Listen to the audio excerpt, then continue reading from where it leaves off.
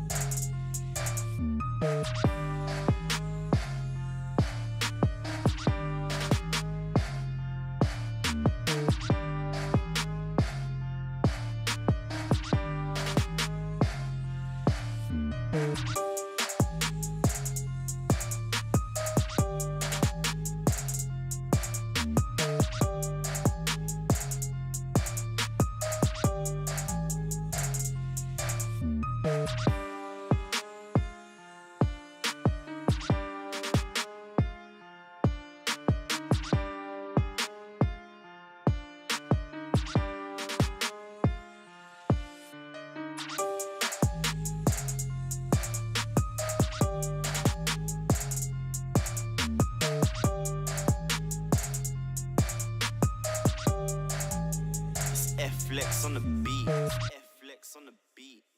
Flex on the beat.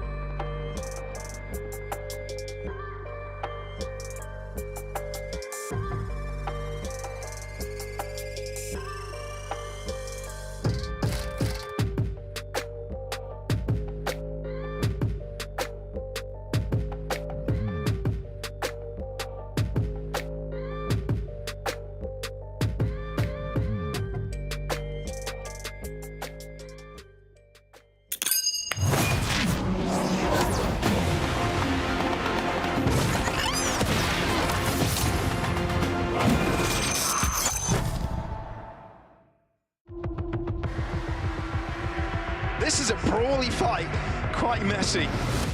Behind me, look how far he's been pushed over, the paranoia, it's so damn good. Shout! Giving him that 1v1 and it's Cena coming out on top. Everything picture perfect on that one. Aslan has to go huge, and he does! My God!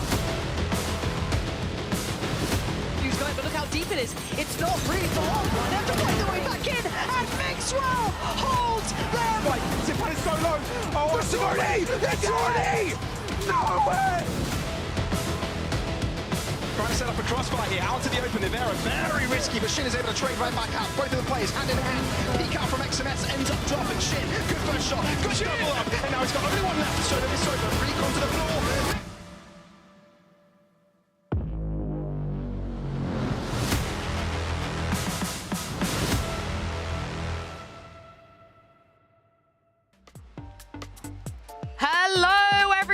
and welcome to day 3 of LCQ EMEA, coming to you live from Messe Berlin. It's qualification day, which means one of Koi or Giants will be securing their spot for champions right here today. I'm your host, Yingsu, and I'm joined by these two lovely gentlemen, Zest and Lothar. You're looking very, very colorful.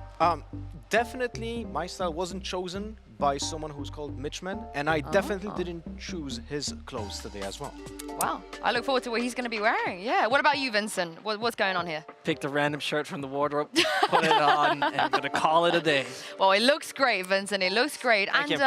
I feel like so far here in LCQ, we've seen a range of emotions. We've had some ups and we've had some downs. And I think it can be best represented through the coaches. So I am going to start and tell you guys at home how I feel today. It's almost like a therapy session. But I am very excited because it is qualification day. In fact, I am so excited, it could be only encapsulated by one man and one man only, and his name is Epic.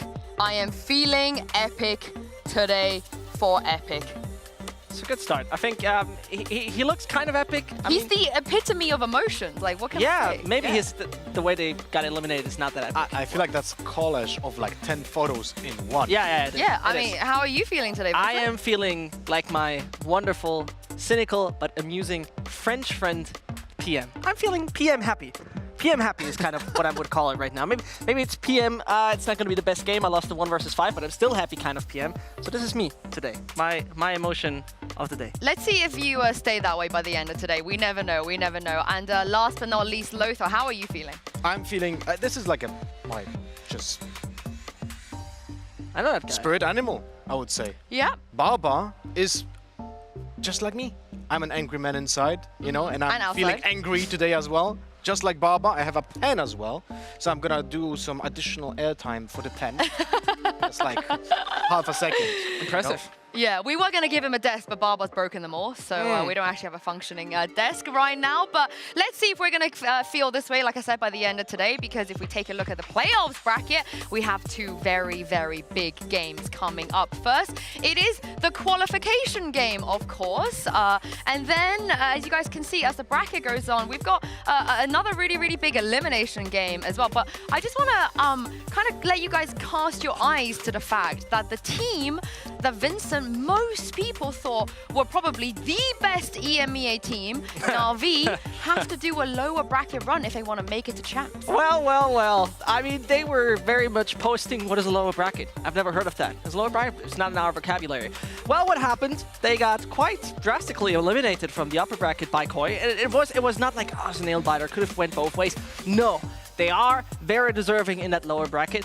It feels weird. It feels odd. I'm not gonna lie to you, because we could have been like, yeah, they're cruising. They're gonna have a good time. They're gonna end up winning this thing, but that so far didn't happen. It's gonna be a tough one for them, Lothar, especially after what we saw yesterday. I mean, in general, I'm not really that surprised. We're gonna touch on this for sure. I'm not that surprised, although the amount of rounds that they won was really drastically low.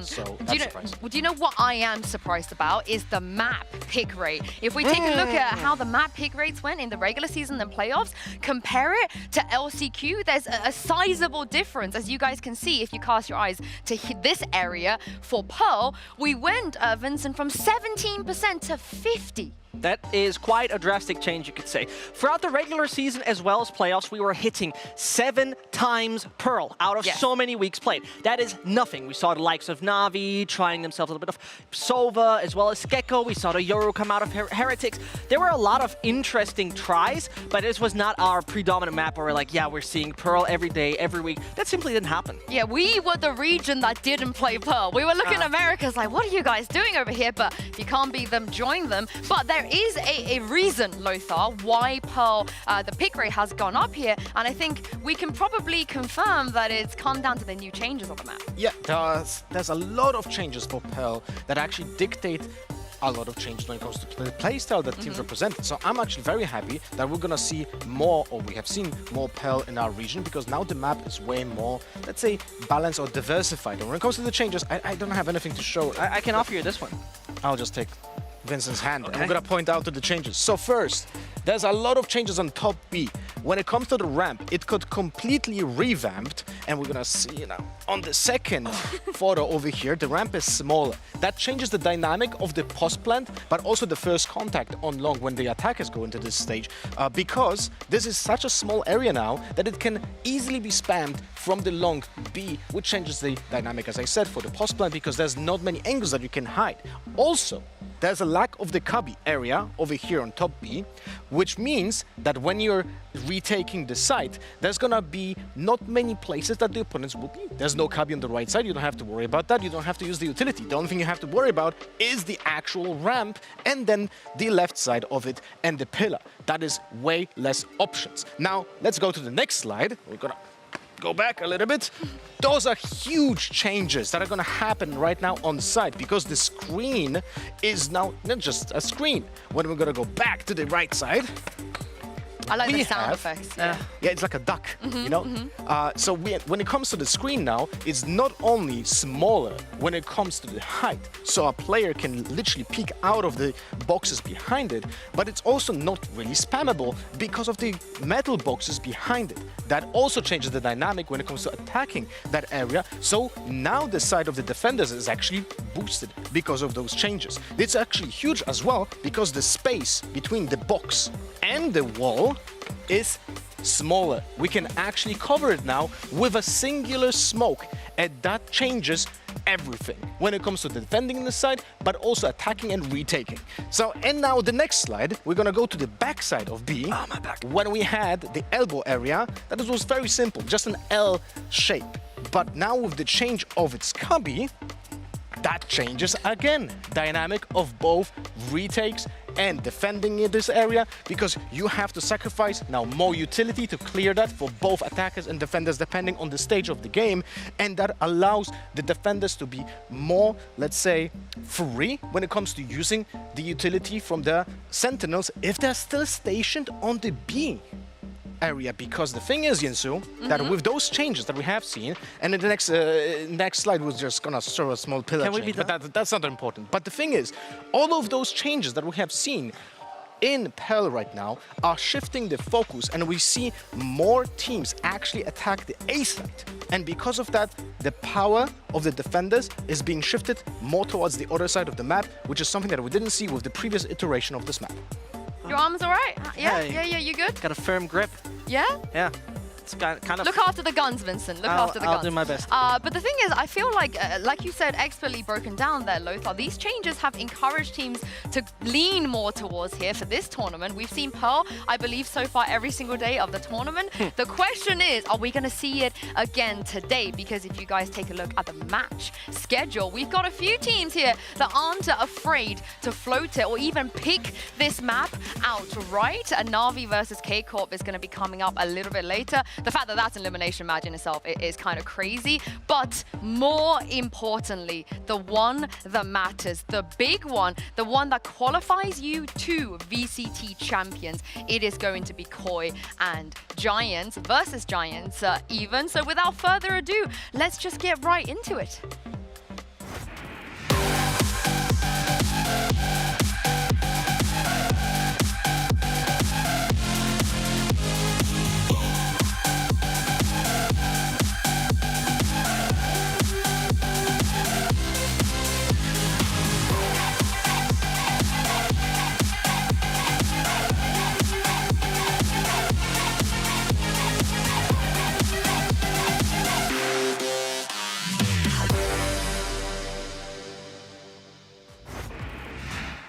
As I said, qualification, VCT Champions on the line, but for some of the fans of VCT EMEA, this is a huge game for another reason, because, boys, it is Koi versus Giants. It is the Spanish derby, and we get it this time with much higher stakes. I know you're both huge fans of Spanish Valorant, so what does this mean to you? Yeah, FC Barcelona versus Real Madrid is my absolute yo. What are you talking about, bro?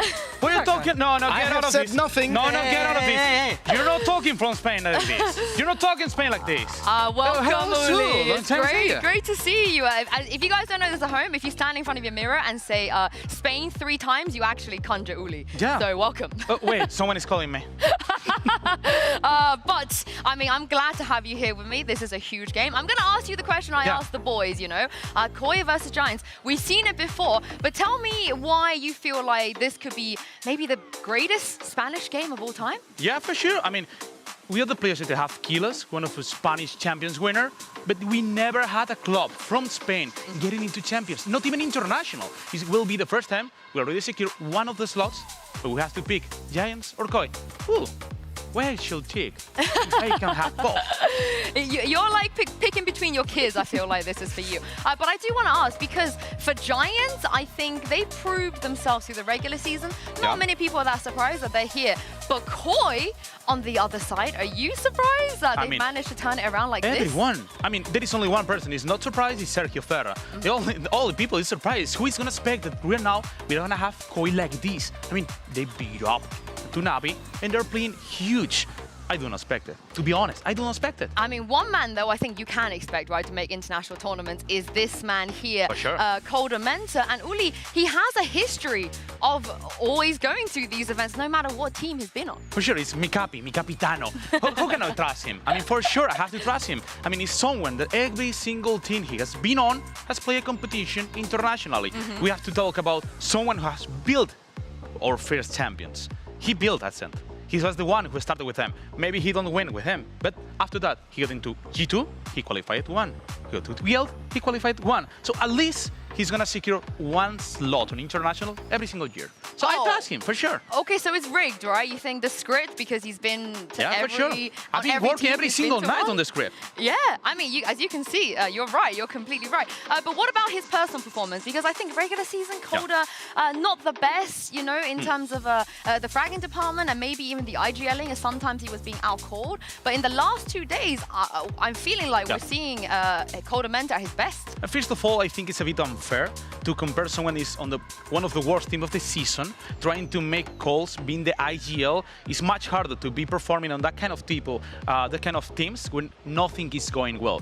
He has to have much effort into being onto IGL and not that much on himself. But at the same time, I think he's performing right now. He's proven not only to be swapping all the mindset of the team, because one of the worrying things is that maybe he has not performed individually, but not even as an IGL during the season. Right now, he has both. Yeah, he Everything. does. Unstoppable. But on the other side, I got to talk about the other Spanish player, of course, in this derby, Fatinho. For him, it's very different. Uli, he doesn't really go to many international tournaments. He never had been in one, but it's his third time. I mean, think about it. He got eliminated by G2 with Coldamenta and also Mixwell, going into Master 3 Berlin.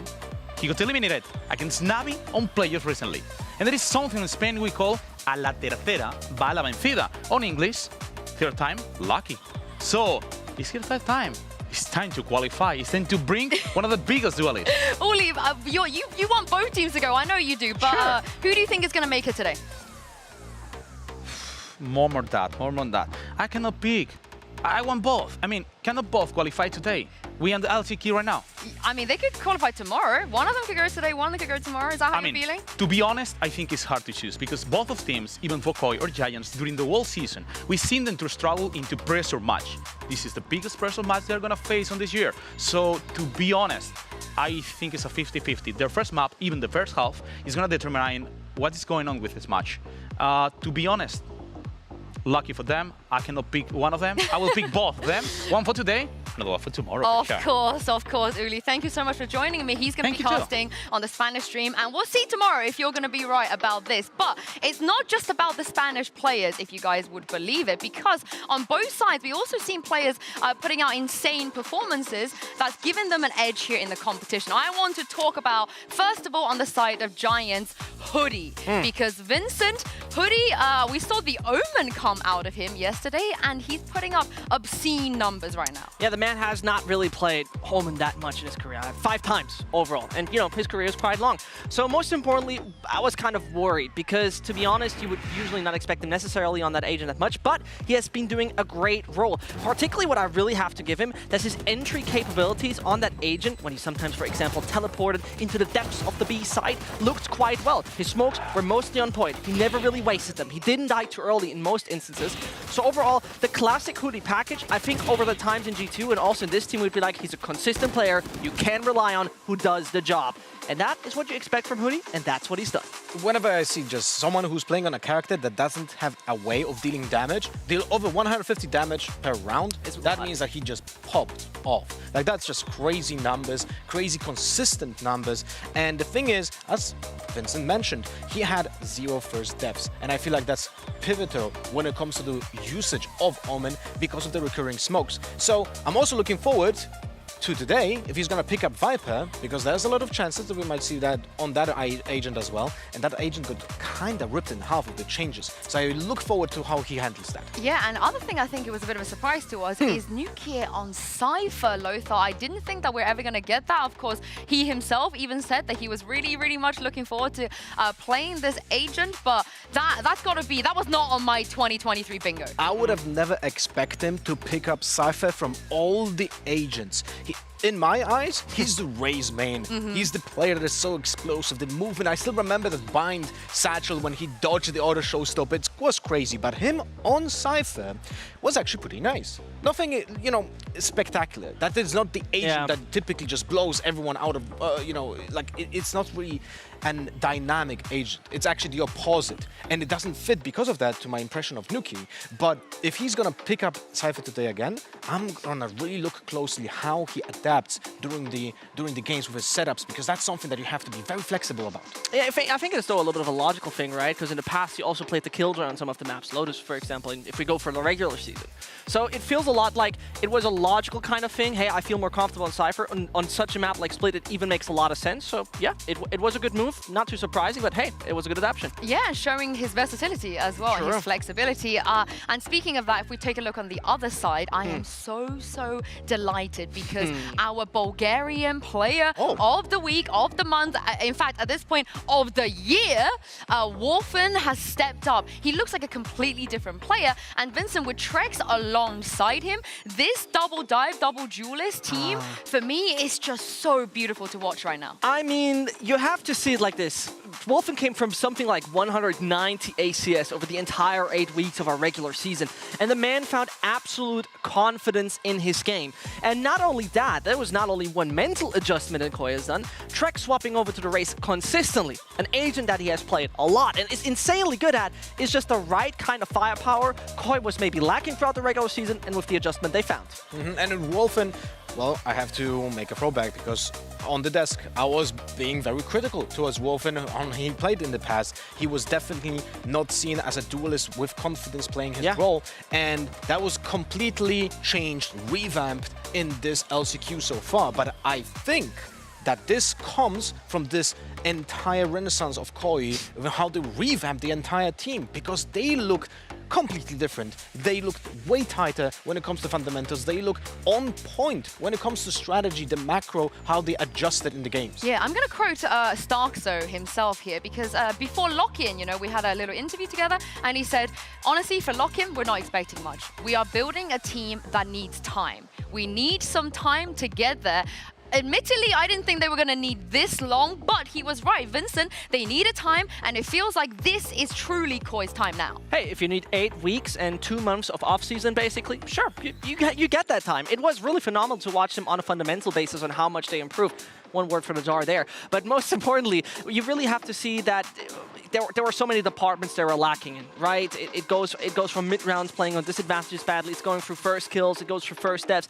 There were so many things that where they finally looked like, okay, this time really proved them that they fundamentally can play better in this point. I mean, let's talk about the first kill, first death, because I know you're quite prepared with this one. But talk me through Koi here when it comes to this stat. Of course, I'll do so. I mean, we have to see it like this. What is most important is the first kill, first death kind of ratio. And on the bottom line, we see Koi overall in the regular season on 0.8. That is a miserable conversion, and that really shows you they're dying significantly more, pushing themselves much more into man disadvantaged situations. On the other side, we're seeing a 1.16 FKFD rating. What is this trying to tell us? Well, they have way more figured out how to play as a team, first of all, how to find entry kills, and this brings us to the point where I have to say, particularly on the track side of things, this is where the race change came in so well, how he's being enabled by his team, finding first kill time and time again. And even if he is traded, as mentioned before, the double dive allows you to have the second player coming in and finding the rest of the kills on side. Those stats might be a little bit stat padded because of the match against Navi, you know? Sure. But it's so funny to see this progress. It's like, it's really, let's say, uplifting to see a team that is able to iron out the details, iron out the problems, and also it makes me wonder if some teams that also needed that time maybe will not get it in the future. And I'm not talking about EMEA, but in general, like the partnership system is built to last, but not many teams maybe will have that chance to even iron out those things just like Koi is doing right now. I think one thing I wanted to bring up what Uli was saying, besides the fact that, you know, Spain is the greatest place in the world, is that he feels like both teams have traditionally not really thrived under pressure. But I kind of want to counter that a little bit with the coaches of both teams, because we have two of the most experienced coaches in the world right now. We got Pipson on one side and Barber on the other. And let's not forget, you know, we talk about the fact that Fitty was knocked out by Mixwell and Calder. Barber was also knocked out by Pipson's G2 as well for an international event. So there's a lot of tendency between these two. And Vincent, you would like to think if things were to go wrong today for both teams, these two are the people that the team can look to relieve some of that pressure. You notice it already when you're looking at the cams of them, or when you're looking at the timeline. Both really seem to be in charge and in that driver's seat when it comes to their teams, right?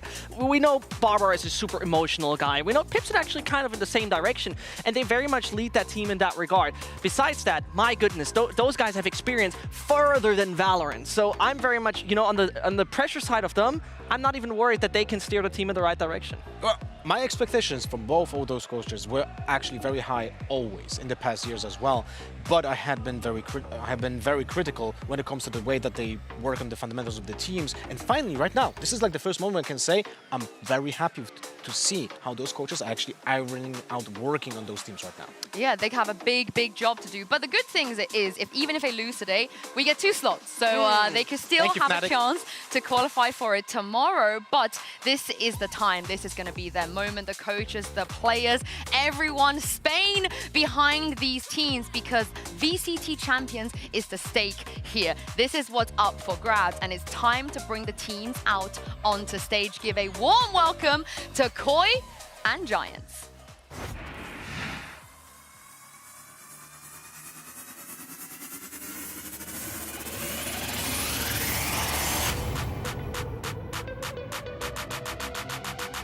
Koi. Yeah, wanna be a top boy, hot boy, keep the movement flowing, don't stop, boy. Wanna drive a new car straight out of the block, boy, keep your mind focused on the plot, boy. Yeah, wanna be a top boy, hot boy, keep the movement flowing, don't stop, boy. Wanna drive a new car straight out of the block, boy, keep your mind focused on the plot, boy.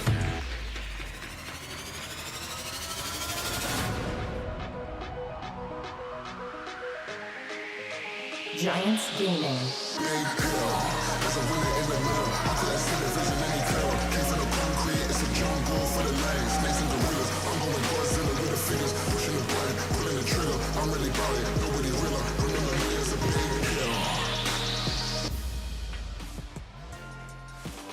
They missed out on Masters Tokyo, but one of these teams is about to lock themselves in for the biggest Valorant tournament of the year, of course. That is Champions. For some of them, it's going to be a bit of a homecomer. You know, Shados, he's been there before. He's done that. But for some of these other players, though, Vincent, it's going to be kind of a start of a new experience and a new chapter. And how great would it be for them to be able to make it, you know, after the year that they both had? I mean, our eyes are on the ones that are the top performers. Both Trax and Wolfen, the leaders of the pack, are the ones that actually don't have that experience, that would right now get themselves this golden ticket to Las Vegas.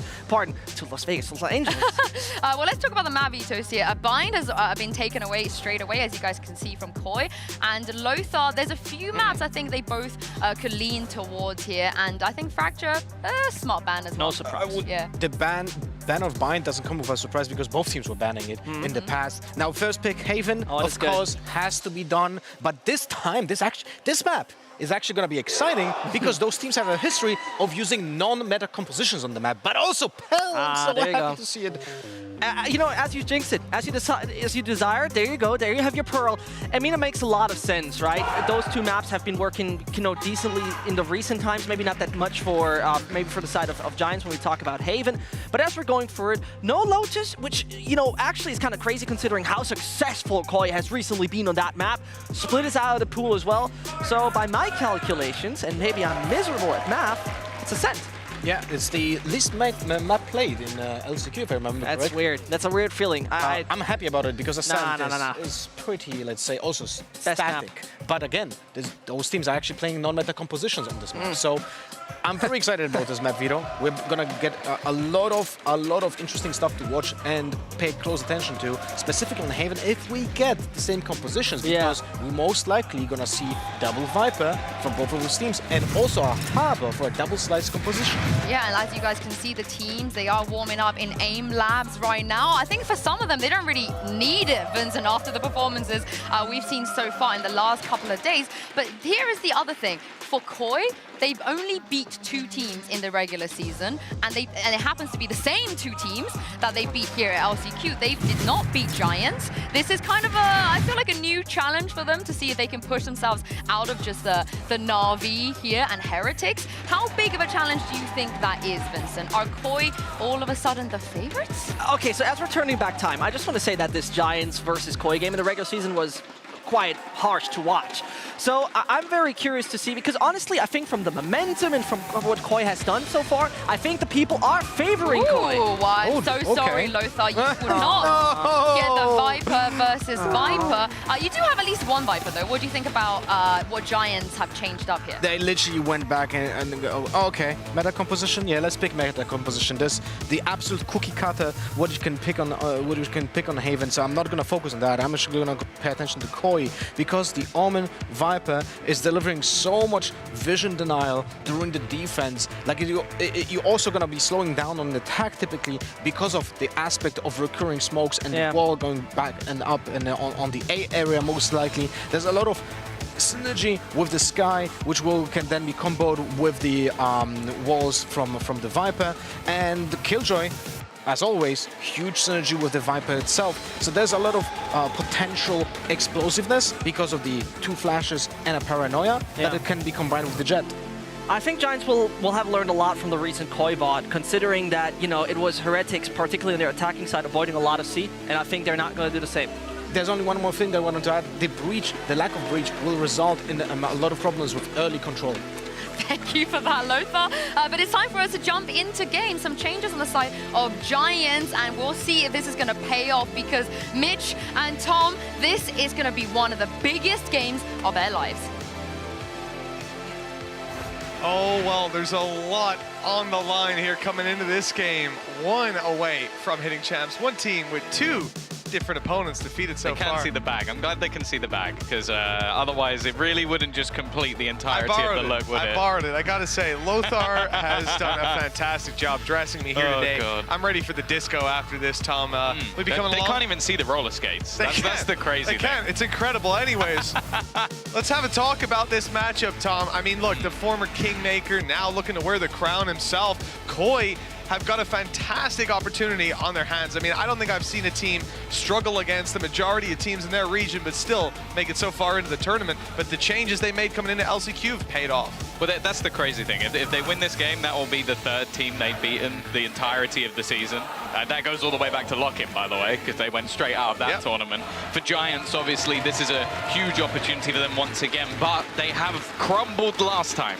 They were well within their right to make their way through to Japan, and they didn't manage to do it. This time, it's again 1 win, and either of these teams can make it into Champions, a huge upgrade considering what's happened throughout the season so far. Oh, it's time to kick it off. As we saw, Koi starting out this attack have been a little slow to start, looking for a response from Giants. Some early aggression perhaps, but nothing's come through. It does look like they've got their sights set on the C side. A breach stun coming in, a paranoia, a push down mid. Giants want to take the fight to them. They're hunkering down in some nice positions. The fight has to come through. Rhyme in for the blitz out of double doors, caught by Shados. He's holding strong, but now he's all alone in this position, and he won't be able to hold much longer. Round under threat as Koi enter the 2v3. Will Vitinho go for this? It's so risky, unnecessarily even. Like, they have an advantage already, maybe just trying to catch them off guard. Instead, he's given a way back into this round for Koi. An opportunity for sure. Look, they can play the crossfire on this. Starzo's contact. Trex needs to be worried about the long push, but he's spotting it every now and then. He knows Nukia could be coming from here. Timing will be key.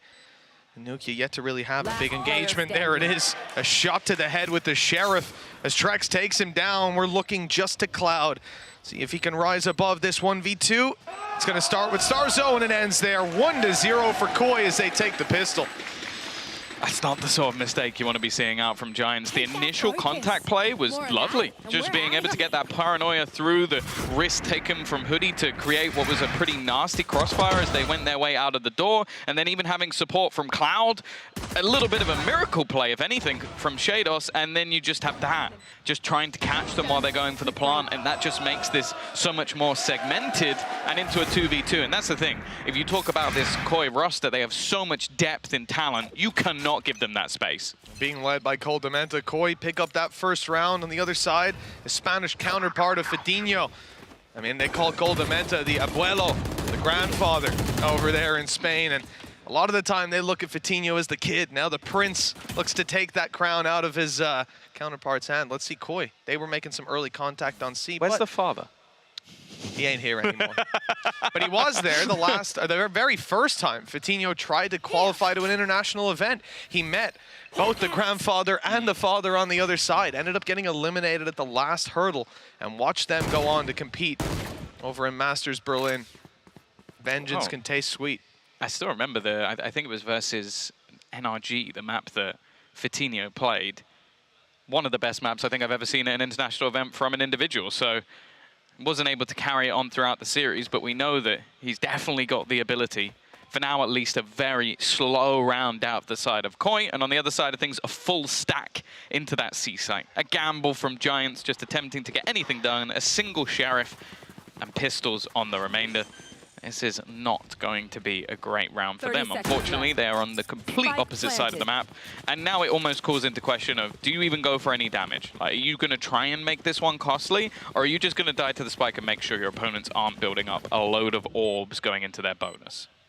It's unlikely they're going to go for the exits in through spawn either. So, yeah, opportunities are certainly going to be waning. Most teams in this position opting just to go down to the spike, but there's a stun being lined up right now.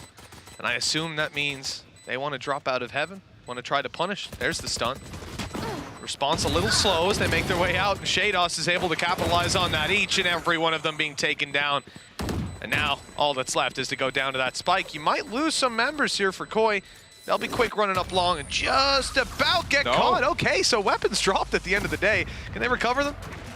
They do. I think they've lost a Bulldog from that, but yeah, I guess that actually kind of works out all right for Giants, like getting rid of a little bit of the extra money. Now, I will say that one of the players was just playing on a pistol, so they'll be able to buy into a rifle. So this is actually still going to be a pretty dangerous bonus. Maybe Shados or someone else will look to play a pistol in this round. I'd almost want him to have the rifle because he is only 2 orbs away from actually getting that lockdown online. But this is kind of where we expect to see that response now from Giants, investing into the rifles on their side. Vitinho even just going to get himself that full shields as well, which I don't know if he's used those updrafts early, but it means he doesn't have any. Pushed up nicely on A, though. Giants have some decent control. Nukia has to be careful not to overextend on this garage push. He was spamming away, got lit down to 70, and no damage done in return. Lucky to still keep his life, though. I mean, if you lose him, your B side is wide open. You're losing so much control.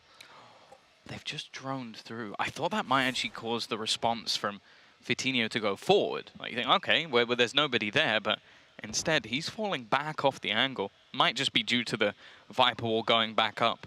realizing that, okay, they might be attempting to try and take some space off of this. Timing couldn't be worse, but he's still going to win the battle. Yeah, he was smart enough to realize they probably at least heard that drone with the wall going up so quickly afterwards. If he stays up close there, he is going to be crunched on. Great decision to fall back. Great reward found in the back of it. Look at Koi. Response moving through Garage, looking for the C-split. They've already got players in position. 30 seconds left. Nukia dodging some utility. It looks like he'll be nice and safe. The snakebite nowhere near him. He's able to punish Coldamenta and double up for his trouble. That is a disaster for Koi, leaving one corner wide open. That's left there round with no options, nowhere to go.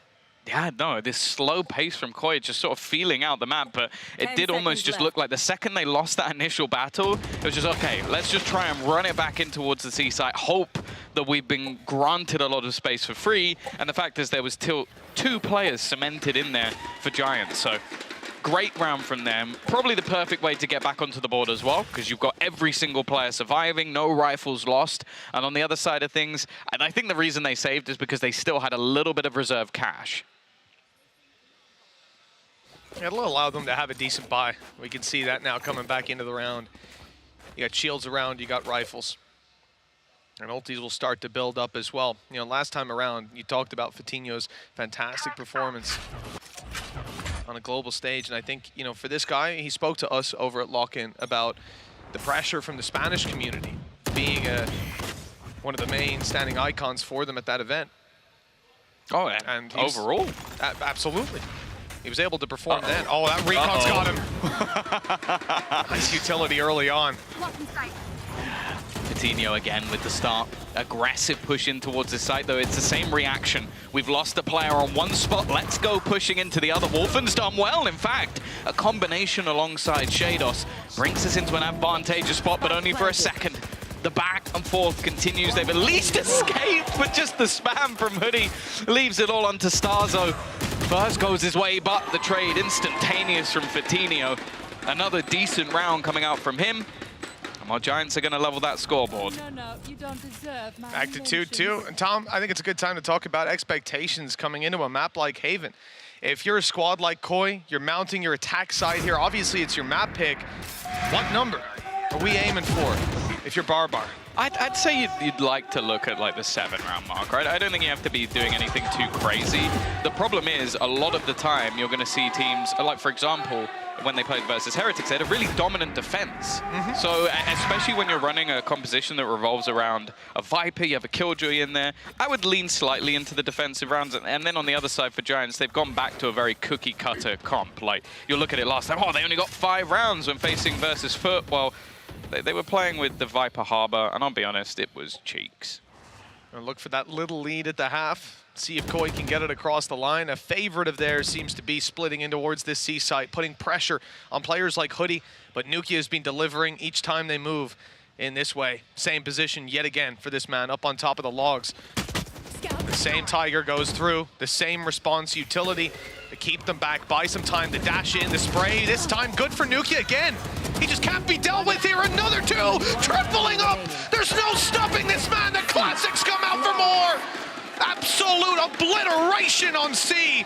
And that might be the last time we see Koi try that for a while. But maybe try it without clearing that spot.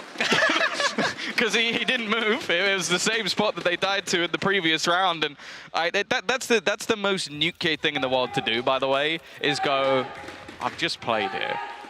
Wouldn't it be funny if I just did it again? And the thing is, he is that sort of player that would disrespect you to the level of go, well, when you kill me here, then I'll think about it. I might still do it anyway, because screw you, I'm better than you, but yeah, that's not the way that Koi wanted to go into that site, and they definitely didn't want to lose 4 players to 1. Lockdown now available either side, and Hoodie Spam has done an absurd amount of damage. The trade-off is that he manages to get himself the Blade Storm, and he has a heal. So no shields remaining. I assume he will have bought them in when going for that, but at least Wolfen now has a weapon to play with. It's been consistent, solid C control. I mean, the Pixel Peak, when it's smoked, he just waits and then pops out some phantom shots through the smoke. Really annoying to deal with early on. Sure, you'll get your orb, but you'll pay the price for it. And damn well, that means 30 HP away from losing. Now, we've seen this aggressive push on A many times. They haven't really been caught in that corner. Fatino's been falling back, harassing them as they cross over. Now he'll go aggressive. The recon not revealing the players on shore just beside him, but he'll get out before they can react. He's hearing the steps. The flash has got him. It's got him bad in a second one. Oh, he's destroyed it, and he's managed to follow up for more. Still, the trades. With all the control lost on short, Wolfen just, well, welcomed himself to the A side. He's just dodging flashes like it's absolutely nothing. Like, it's ridiculous that he was able to basically not be blinded in either scenario. The trade-off of lockdowns slightly favors that attacker side just because theirs is going to last that little bit longer. While they run in towards this one, I wonder if somebody's going to get detained. I guess it doesn't really matter too much as he has the defender of Wolfen in that corner. Yeah, nothing to, not like a nade or anything to push them out. Now you've got to hope for the stick in the open and the punish, but it's not there. Wolfen hitting a beautiful triple in this round. The Wolf has teeth. He opened up the A side and he closed it too, let me tell you. Wow, 3-3, we're tied right back up, and while the C side wasn't working, they certainly figured out a way to get into A. I'm still just bewildered by the fact that he manages to dodge both of those flashes. Like, because it's not even the point anymore where you can like shoot them or do anything about them. He's just looking away quick enough to not get blinded, and it didn't even matter in the end because you had Wolfen just styling when it came to the entry into the site. 3-3. A little bit of flair from Koi is enough to level up this scoreline. Once again, the spams just getting Wolfen. It's this back-to-back rounds. He's gone, I think, sub 40 HP. Very close to going lower. Coldamenta instead the first to fall. The attempted move up through middle is shut down. Smoked off and they return the fire. You deserve that They can see your tracers that whole time. Look, Nuki being punished means the C site might be back on the menu. Shouldn't be anyone around logs, but hoodie spams are just as good. Returning on to Wolfen. And now Koi have to do it with a man disadvantage. Oh, the drone almost just used to fake out a little bit and give Hoodie more space. Shados might have a timing here. It is being watched only for the second, and unfortunately that leaves now Starzo in a pretty awkward position. The rotation back from Shados will get absolutely nothing. Giants, even without Nukia this time, are able to keep things relatively clean, and I'm not surprised that Koi are going to go straight for a timeout. And the second they saw that player in garage, they heard that shot from behind them. They're like, okay, one guy on site. This is going to be easy. I'm not surprised with Koi calling a timeout here. 4-3, give the lead away, but the way they're losing out on some of these rounds, at least, it's got to be frustrating. I mean, the A play works, but it's not really that repeatable. You still have to deal with that A long player, and apparently Sky Flashes weren't enough. Your C side, if you're not dealing with Nukia, they haven't had a way in. Both methods of entry relied on either a dash through from Wolfen or Goldamenta just straight up shrouded stepping to create the space. And when you've got a guy up on logs like that, it's not just a one-man C hold. It's a whole different kettle of fish. A lot to be discussed coming into this timeout for the squad of Koi. Oh, I guarantee the Giants are going to have an earful of their own. They're never quiet coming out from that other side, but hey, that's the thing. I think both teams have had things that they could have improved on, and especially getting caught out with some of the more aggressive A-long control in the previous round. But yeah, considering Pistol's second round went the way of Koi, Giants have done incredibly well to recover. As said though, last time out, it is difficult because we saw a 2-month break. So I want to say the last time out was my main focus, but obviously that was versus Heretics, who in a very different spot, but it was a much better defensive side for Koi. So they could probably deal with a little bit less, but you want to have a confident map choice, especially one that has never really been a massive pick for Giants. Swarm grenade out. So far, it certainly hasn't been a confident game. Seen a lot of spam attempts out of this Giant side, and it's just, it's very annoying to deal with early rounds. Push into Garage. Nukia's he's been punished decently for this before, but not like that. Not taken down as Wolfen finds his first. And now they know that that man on logs isn't there. That's back-to-back rounds. Nukia's died from spamming through a smoke. Yep. With a Vandal. And then now, actually, Hoodie's been punished as well. He kind of saved him in the last round with some spams of his own. Maybe this time it'll come down to Cloud. He's left completely blinded. This wall is paper thin. Even still, though, Cloud has managed to even things up. I'm not sure how, but this is now winnable. No, it was a massive response from Cloud. Uh-oh. Gonna tag him by the Hunter's Fury. There it is, Trex down. Starzo barely surviving, sidestepping the Hunter's Fury. Starzo was the target. That's the worst thing. He killed his teammate behind him almost by accident and almost got 2. Sometimes it do be like that. Not a ton he could have done. But now leaving all the weight basically on Coldamenta's shoulders. Starzo might be able to do something with a flash, but they're up close already. The Blades blinded for now, but they'll be able to find their target. This time around, Starzo shuts him down. Left on to Coldamenta, 1v2. Cloud tagged, but look at that stun, it's perfect. So is the follow-up from Rhyme. That's another round for Giants. They steam into the lead. We wanted to see the ace. It was pretty damn close, but you know, Cloud's the low HP player. He's the one who's got to stick. You need the weapons. You know, you got to play this one smart. But we have just seen the individuals through multiple different rounds now stepping up for Giants. This is exactly what you want to see, especially again, this is not their map choice. After this, they're looking to head into Pearl, one where we saw them actually, I think was picked against them last time out. And they managed to take things over with a very convincing defensive half. Now 5-3 up in the lead, only the pistol second round and a single round in between, which mostly revolved around a Wolf and Bladestorm, making that difference. Yeah, that Viper's pick gone from the previous round. Just such a tragedy to lose your hit to a Hunter's Fury. These things happen, the chaos of battle, but he's still spamming yeah, it's not deterrent. Oh no, you see, he hasn't died there from spamming smoke, so he can probably spam them on that one. Don't worry about it. But this is a shift up in utility. Nukia now on this A site. He's been stopping them. On the C, pushes again and again, catching the dashes. And it'll be Cloud to help him out on this one. Everybody assisting. As that quickly puts a halt to Koi's plans. I mean, they saw 3 players are on that site from the assist bar. But this was super direct as well. No lurk, nobody being left behind. Shados hasn't really been able to catch people slipping through. And that's something when you see, well, a Killjoy and a Viper on your attacking side, you expect to see these impactful lurks. The fact is all of the utility was set up into that A site. B site was just being watched in a sort of shallow defense. Right now, in terms of sort of mind games, it does seem like Giants are quite far ahead. Now there is a big gap in this C site at the moment, but when you have a Rolling Thunder online, Giants are fairly happy to give it up. I think they're just now making a decision on where they're going. They were assessing their options, grabbing control. The spike was still on short, faking it out, but now they're moving towards B. The B side is wide open. Trex heard running back. These 3 players on site now, 4 realizing that it's a B hit. Unfortunately, we just lost sight of the site with the Viper wall that had went up, Rolling Thunder. I mean, that's put through very early, trying to deny the spike plant, but they failed in that regard. Now they've got to do it on a straight-up brawl. Stun goes to back site. Nobody there. Nobody whatsoever. Is he just going to stay within the orb? Just hide within it and hope that they make this mistake. It's worked out for one. A second as well for Starzo.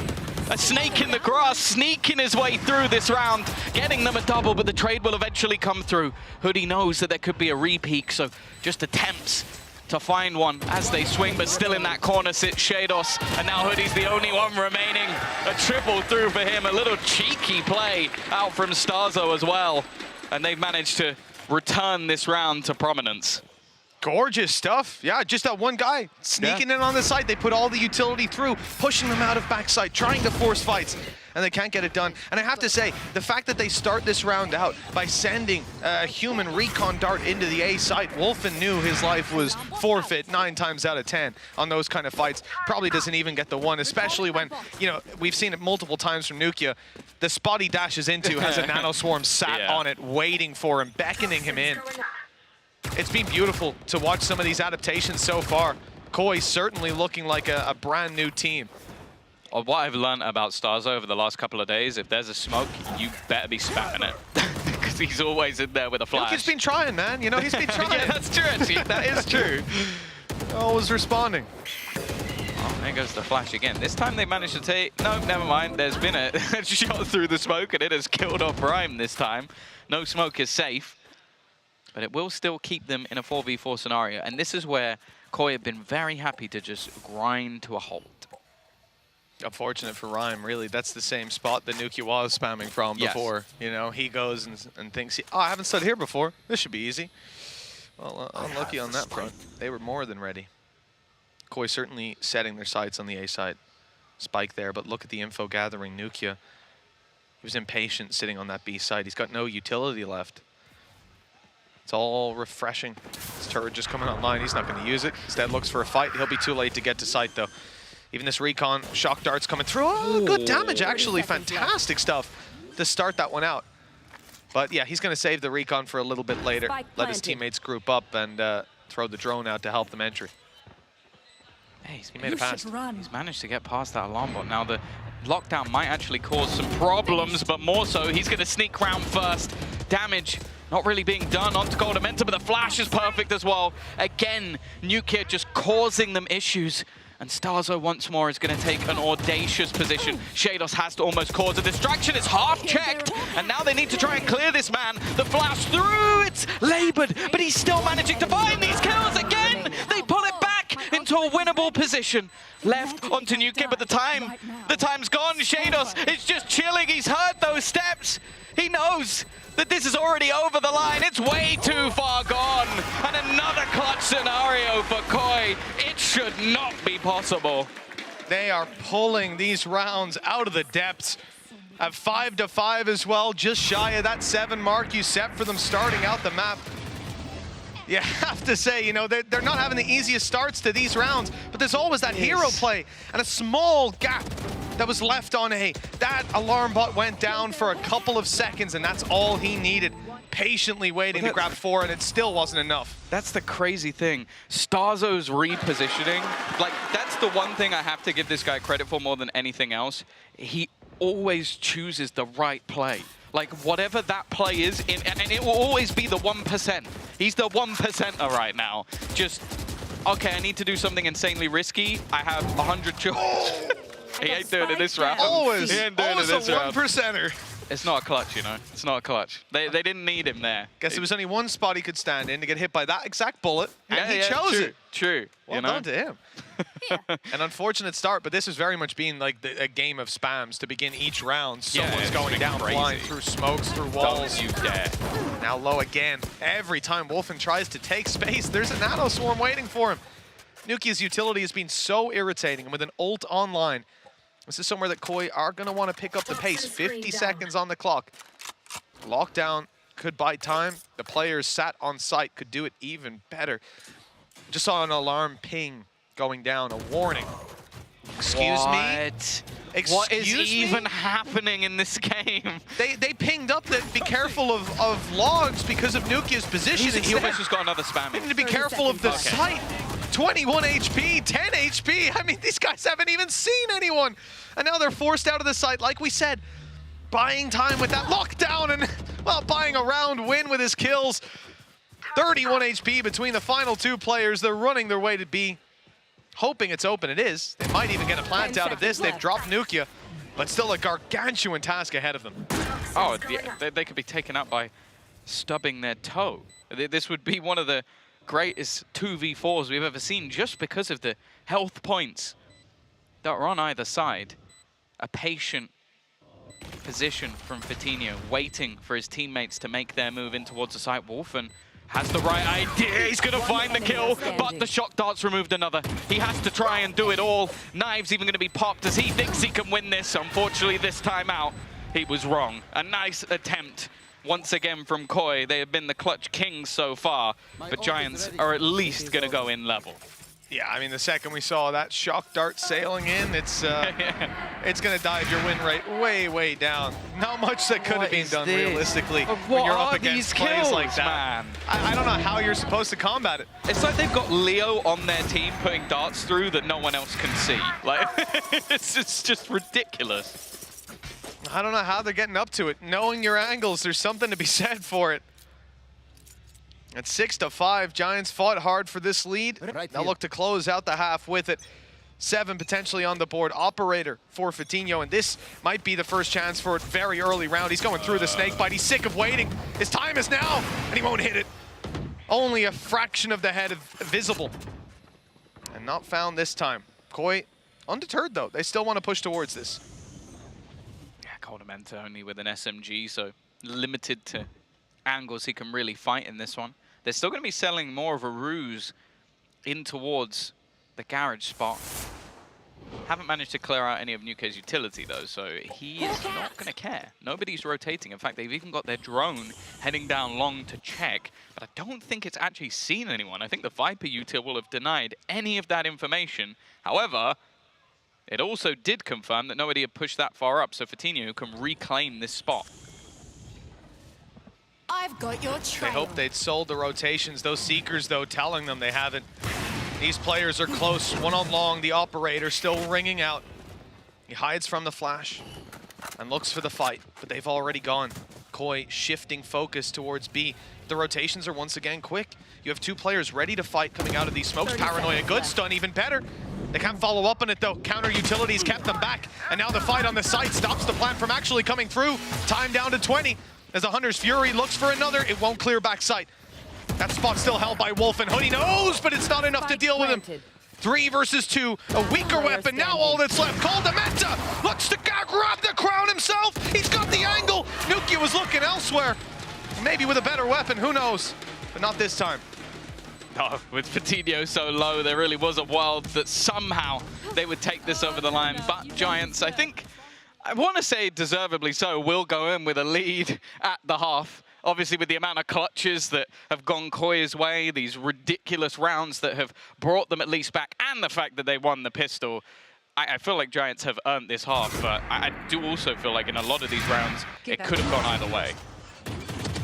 Well, Tom, we've had a fantastic first half, and it turns out we've got a breakdown ready. And Vincent's halftime breakdown. Ooh. Right, here we go. You know what? You're asking yourself a little bit, how is it working out with a Viper on the defense side? Yeah, you've seen it from time to time, but how does Koi do it? Well, I'm going to tell you that right here, right now. We're taking a look at this beautiful wall, the most used wall overall by the Koi side of things, which obviously has a few advantages. What we're seeing here is obviously that it has the retake kind of advantage. We also have yourself the denial over there on Garage. So it brings a lot of things, right? And you can play it a few ways. For example, when this wall is up and the turret is activated, you have the great advantage of a player going through that wall, obviously having this bit of damage that you usually get through a Viper wall, and therefore you can swing on a lower HP target. That is one way to do it. When we take a look at things, you can also do it a little bit differently with this wonderful tool right here, a Nanoswarm. That Nanoswarm allows you, once this turret triggers and this wall is up, to deal even more damage due to the wall. This is just one of the few things that you can play. There's one variation to it, which might be used a bit more, because obviously Heretics is not Giants, which is this wall that we see over here towards the A side, which is a big denial for A long, A short, as well as B main. So there's a few ways to play it, and I'm quite sure that so far Koi didn't show us everything, but they might be challenged right here against Giants. We'll see. We'll find that one out. Well, we saw the attacking wall used to great advantage in terms of denying a lot of the early information over on the A site. Whenever you had the drone, the recon going through, it could steal that info right back, and obviously blocking out those retakes from A side in towards B. But really, this is where we've seen it used to greatest effect, like Vincent was highlighting. The defense has been scary. We've seen teams entirely avoid the C site just based on this wall. Yeah, I think it is the reason, though, you've sort of seen that move back to bringing in that Sova for Cloud, like trying to clear out some of that space with the drone, the darts as well. I think it's going to be able to help him individually, but also this is something like, well, you basically have a player in Hoodie who is playing Viper for the entirety of the season except for one map. So I think if anybody's going to know how to play up against a Viper on a defense, it's probably going to be Giants.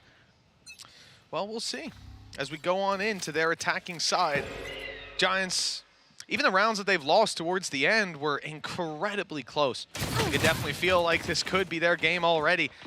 And with that kill onto Wolfen, same story. Close, but not quite there just yet. 8 HP as he falls back and probably looks for Starzo. Oh no, of course, in the pistol, he's decided to go for a Ghost. He's not going to have his heal.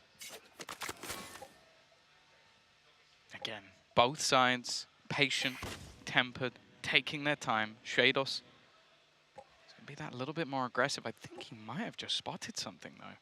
Seems to fall back. Obviously, he has on the other side, has that turret for contact if they were to push long, but the entirety of this attacking side are looking to try and make their way through in towards this garage spot, while the remainder double up into B. This is looking like a split play with a little bit of risk behind it, with the spike initially being that first point of contact, but right now at least, there's nobody watching that spot at all. You can see that stun being held for further aggression. It's Vitinho who wants to peek on the back of it. It hasn't been deployed though. He'll hit the shot anyways. Left. Crispy on that opening duel. And with Trex taken out, they go for the plant now, securing that C side of B. Watch out though. Never mind. Vitinho, he knows exactly where they're coming from. Although we'll go down to Wolf, and that player is still 8 HP. The other prong of the attack has to go well, and it has fallen apart. 8 health and an ace needed. Yeah, no chance. No chance in this one. Now the start, or the shoe I should say, is on the other foot. With Giants managing to get that pistol, it could have been a chance for Koi to almost thread the needle a little bit, even though Giants, I think, have been the better team. And now they've just been absolutely slaughtered within this pistol. As you mentioned, we've seen that with the sort of defensive ability of this composition for Koi. They have been able to win a monstrous amount of rounds last time they played, but we'll see if they can do anything a little bit earlier. A few Sheriffs invested into here. A much quieter performance from Trex as well. Bear in mind, he's been one of their best players throughout the entirety of this LCQ run. Right now, okay, sure, he's down there with Calder, but it's a little bit more problematic when it's Trex. Yeah, oh no, it definitely is. And, you know, falling back on comfort maybe as we go deeper into this series. For now, more needed to be found. I'm just looking at mid on B. Looks like we're going walkabouts for Shados. He snuck into the corner, grabbed an advanced position. I thought maybe make his way towards the window, and now that there's some noise on A, well, he might. It'll be a little bit too late by the time he gets there if this keeps up. It's only pistols for the side of Koi around that they shouldn't do too much in. But Starzo, oh, he's shining bright. He's taken one, grabbed a weapon, and this is where it gets dangerous. Sure, there's players all over the site, but he has teammates coming in to help. They'll draw their eye away, give Starzo a chance, a flash, a second. It's faked. That's not enough. Good damage. Yeah, he would have had to ace it to have a chance, but again, you just see this man lurking around those smokes. Always seems to be a nuisance in every single one of these rounds. But this is where we need to see a response. You can't allow this bonus round to go in the other direction, and it isn't the best of them. Sure, you've got a rifle in for Cloud, a few Bulldogs, and actually it seems like, okay, for a second, Nuke buys up, and I'm like, are they just going to risk it for a biscuit? He's gone slightly lighter on it, but they are still investing a little bit more into this round to see what sort of damage they can do. Nonetheless, you kind of expect Koi to win this one a little bit more cleanly. And right off the bat, an early flash outside A main in support of this push through from Wolfen. He has garnered a lot of information very early in this round. I think just looking at the spike, you can tell this is going to be slow and steady. They'll look for some control, and Garage has been the spot fought for, trying to get past this wall. And again, they're kept back. An immediate reaction in the stun and the paranoia that was thrown through over on that defensive side. It's completely halted the plans. 1 minute 5 on the clock. They can look elsewhere. Yeah, they're going to go back to this spot of content. Now, bear in mind, no one else is particularly close to this position, so Wolfen needs to get one and get out of there. He's actually going to go back for a little more. He's bought some time for the rotation of Starzo, but this does actually hand over an extra gun. This 3-man push actually becomes a lot more dangerous, and within that poison orb again, just trying to set up, lurk within all of that extra utility. I think Vitinho's about to be in trouble, almost. Manages to get the kill. 30 seconds left. And with Nuke still alive, who knows what could be possible. Now down to just Hoodie. 1v3. Any extra damage would be nice for the side of Giants, but through the smoke he goes, and this time Coldament is waiting. A solid cleanup from this squad. And I think for Koi, you know, 3 players left alive. Yeah, it's not the end of the world at all. Over on the other side of Giants, Blightstorm Online could be a big factor. And I think, you know, the Jet of Wolfen, he gets his job done. The double, I'm not too mad about him sticking around to try and get a little more damage. I think we were probably a pixel or 2 away, or frame or 2 away from seeing that dash used to get on out of there. We can't really fault him for trying to pick up more. I'm curious to see when that operator comes out how things will be working. 3 rounds between. And Koi, aggressive stance. Flash early on A long, push up by Shados. They don't see anybody, and they've smoked them out. I mean, that should at least, there you go, cause utility for Giants to re-clear. Yeah, he's playing contact off his turret. This is quite a bold spot to try and hold. Like, it's very much one and done, if it's not for the fact that there's a paranoia waiting from Coldamenta. Just looking to set him up. The second this turret takes a shot, paranoia should go through. We'll see how many can he get. It's going to be the double. Almost a third off the back of that set play, but Ryan will stop it before it gets too out of control. Yeah, nicely done. I enjoy those setups. It's the kind of thing you're not going to see probably again. For most of this half, at least, it'll be a couple rounds of breathing space. It's not quite a Nukia setup. Yeah, you also kind of want to breach for it as well. Like that's normally the third layer. Like you throw through a stun, then they're stunned, blinded. They can't even really just spam, but obviously they don't have that on the other side. Yeah, one of the limiting factors for sure. They're still able to get some good value out of it. On the way back into the A site, there's nothing standing in their way.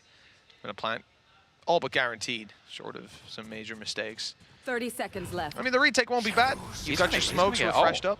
Yeah, he's gone back, got the orb. Like that's the timing for Rhyme. Like he basically realized, okay, there's nobody on this side of the map, so he's managed to get that Rolling Thunder. That was the one sort of dangerous ult that could come online for this side. And on the other side of things, okay, a Blade Storm if they manage to get a kill, but he's just going to look to try and buy as much time as humanly possible. They're going to burn up a lot of their utility on the way through normally, but instead, just fighting their way dry through the site, checking every angle, and already past the paranoia. Hoodie still able to grab that kill and double up for more.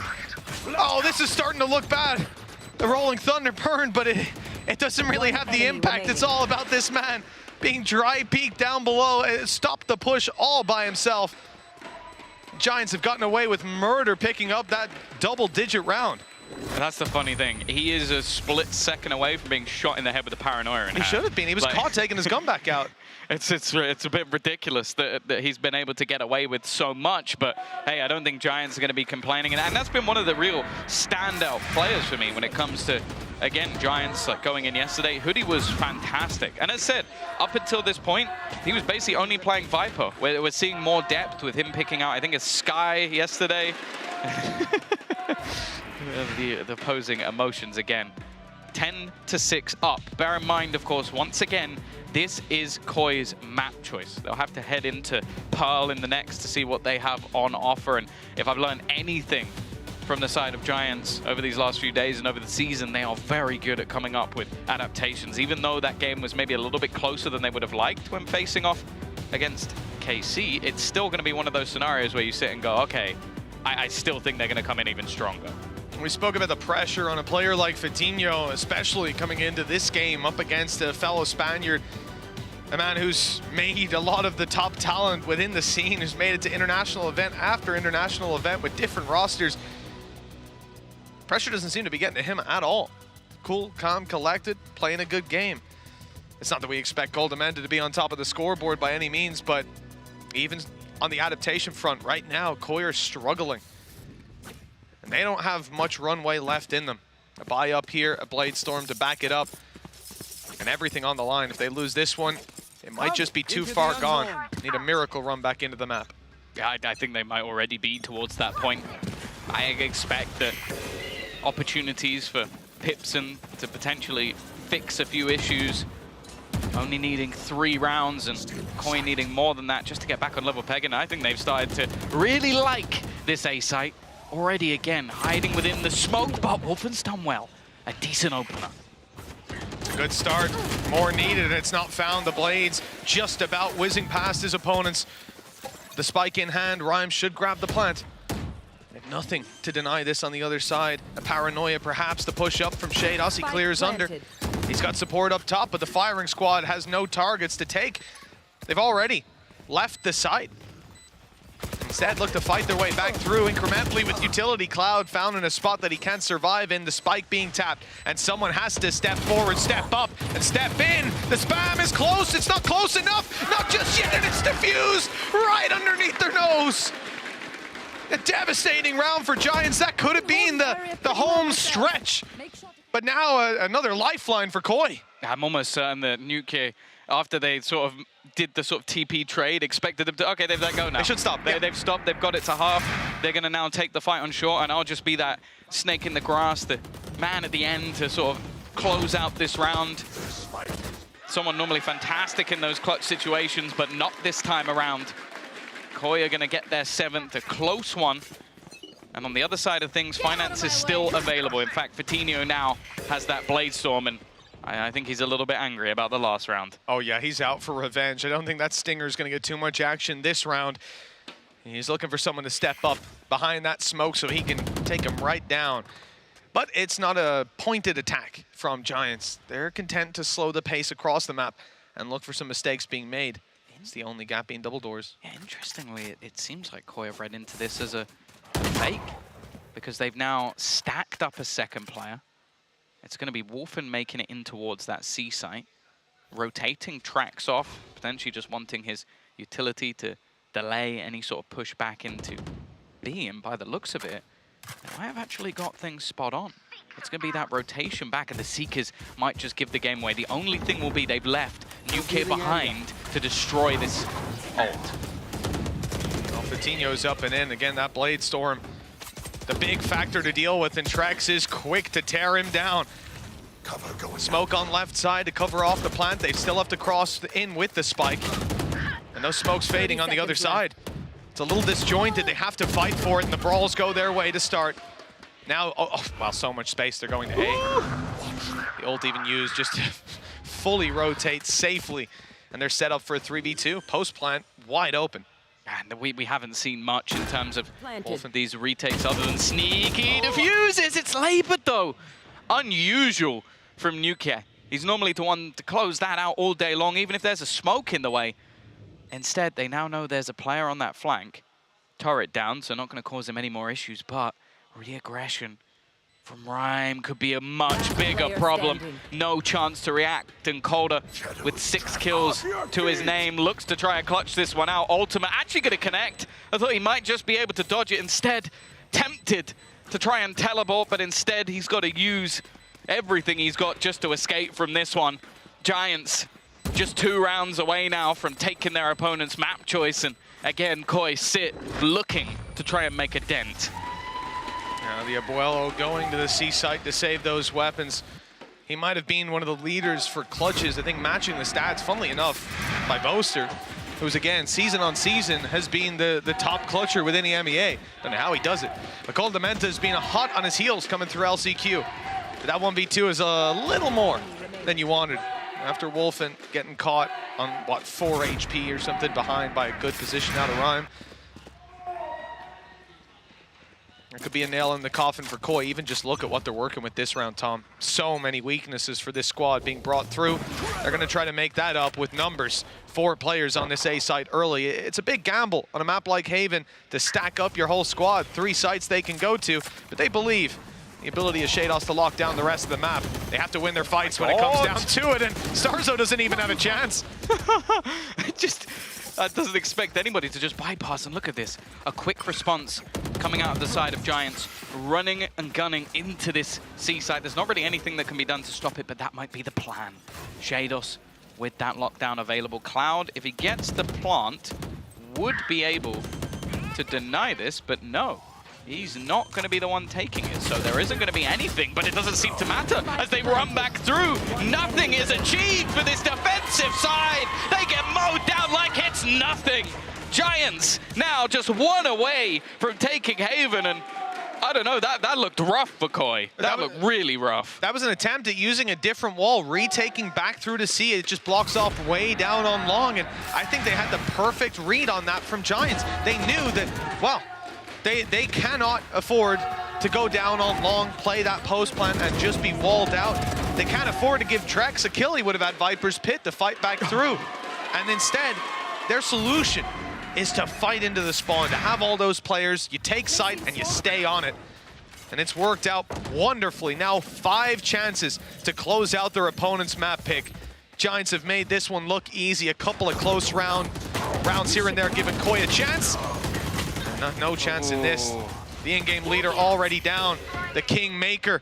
There might just be another king on the other side, hungry for that crown. Wolfen As he bit off more than he can chew on this. No, The spike has dropped, the second kill, and almost more. But Fatinho, the Jet on the other side, trades it out. They still need to recover that spike though, Tom. Yeah, it's in a horrible position.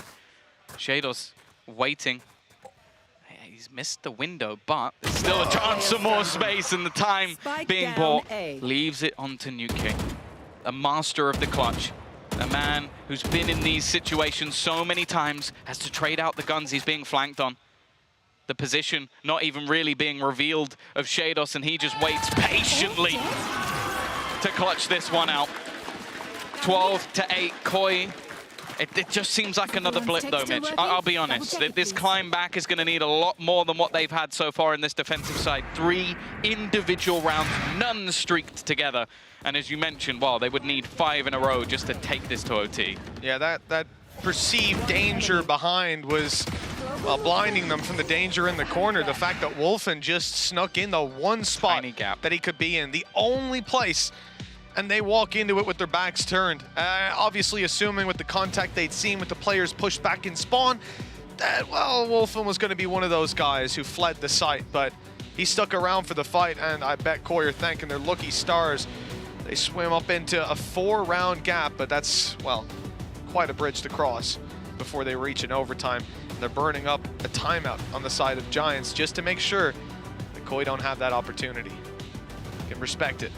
And I think the one good thing going for Koi is ult economy. Right now, they have a plethora coming in, but the most important one being the Viper's Pit. Trex got that online 2 rounds ago. Hasn't had the chance to, well, 2 rounds ago, he got it online by dying, so he's only had 1 chance to use it. Didn't need it in the previous. And that could cause some headaches for Giants further down the line. Yeah, for Giants, this is almost a story within their own right. We've talked about the battle of Spain, but I feel like these orgs are in very different spots. Koi, the sort of late contender coming in, even just the creation of the org. Giants, they've been in Valorant a long, long time. All dating all the way back to early 2021. They're not far away from taking that first map, but more importantly, the first blow on their opponent's journey to champions. This time, though, Viper's Pit going to be popped.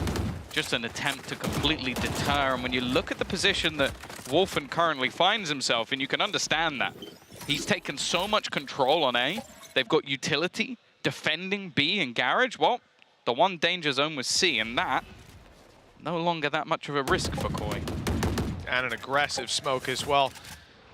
Even more for them to battle their way through. That pit perfectly covering off long. And a little bit of room to step out on Garage, but it's covered by utility for now. If you're in the shoes of Giants, this is a serious uphill battle. Almost looking to fight into it. Maybe just try and fake things out, and somehow Cloud has actually managed to get rid of Shados. This leaves a huge gap. Now, normally you want somebody defending your Viper's Pit other than the person who placed it. Wolfen was left with a chance, but the knives not connecting. It now leaves Starzo once again, always around the smokes, but they're falling back. The Viper's Pit has actually been left. Trex is just trying to fight around it, realizing that it wasn't worth the battle. He's found one, needs a lot more. The second goes his way as well. Time is ticking. Trex finally shows up. Then now Coldamenta just has to finish this. The spike not in his opponent's hands. He could just sprint away from this one. Somehow, Trex has pulled off a miracle, and Koi will live to fight another day. That's the round we've been looking for, even keeping that snake bite deep into the round. He burned up the first one before the pit even came into play, using it to deter an early C push. The recon came through and he put down his pit. It looked like they were playing him like a fiddle on the side of Giants, that they would just easily take that round in their stride, but now they've ended up 3-0. So good. So good. He puts up his wall to try and isolate the fight as well. Just gives him a pixel to take that initial. And then the second he hears the updraft, just kills off that other player as well. Trex has kept them in the map after a quiet performance from him so far. Maybe there's a way back in, but maybe not for him. There's so much utility. How is he alive? Dodging the Hunter's Fury the whole time as well. There's no decay involved here. That's 14 HP done off of damage. But he is just about standing strong, and a heal's coming through. Gonna be regrown right back up. They wanted him dead so bad. Aftershock thrown in there. I'd also using an ult just to try and kill one man. I can understand after the last round, but well, 50 shields is all it's cost him. Now you crumble this Viper wall and the setup gets a whole lot easier to play back through. But they haven't been able to do even close to that. As you said, he's right back up. Now an op pick as they look to break their way through C. And stopping them is Shados. Drax still alive on backside. Back up to his 100 HP and back over to his old tricks. 2 kills to block him in. 2 rounds away from OT. Oh, what a time for him to wake up. He was sat quite far below Coldamenta not just a couple of rounds ago. He was really struggling in his own individual game. But the awakening of a beast, a man who's been a brilliant factor throughout this season for Koi in terms of the numbers and even bringing back his duelist over the last couple of days. If they manage to drag this back, this is going to put a huge dent in the mental of Giants. They had this one signed, sealed, delivered. This was them going into their own map choice, up a map, 1 map away from making it to Champions. A team that we already sat there going at the very beginning of the year like, they're in a good spot to make it to Japan, especially after Fnatic won lock-in. That definitely helped them out a bit. Now they've been given another opportunity by that same Fnatic. Everybody's loving them at the moment. But the fact is, you have to bear in mind, okay, Navi looked vulnerable yesterday, but if they win today, it could be a completely different ballgame, and who knows what Scream can do on his journey. He's the king of winning LCQ. You don't want to be that last man in his way. Yeah, that's one throne that might be too tough, even for someone like Coldamenta. He's done it a million times before, but this season feels different. And that lower bracket run, difficult for anyone who finds their way there for Giants. I couldn't agree more, Tom. I mean, even thinking about the couple of rounds, the 5 rounds that Koi picked up, the last 2 on their attack side were incredibly close. You could see Giants easily be across the line already, and it's been a couple of hiccups. They've tried to make the adjustments to deal with them, and they haven't been able to so far. This will be a different adjustment now for Giants. An operator pushed up close. They've smoked it off, and the spams are good. Rolling Thunder, going to be used right away to claim site control. It hasn't caught them, and Starzo's up close, flashing through the smoke, and he gets so much done before Fitinho deals with him. The flash was perfect. The Giants fight their way back. Just Shados now, standing alone. Low HP on Rhyme. Does he know Fitinho's tucked in the corner? Yes, he does, and he'll get both. Shados shining through these dark times for Koi. It's 12-11. 1 more round for overtime. Oh my goodness, the Starzo Shados combo, man. It's just ridiculous. It should be illegal to have these 2 on the same team. The level of BS that just comes out of these rounds. Starzo realizing, I ain't been hit by the Rolling Thunder. That means I can run back into that Poison Orb and just pull this flash out of nowhere. Like, no shot they were expecting anybody to be that close. And then, of course, you leave Shados a 1v2. You bet your house he takes it. Rhyme's going to be infuriated, but for Koi, they are bringing this back. They are dragging themselves through these rounds.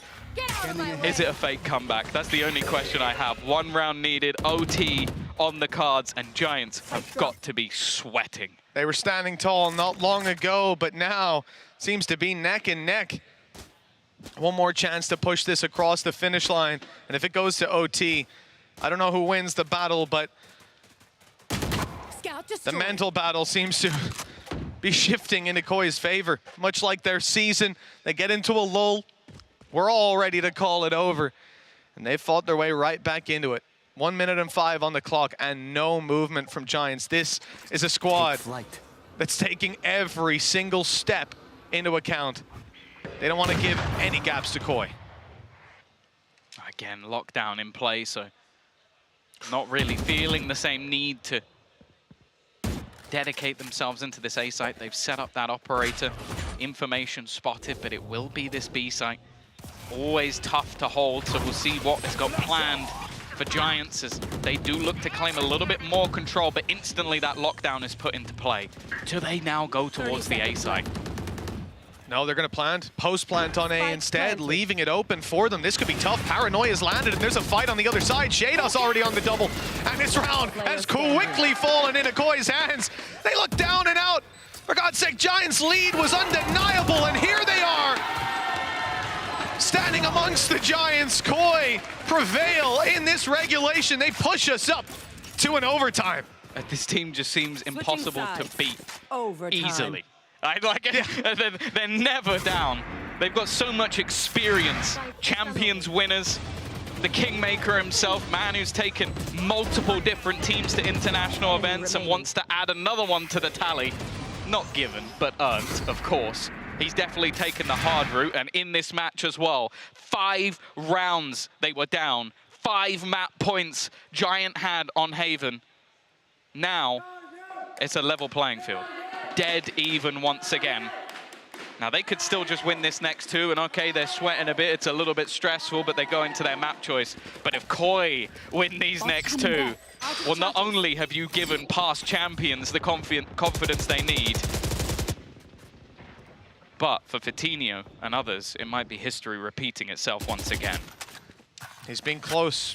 2 opportunities to push to international events in the past, both of which he failed at, but this one, a little bit of deja vu if Cole Dementa's the one dealing that killing blow yet again, destroying his run to Masters Berlin in 2021, so long ago, but it's still fresh in Vitinho's memory. Out for vengeance on this defensive side. And again, the exact same setup and the same start to this round as we've seen time and time again. The stack up on C, Nukia's logs. But they're building something different on Koi. An A play, a fake on C, and they've dragged the rotations, at least some of them. Yeah, Cloud hasn't moved. And now that there hasn't been any real space taken towards mid or into garage, this drone is going to give them a lot of information. Dementa being spotted out. I don't think it will have seen anybody else, but that's already starting to pull players back into the right place at the right time. And for the side of Koi, only 30 seconds left now. 30 seconds left. Cloud was safe inside that smoke. The reveal didn't catch him, and he's able to catch them off guard instead. Giants right back into this one. They lost 5 rounds in a row to give Koi OT, but their defensive side, well, it hasn't slowed down since we last saw it. Still tough to break, and Koi will have to fight for another overtime. They've already done it 5 times. What's a 6 to the tally? Might have felt like the hard work is done, but within this series, there's no doubt both of these teams desire that spot at champions more than anybody else.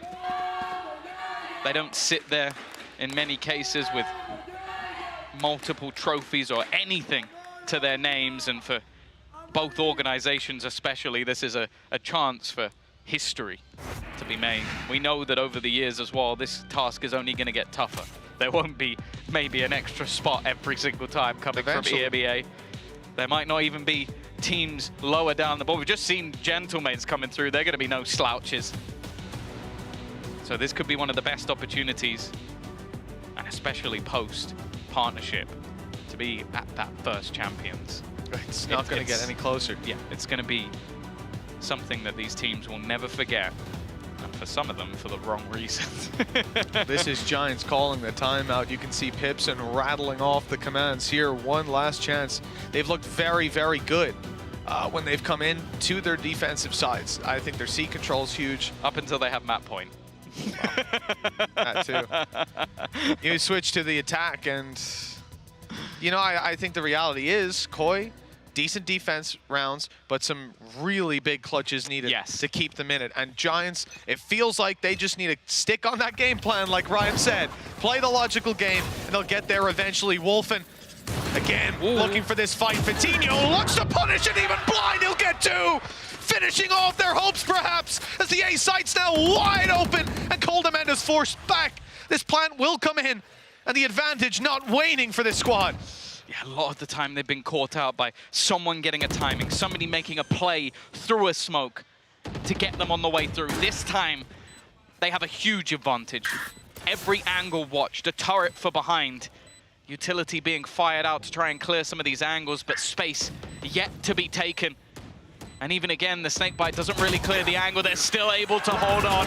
It looks to be going from bad to worse. Koi tried their damnedest, but it will be the Giants to take it through on map number 1.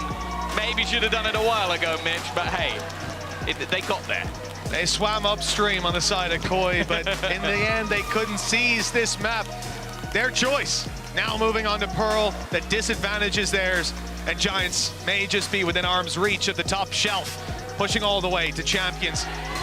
This has been an impressive opening map though, Tom, and if anything, you can say map 2, it ain't gonna be any easier for either of these teams. Hey, it wasn't like it was a convincing victory last time out for Giants. As said, I'm sure they've gone back and watched over that attack side, which they struggled on. Yeah. I don't know if maybe Koi have got a Phoenix to throw into the mix as well, because that seemed to work fairly well for them, but I don't think it's gonna be a walk in the park, especially with the likes of Starzo online, Shados online.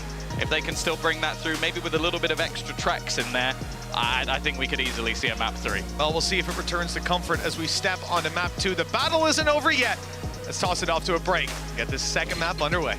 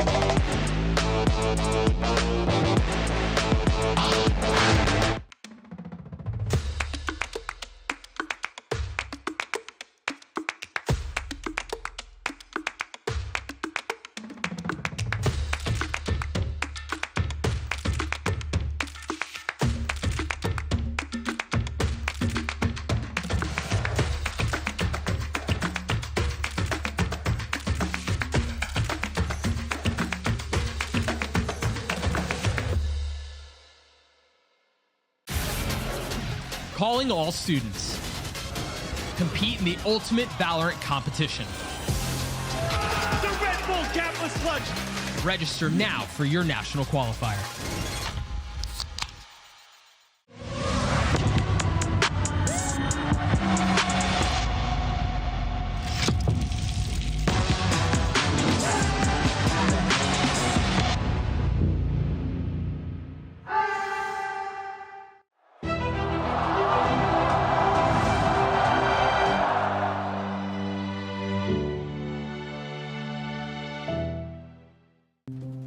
Have you ever asked yourself after a bad game, what am I missing? Or sought help from impatient friends?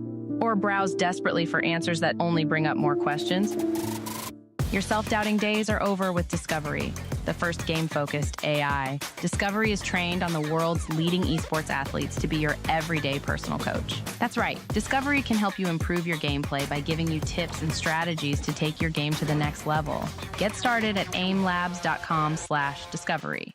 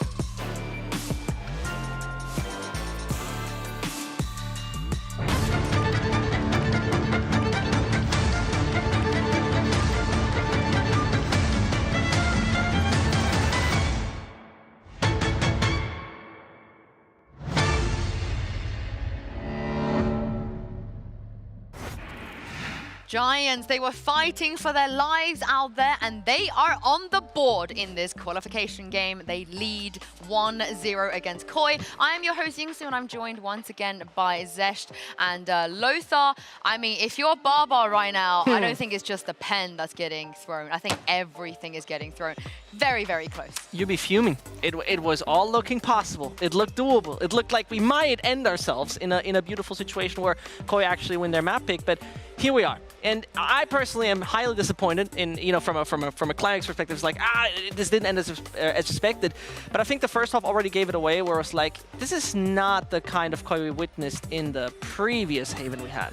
I mean, let's talk about, Lothar, quickly, of this fake comeback. We've got a few rounds from it. It all started with Warfen hiding in a corner on A long, and then they just snowballed into overtime. And Lothar, if you were Giants and you ended up losing this, it would have been really, really bad. In general, I feel like Giants handled the pressure pretty well. You can see in the overtime how they bounced back, but a lot of those rounds that they lost were just because someone just didn't pay full attention to just a corner, or were just peeking one by one. So maybe someone needs to speak with KC about that as well. But in general, it's like those runs here, right here. This is just game-changing, because if Trex dies in this spot, they lose the wall that stops the execute. And he gets the heal back from Sky and is able to make sure that his utility is still on the side when the freeze goes back into an execute in the second time of the round. So pivotal moment for the entire game here. Yeah, I mean, towards the end of that, we came from the VALORANT Champions to the VALORANT Circus Tour with some of those absolutely crazy moves that we have just witnessed. I mean, that last one, Trek should have died in 9 out of 100 cases, but that didn't happen. And this was like the kind of thing that happened towards the end of that game, the 5 rounds they got in a row. There were many of those scenarios that should have never worked that way. What worked out, though, is, and I want to talk about the win condition that happened in this game. That's Giants understanding how to punish the setups that Koi had on attack. Koi had like a wall from the Viper on A main that covered A main, A short, and B main. Sorry, B-Link. So essentially had like 3 different points that was affecting every time at the beginning of the round. But Giants, because of that, were using an arrow that wasn't destroyed almost a single time behind that wall, and because of that they knew that there's no one lurking, or the one time they even killed Trex because he failed to destroy it. And there was also a smoke on top of C-side being used by Koi to deny vision from long C and to make certain that the opponents have to recheck if they're maybe creeping up along C. But Giants were literally doing that every time, and they were never faked out by those setups by Koi. So the idea from Koi was there, but it was being punished because of the execute was lacking. It also felt a lot like the same attacking freedom Wolfen had against Heretics wasn't there. Very often the Killjoy setups were in major denial of all the usual jet movement that you would see. So this was an added up layer that in those execute just didn't work at all. I'm glad you mentioned the Trex death there, because we do have it. And also, Vincent, you said it was a circus. We had like 50 kills through smokes, through wars, behind, through like Viper War and the actual war. And it was just absolutely crazy. Hey, new magic. You got the new tricks. This is why it was actually such an interesting game, because so many scenarios came down through those kills, through the smoke. I mean, I don't know how often it has been mentioned that the Vandal is one of those reasons that you sometimes get killed through those things. Sure, it is one of the major key factors, but it was odd to watch. It was weird, because it felt like the first half was defined often by entry kills through smokes. Yeah, I mean, sometimes that happens, but it also showcases good awareness by the players who are doing that. You can say that this is lucky, but they're putting themselves into position to be lucky sometimes and get that kill. And sometimes you just get punished for making a mistake, like Lucky here. Like when you spam in that one angle a Vandal, you're just gonna get killed. That's it. Yeah, as you guys can see right here, this is Trex's stats when he played against Heretics on Haven versus Giants. He did come alive in the last 5 or 6 rounds there on the second half, but Lothar, I think he was just a little bit too late. Yeah, it was 4-13 at some point when Kolda was 5-12. So there were 2 players that were really trailing behind the others in many rounds. But in general, I still wouldn't say that the fall is not on a singular person here for Koi. It's all about the game plan that they had and that the lack of execution of it. So it was all of the teammates just not working together for the success of the team. And most importantly, I think when we also take a look at, where did he thrive against Heretics, it wasn't the attacking side where he really got these big numbers in. Sure, there were only a few rounds, but this is unfortunately the thing we didn't see really, right? And this is where I think, okay, you know what?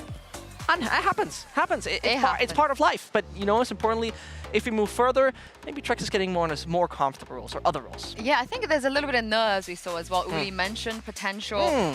They're potentially not handling the pressure very well. As you can see, ended up being 14-12. But I do want to start talking about the next map, because 3 days in a row we're going to get Pearl. I don't think we had even 2 days in a row of Pearl back in the regular season. But you guys explained it already in the pre-show, why Pearl is getting picked a lot now. What do you think about this map here, Vincent, between these two teams? Okay, so most importantly, what is kind of interesting to watch was obviously for me personally, Koi and how they couldn't necessarily deal with what happened from their opponent's side, right? It was Heretics playing the weird double dive with the Yoru as well as the Jet.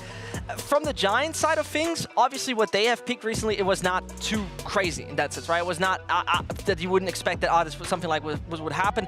So therefore, I very much believe that this could be a bit better for the Koi side of things, simply based off the fact that, they're not playing against super unusual. And that you is never a big know. plus. You never know. But one day to change things up in a composition, one day. You don't expect that. But what can we expect when it comes to the defense, Lothar, for Pearl? So I'm bringing you maps of the previous Pearls played by both teams and how they approach the defense. And I want to focus on that because of the changes of the map and how that shifts the focus from B to actually A a little bit more. And there's also a supplementation of utility when it comes to getting map control early on the defense. This is why Sky is so pivotal on this map for those teams because of the way they play. So Sky is typically being tailored. This is for Giants, by the way. So Hoodie is typically playing in the art area, but at the beginning of the round, you're gonna see most likely a Sky Flash being used either through the window or over the wall over here to gather information from A main. And this is why you can see in the early 10 seconds of the round, someone is pushing into A main a lot of the time if there's no info about opponents. Because typically, that means that they're gonna be a push into B, and this is why you're gonna see players from B side playing so deep onto this side. Now, the thing is, that with those changes that we had on Pearl, you're gonna see shift of the Sentinels as well. So I'm gonna swap here to Koi, and Koi plays in a similar way. Starkso is still this guy that is either in art and flashes and then takes himself the map control, but I want to focus again on the Sentinels. So we're gonna bring in only the position for Shadows here on the map. So Shadows is typically playing on the A side, and I'm gonna touch onto the turrets as well. The turrets are being set on late control of this side or art, and because of that they are not really playing on early contact, and they're just allowing the opponents to push into the closer areas of the site and then just kind of cascade from different angles, from like stairs on art and from backside of site as well. Now the thing is, that leaves B open. If there's no utility from the Sentinels on the B side, you have to be prepared for the post plant. But at the same time, teams are not really attacking into B. So this metagame choice of playing the Sentinels more on the A side than B side might shift the teams back to attacking on the B side, even though it's not as favored as in the past. Well, we'll see if that's what both teams choose to do here indeed. I mean, we spoke about how in the regular season and playoffs of VCT EMEA, Pearl was only played 7 times. Yep. Well, 3 of those times were Giants games. So they are definitely more veterans here out of all the other EMEA teams, I would say. Vincent, I know you said that in my favor, Koi a little bit more here, but after we saw on map 1, yeah, is there anything that you're concerned about going into map 2? It was a very close game, first of all. I think it could have pivoted the other way until finally Koi found themselves. That is one point that really stands out for me. Particularly what could be a little bit of a good thing on the side of Koi is how much the Giant side struggled against the guys of Karmine Corp yesterday. Was a 13-11, was a tight one. Mostly lost on their attacking side, not on their defense, which makes this thing a bit more interesting to me personally. Because, those attack rounds, we saw Karmine Corp really focusing a lot with their composition, which had the double controller, to mostly work on those retakes. I like that. It's a good idea. Obviously, it's not what, though, the side of Koi has provided us so far with what we've just seen. Yeah, and for Giants, for Koi as well, they like to run the KO and Sky. Correct. But I really like the Sova on the other side, Lothar. I'm a very, very big fan of this Sova. Sova delivers a lot of value on this map because of the shock darts. Like we have seen in the past, and on the international tournaments as well, when the shock darts are being used for lineups to destroy Killjoy utility or Cypher's utility in this case, in this matchup maybe, that allows you to get a lot of map control early. But the thing is, now with meta changes, that utility might be in different places on the map that you typically would expect it in the old version of Pearl. So it's a little bit more challenging to find the value of the Sova, but it's undeniable that this Sova drone, even though it's a little bit short duration, can get you a lot of informations on the A main, both on attack and defense, if the Sky shifts towards B side, for example. Well, we're about to find out as we head into Agent Select to see if they're going to keep with the same comms. Again, Vincent, you said it might be a little bit too short of notice to change things up, but we have seen teams do it, and don't forget, we got Navi coming up after this game as well, so you never know. But in this case, they don't change anything. Yeah. They stick to that, and I think it is the most reasonable thing to do. It is going to be interesting if the side of Giants improved on their attacking side with the lag that we have seen over there against Karmine Corp, because this is a thing where they got themselves, I think, over 4 rounds, and they won it, don't get me wrong, but it still is just not enough to me. Most importantly, my eyes are on Wolfen. In this game, a good Jet can definitely be a difference maker, particularly when we talk about B-long difference and obviously the operator in use.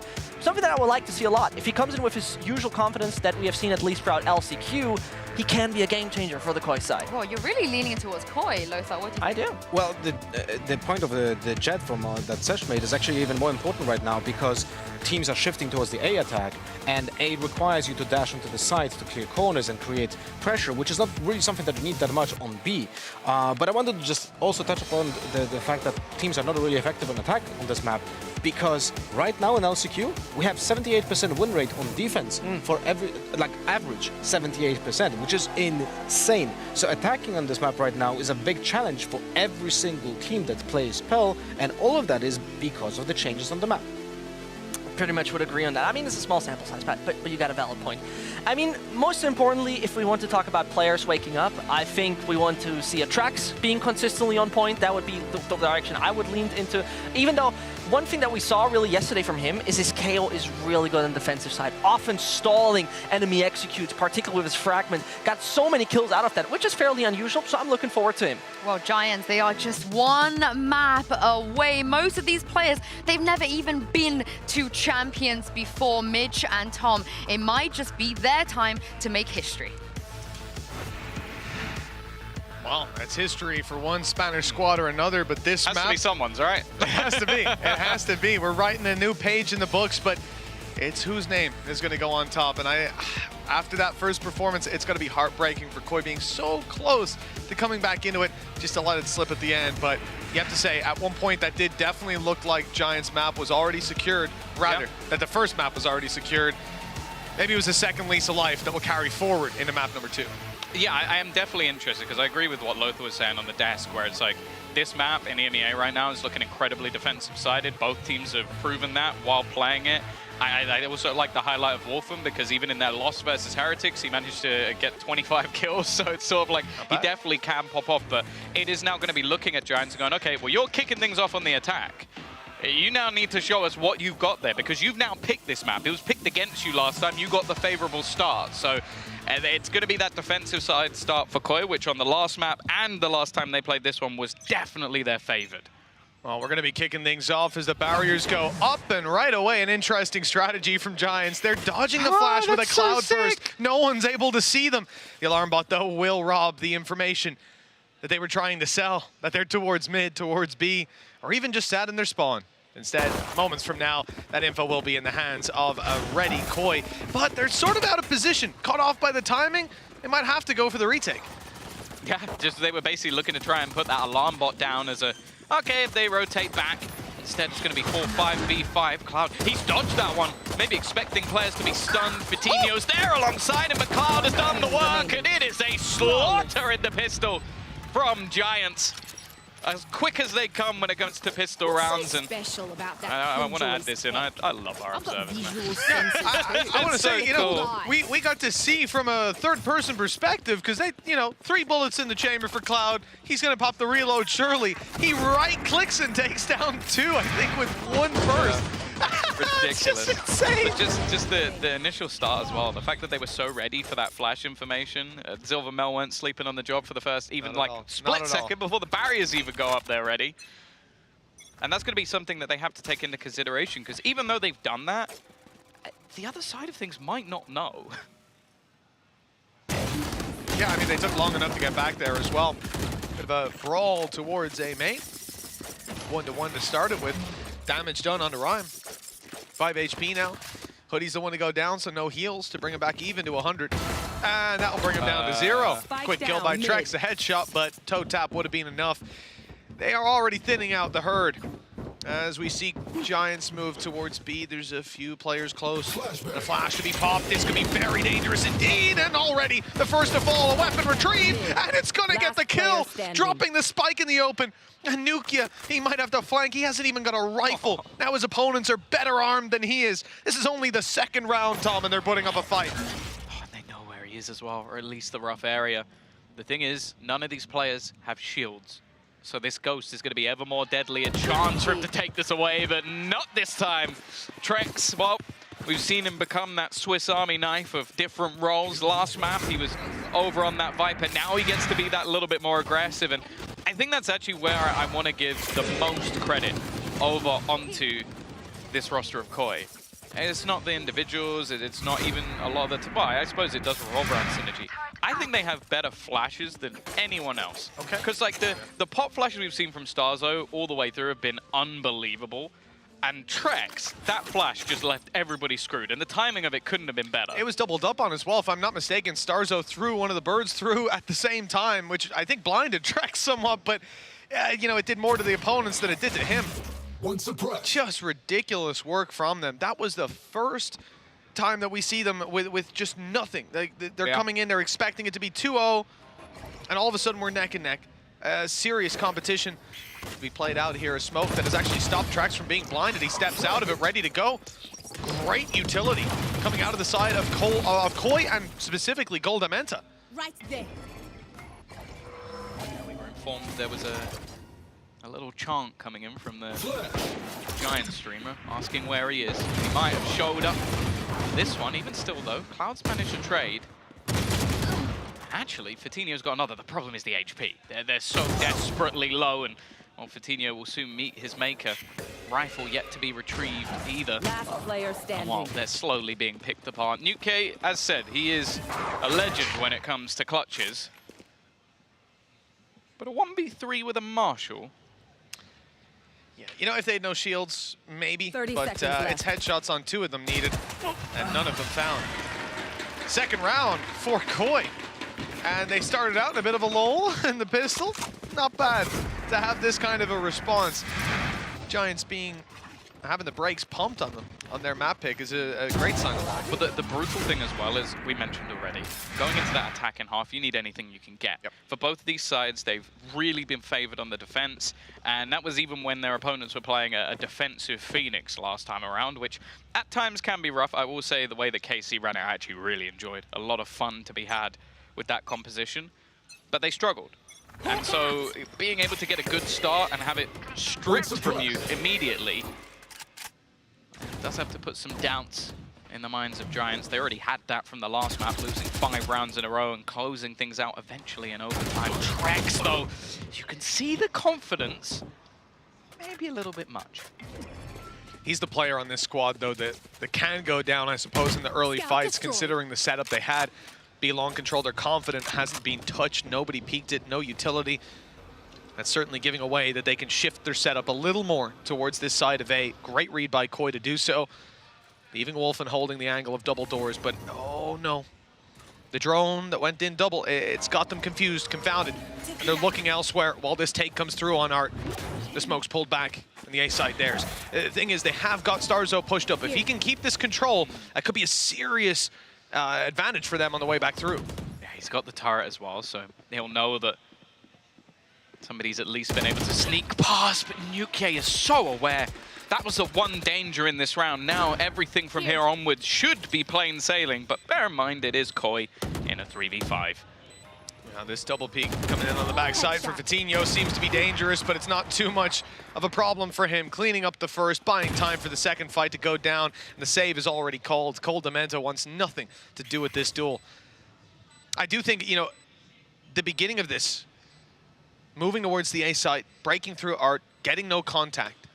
Early on in the round, we saw that flash come out of Starzo outside of A main, and I have to wonder if they realized that because there's no utility to even slow them down, to grab information, that Sky wasn't on the back of site, hadn't begun to rotate, either was, you know, way over on B or something and rotated out of pocket, or was sat in exactly that position, and Nuke was focused on it. Yeah. Like, he did not know there was a player there, but it certainly looked like it from his body I think language. the other issue as well is right now you're seeing Trex and Starzo on opposite sides of the map, so that you get that cycled utility of information, and then you can gamble.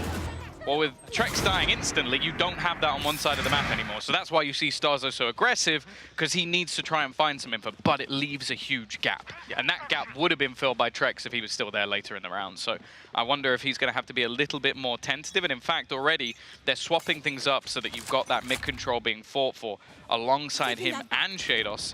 But still going for that deep control. But Giant seems so aware. Like, they go, okay, you want to keep throwing this utility in. We're just going to play super passive for the first, say, 15 seconds of the round. It's a good thing, too. They went for some control over A. That flash that's normally just being used for information is now being used to buy the space for Wolfen to post up with the operator. He's just fired off, and they know exactly where he is now, where that op is. They'll try to fight their way through Art, taking advantage of the lack of space that they're now going to have late into the round on A long, unaware. And we've already seen the rotation of Wolfen. He's moving back towards the back of the site. And they are calling for rotations. There's a gentle shift towards the A site. But I don't think Giants even know where they're going. Yeah, this timeout. They have the right players in the right place at the right time. The knife is... Stop the flash. Going to garner any extra information for them. 40 seconds as they will look to try and move here. And Trex is even going to deny them a little bit more. They got pulled in. And he's able to get the span. It has to be a quick switch up, but the same problem as the last round could come back to haunt them again. Nuke still lurking through B, but it is going to be this split with Wolfen still deep behind. Nuke is miles behind. You know, he's going to be coming down A long very late into the round. They're hoping Wolfen won't do something like that, get aggressive and cause problems. 10 seconds or thereabouts left. They've got to get the spike on the floor. And there's just too many players on the other side. Nuke is in spawn. All alone, it's Hoodie. He holds on as best he can, but, well, the grip is lost. We go 3-2. Disaster of a round, and it's off the back of an operator swinging through that smoke. The confidence levels must be sky high. See, the thing is, right, they talk about Wolves and the way that they fight in packs. What I like is what he did afterwards, because this is ridiculous. To dash forward, but the whole plan there is almost just to act as a distraction. Like, okay, they've got little time, I found the kill, I can throw this smoke down, and then for Starzo, well, no one's looking for Starzo at that point. They're looking for the Maniac who's dashed into a smoke on site. So he makes the play that basically wins his team the round in more ways than one. And I think for Giants now, they're going to take themselves a moment. We've mentioned it already. These attack side rounds are going to be so important throughout this series, and it's only going to get more and more difficult as they go along, as comfort is found for Koi, and more importantly, they can start reading into some of the tendencies of their opposition. I think right now it's basically just throwing out those A-long aggression. That's pretty much it. You know, for them, in terms of taking risks, I guess peeking double doors, that's an information play you kind of have to make. But they've been very comfortable so far. It feels like they've certainly got a concealed right hook that's going to come out eventually. It is very interesting. We've seen quite a few teams fall away. Like now with the changes coming in on that B site, a single smoke being able to delay enough. Teams are very heavily leaving in towards that A site. Like we saw the exact same thing with KC. It was almost just running straight in towards that A site again and again. And by the looks of it, they are not breaking that trend. The problem, though, is, well, on the other side of things, Koi have gone, they're probably going to break that trend. Yeah, they've expected the B play. Then, I mean, the best you get here is probably an op picking up the kill, but it's fired off. I like this idea, though. They shoot the op when the cage goes up on B long, so that player could sneak out, so Nuka could cause some mind games to go in their favor. And immediately, Wolfen rotates. He's been on the rotate this whole time since firing that shot off on B long. And now he's in a position that it's literally the exact opposite side. He couldn't be further away from where he just fired off a shot 20 seconds ago. These players, I mean, I wouldn't even blame them if they go dry swinging into this angle. Yeah, I think also just this push might have been completely delayed by a single knife from Trex. As they're running down towards that A site, 3 players get hit by it. Without the smokes available, it looks like it's quelled their push altogether. It seems like they still want to stick in that direction, but by the looks of it, a knife has caught them again. Just finding that information, and because of that, they can now gamble players back in this direction once again. Here we go. The op shot, though, rings out. He's being spotted now. They've got that info, what to do about it. Stars down across the site. Cloud bursts as they dive on through. Starzo blinded up. He's going to try to buy himself some extra time. Still alive, but not for long. A flash over from Trex, but the players are tucked away. They're hidden, and then they're not blind when he swings. This is going perfectly for Giants. And the thorn in the side won't be Wolfen this time. Plant down, the time no longer against them. The Giants have done enough to get out with this one, unless Goldamenta is able to take down 4 players. Nuka low, everybody else sitting pretty, and I think we might just have another safe call. Maybe not. He's moving forward. He's looking for it. Take the op. Ooh, they've got some bonus credits, but he now has a bonus bullet in the head. An easy round by the looks of it, but it came down to the wire. I'd say one of the most audacious positions I've ever seen from a player was where Starzo was sat. just on default, just basically trying to delay them at that point. And that's the thing, like, throughout this round, Koi pretty much had all the information. You had both of your initiators on the right side. You had the operator in the right place at the right time. They'd got the knife coming through from Trex, finding them players each time. And even still, Giants managed to run into that site and find every single duel going in that favor. I feel like Koi have got to be a little bit frustrated with that one, because up until that last 20 seconds, I feel like they did everything right. I can certainly feel that for the squad.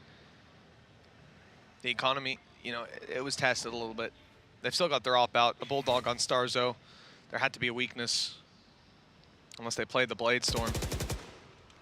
Look at the shots. The spams coming in from his teammate. Wolfen has a bait setup, but he's being caught by the drone. Ever vigilant. Giants are even able to pick up his support as he went dashing out of there. And another, as Goldamenta tries to relocate. They've been very shy on B long, and well, there's the payoff for it. An unexpected peak that now leaves them way behind late into the round. It's not even their normal luck. Normally you leave Nuke behind. What can Wolfen get? Absolutely nothing. Blade Storm as well. Yeah, Betinho has been winning a lot of these duels over the last few rounds. That entry into mid, Sublime. So prepared for there to be a second player there. The second you see that dash from Wolfen, you go, okay, what's the second layer? Who's the second player? And with Trex gone, a round looking more than done, Starzo and Shados, they've pulled off ridiculous rounds, but unless they have some sort of teleportation hacks, I don't think they're going to be taking home this one. Giants already pushing up to 4, and I have to premise this again. From what we've seen recently, at least, both of these teams have heavily favored their defense.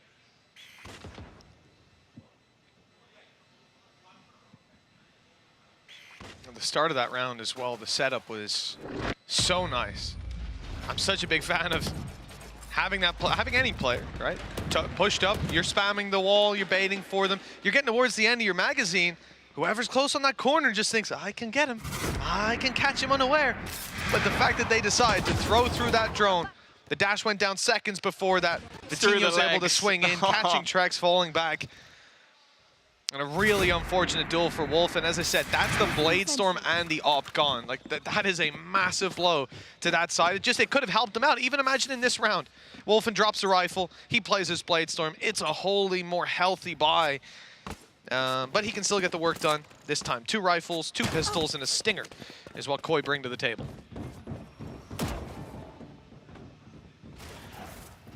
Well, now we start to see them properly putting pressure on that B site. A lot of success in the last round. Wolfen, one of the only players with a gun, and Atrax is already going to go down in response to that initial kill. There is that singular smoke. We've mentioned it many a time. The changes to this map that make the take quite a bit more awkward. Now, the afterplants are still filthy, but it's much more difficult to get in. And with 3 players already rotated over, I think a multitude of them spotted, Giants are just going to grind to a halt. And there's only going to be so many times that Koldamenta can buy time with these smokes. In fact, he is out. Watching here. I know the exactly rhythm of the round. Looking at Rhyme. Get on up, it's B-side time. Shados already taking down Vitinho. Good response from Koi. And they can bide their time while the supportive utility makes its way to side. Another flash, a swing. And even though they're not blind, the fights are going their way. Very nicely done by Koi. Wow. Even with the weaknesses, they make it work. Yeah, the clutch kings of Koi once again cause the collapse of those opponents on the side of Giants. Like, I don't know how they managed to do so much with so little. It was just a couple of rifles. Again, these sort of patience from Giants look good. They wait for the smokes to fade. They get the entry. They even get the reveal on all of the players being there. But Shados, once again, just shuts them down on the way back through, combining with Wolfen, who I'm genuinely blown away by the difference he's been. Like, you're talking about a regular season stats of 190 ACS and averaging so far throughout this tournament 290. Like, that's just a ridiculous turnaround when that's his jet play specifically. I'll say as well, we are seeing, I will say every team across the board, maybe with respect to Navi, play a better game than they've played so far. So pulling off those stats is impressive, but Vitinho, he's chasing him in this series, in this map, certainly. Off to a flying start. And this, well, flank isn't going to get much. There's the trap. Yeah, Vitinho's one of those players who, he doesn't have particularly low lows, but the highs he has, well, that can be the 30+ kills versus an opposition as good as NRG, so it's always scary. Wolfen is bypassing all of these trips, but Nukia, is he going to expect it? It seems like he's well aware, but it doesn't matter. Again, the Bulgarian has bulldozed another opponent. It just depends how much they really want to go for here. 3 rifles could be sacrificed, and to the god of Vitinho, another will fall. Koldamenta a little bit further behind, and they know exactly where Wolfen is. They didn't know that he was here, but it doesn't matter. Hoodie waiting, lurking behind, and now Wolfen has no choice. Yeah, it's tough. Good spot for Hoodie hiding away, but can't help but think the round was already gone at that point. Question is if Wolfen gets away with this rifle. He's in towards the spawn. It doesn't look like anyone's capable of catching them unless the knife comes out right about now. And so we close it out just like that. The lead sits with Giants for now. 1 round up. But it's been a back and forth battle. Koi not happy with losing the lead. They'll call for a timeout now. No, as said, like this is already looking like a much, much better performance. I think it was 9 rounds on defense last time for Giants. And they struggled to get things over the line, closing it out 13-11. This time, already 5 on the attacker side, and with a few more potentially on the cards, they could be steamrolling their way to Champions, first-class ticket, and going the easy route. That's the thing, because every single time, last time out for Japan, they were in that lower bracket. It was 1 win away, but the second they lost, they were out. You get it through in that upper. We even heard it from Nukia yesterday. It's like, once you lose a game, you start to sweat. At this stage, you still have that rationale, knowing there's still another opportunity, but it's always so much better if you could take it first time. Yeah, for sure. I mean, that lower bracket, I very much agree with what we heard from Nuki, that you can't think about it until you're there. It doesn't exist. And then that's all you can think about. That's all, exactly. It's all consuming. And looking at the squads down there, I mean, a new lease of life on a team like KC. The other thing as well is the lower bracket Navi. Yeah. It's always been better. How much better, I don't know. It needs to be a lot better than what we saw yesterday. That's the thing. We came in yesterday, we're like, they're not going to play the same. They might have played worse. So, you know, we weren't wrong, but it's got to be swinging in the other direction. Hey, we're never wrong twice, right? Well, jamais deux, sans trois. But luckily, we haven't hit it twice yet. Tech side for Giants, back underway. They've picked up the pace as well. Like, that's the thing. A lot of these rounds have been slow, methodical. Leaving Nukia behind again. They've got all that information. Wolfen looking to get right up in their faces. The gloves are off in this round for him, and he doesn't have any support. His teammates probably further away than he would have liked. Even still, though, Giants constantly putting the doubt in the minds of their opposition by just waiting, just watching to see if anybody comes out elsewhere. And that initial shot not connected. Wolfen has to retreat. No dash available, so he's just spamming utility to get out of there. Yeah, the standard updraft play from a Jet, scared of being hunted down. Good response from Ryan. Wolfen, though, drops him.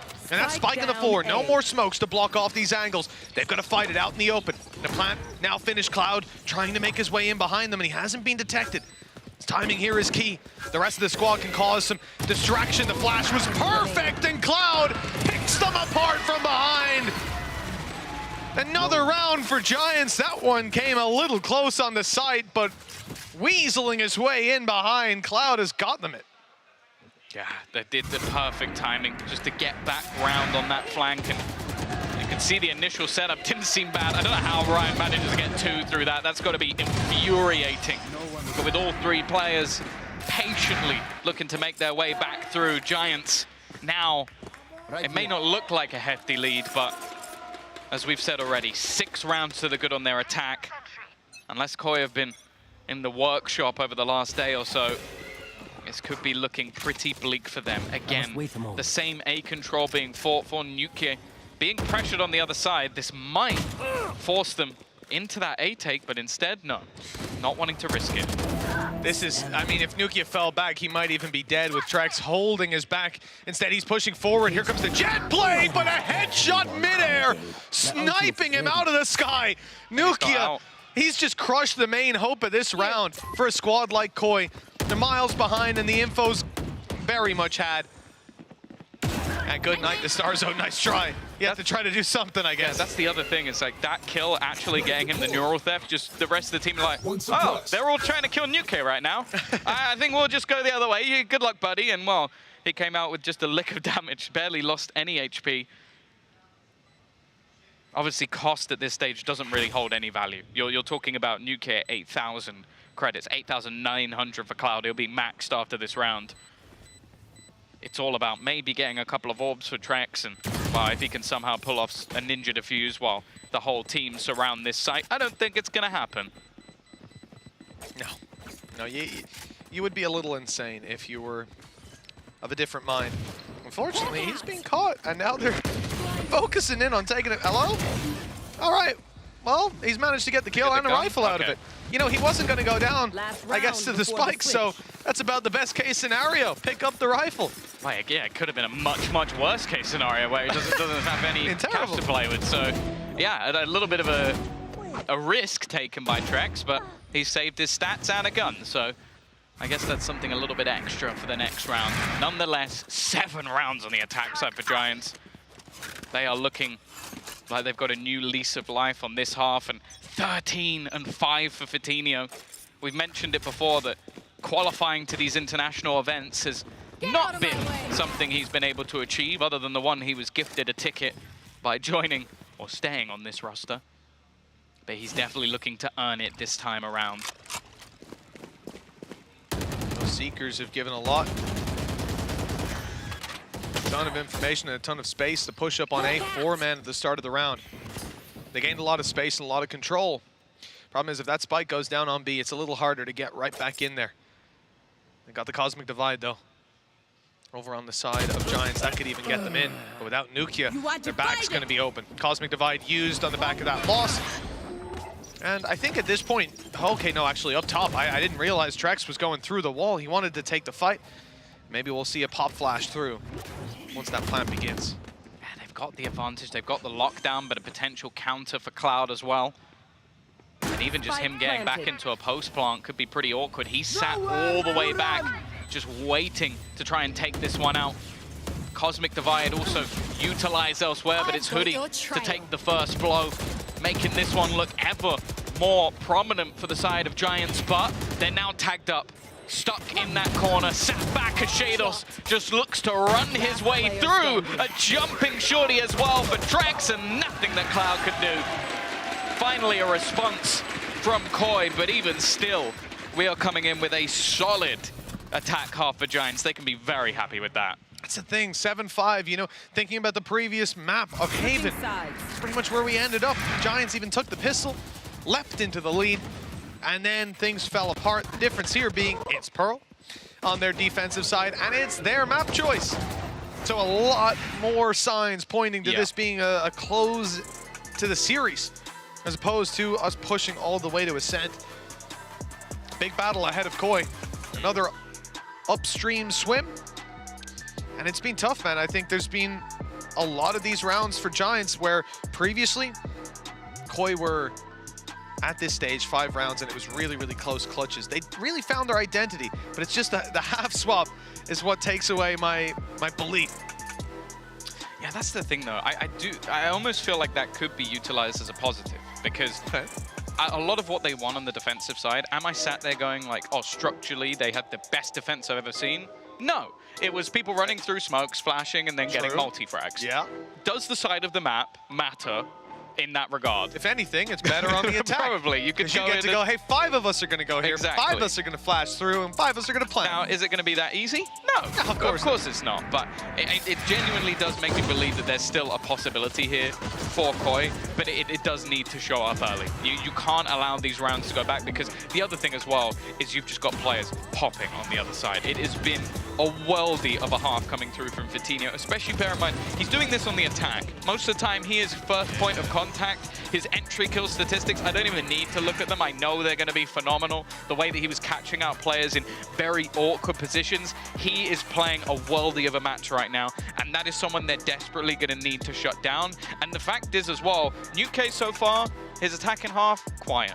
Didn't really have much to do a lot of the time on the leg. He now becomes a pivotal piece in this puzzle because in the games yesterday, his sight holds were nasty. Now, sure, I'm certain that the side of Koi, Barber, Coldamenta, Bambino, they've all been studying everything he was doing. But even when it was destroyed in that match, they still struggled to kill him. Like, that's another thing altogether. If you say to Nuke, hey, this is your site, don't let anybody on it, he goes, okay, boss, you cover the other ones. And if you fail, I'll come retake for you. I think we saw that even on Haven, where a lot of the time, you know, he could be left to his own devices. Yeah. But doubling down, he was even more dangerous when he's backing up the backside C plays that we saw time and time again. Same position, same approach, or no, a different approach actually from his opponents, and every time, same results. This could be a scary second half, and I'll hope to kick it off with a pistol round win. If you're a Koi fan, that's certainly what you're praying for. Movement towards mid.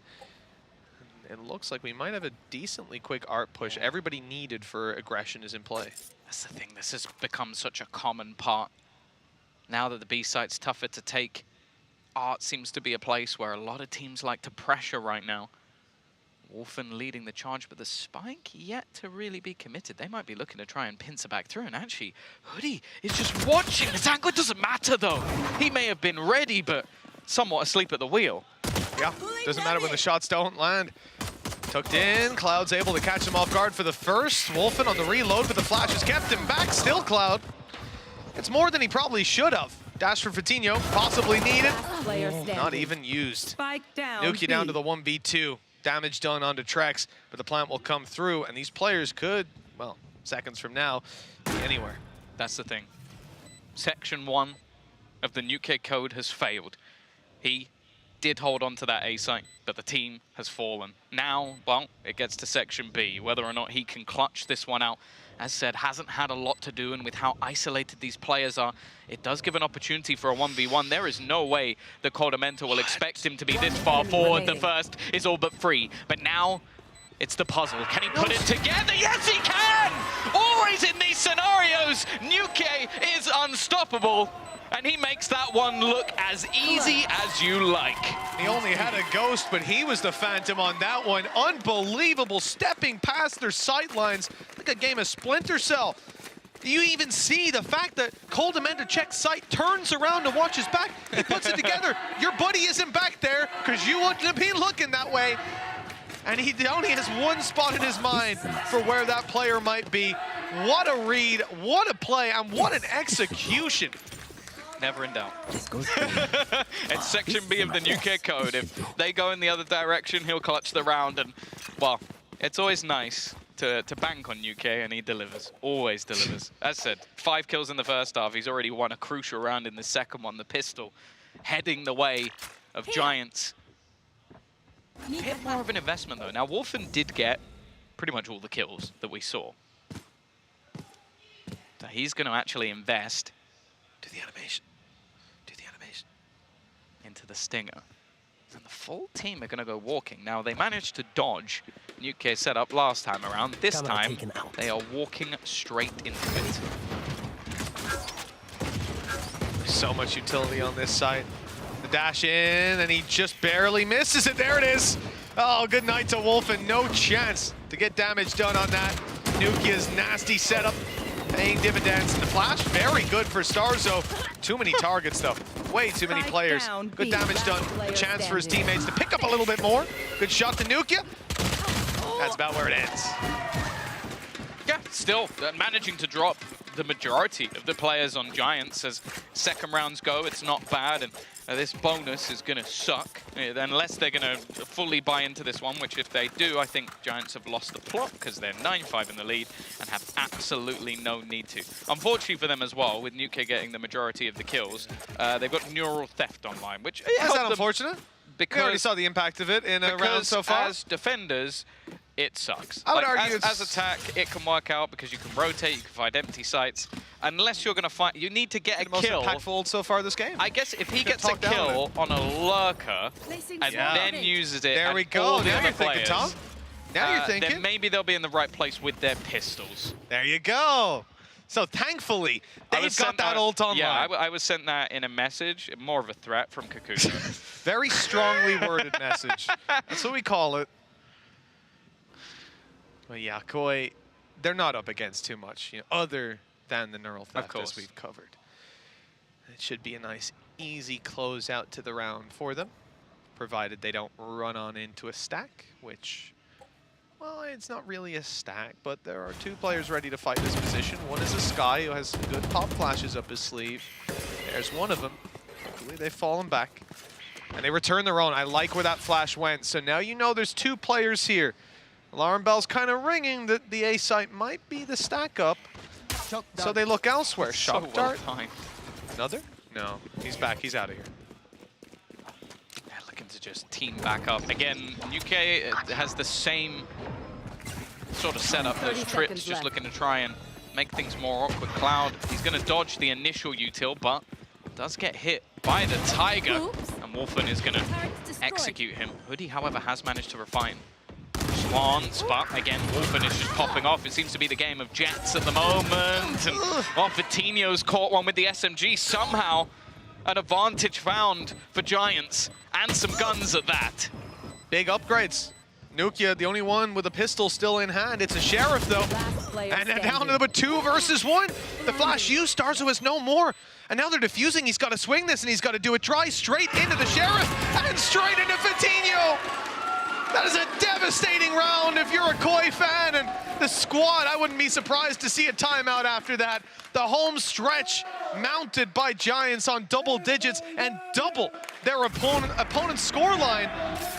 The final map potentially of the series. Yeah, somehow Koi are the ones drowning. Like this was a round where they had no right being able to take that one away. You can understand in this case. I have no idea what he said there. Absolutely not. Good try, boys. We almost had it. Really close. Something along the lines. But yeah, that is a round that they just couldn't afford to lose. And now they're going to be the ones suffering for it. Having to go for a reinvestment, double the rounds currently, and well, maybe looking for a pacier take, but that flash has already given over information. Also, just look at the rotation already coming through. They've got a 3rd player in Vitinho. Spawn currently is the spot that Nuke sits in, with his cam helping in mid, and obviously also the trips over on that B site. But this is really well telegraphed from Giants. They know where this is going. Flash up and over only confirms that still players here after that pump fake. For Koi, it's a matter of when. They don't have a ton of information and no posturing towards this B site. They want to take art control first. Oh, maybe they don't. Maybe they absolutely don't. The flash is there and Wolfen's in, but not able to get it done. Fatinho from an off angle, picking him up. And maybe slowing down the pace of this take. Those players are caught behind smokes. Another spray through that connects. This is starting to look like a disaster for the side of Koi. The spike hasn't even made it out of the smoke. 30 seconds left. Fatinho can do no wrong. 19 kills, and Coldamenta's the one looking to try and face off against the young Spaniard. Unfortunately, there's nothing they can do to stop him. 4 men fell to Fatinho before anyone could lay a finger on him.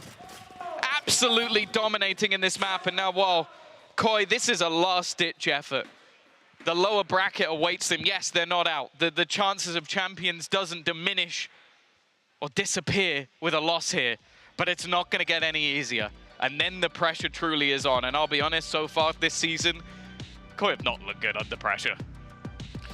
That's true. That is true. But coming into LCQ, they've turned it around so much that I'd believe in their lower bracket run, their potential to push both Spanish orgs into champs. At the end of the day, though, you don't know what form Navi will turn up on. They might get a grip on the steering wheel, and even if they don't, they go crashing out of this tournament. Karmine Corp, Karmine Corp, they've looked unbelievable the last couple of days and getting better and better by the day. You'll have to break the LCQ run. Like that's something else that would have to go in their favor if they're to head down here, and it's looking ever more likely. Now, Giants, they gave them a road back in the last map. 5 rounds in a row were won, and Koi took it to overtime. Even though Barber's been given a moment to talk, maybe even had some input from the analysts elsewhere, the fact is they've also given the same onto the other side. And although this is going very well, I'm sure Pipson has still pointed out some things that could go better. Fatinho, 21-8. You mentioned it at the beginning. This man has failed to make it before, but it looks like he's not giving his opponents a single shred of doubt that he wants this more than anybody. The Spaniard on a Spanish org, and he is set and ready to meet them as they look to push towards this B site. He is not the man you want to face right now. 2 times in a row, he failed to push past that final game to an international event. Now, it's within his grasp. Push out of Koi once again, halted with Wolfen falling. They're caught behind the smokes. A flash through from Trex, only good for the first. They follow up with more. The sky flashes, Starzo close. He'll get one before falling yet again, and it's Hoodie. Just a little bit stronger on the hold. It's left it down to Shados. A 1v3, the spike on the floor, and the information in the hands of his opponents as Trex fails to hold on to life. His ultimate finally waning. His teammate wasn't far behind. 12-5. Giants now just 1 away from locking in their spot, punching their tickets to champions. Yeah, we've talked about the stories of many of these players for a while now. Cloud, another that has been so close to those international events, a young star that looks to finally make it. Nuke been there many times before. Rhyme picking up the mantle, coming back from North America, maybe making it there once again. For different reasons, and with some different friends along the way, picking up that IGL role. Hoodie as well looks to double dip after making it there before. But as a 5, a new 5 at that, they are yet to make it. They have 7 attempts to get to champions. The biggest event in Valorant, seemingly getting bigger every single year, taking them all the way to Los Angeles to fight for their region. And Koi, the only thing standing in their way right now. Fatinho feeling confident, looking for that initial fight. The lurk on the other side of Coldamenta might just find some space, but the rest of his team battling into middle. Those Seekers not used last round will get some info, but oh, he waits.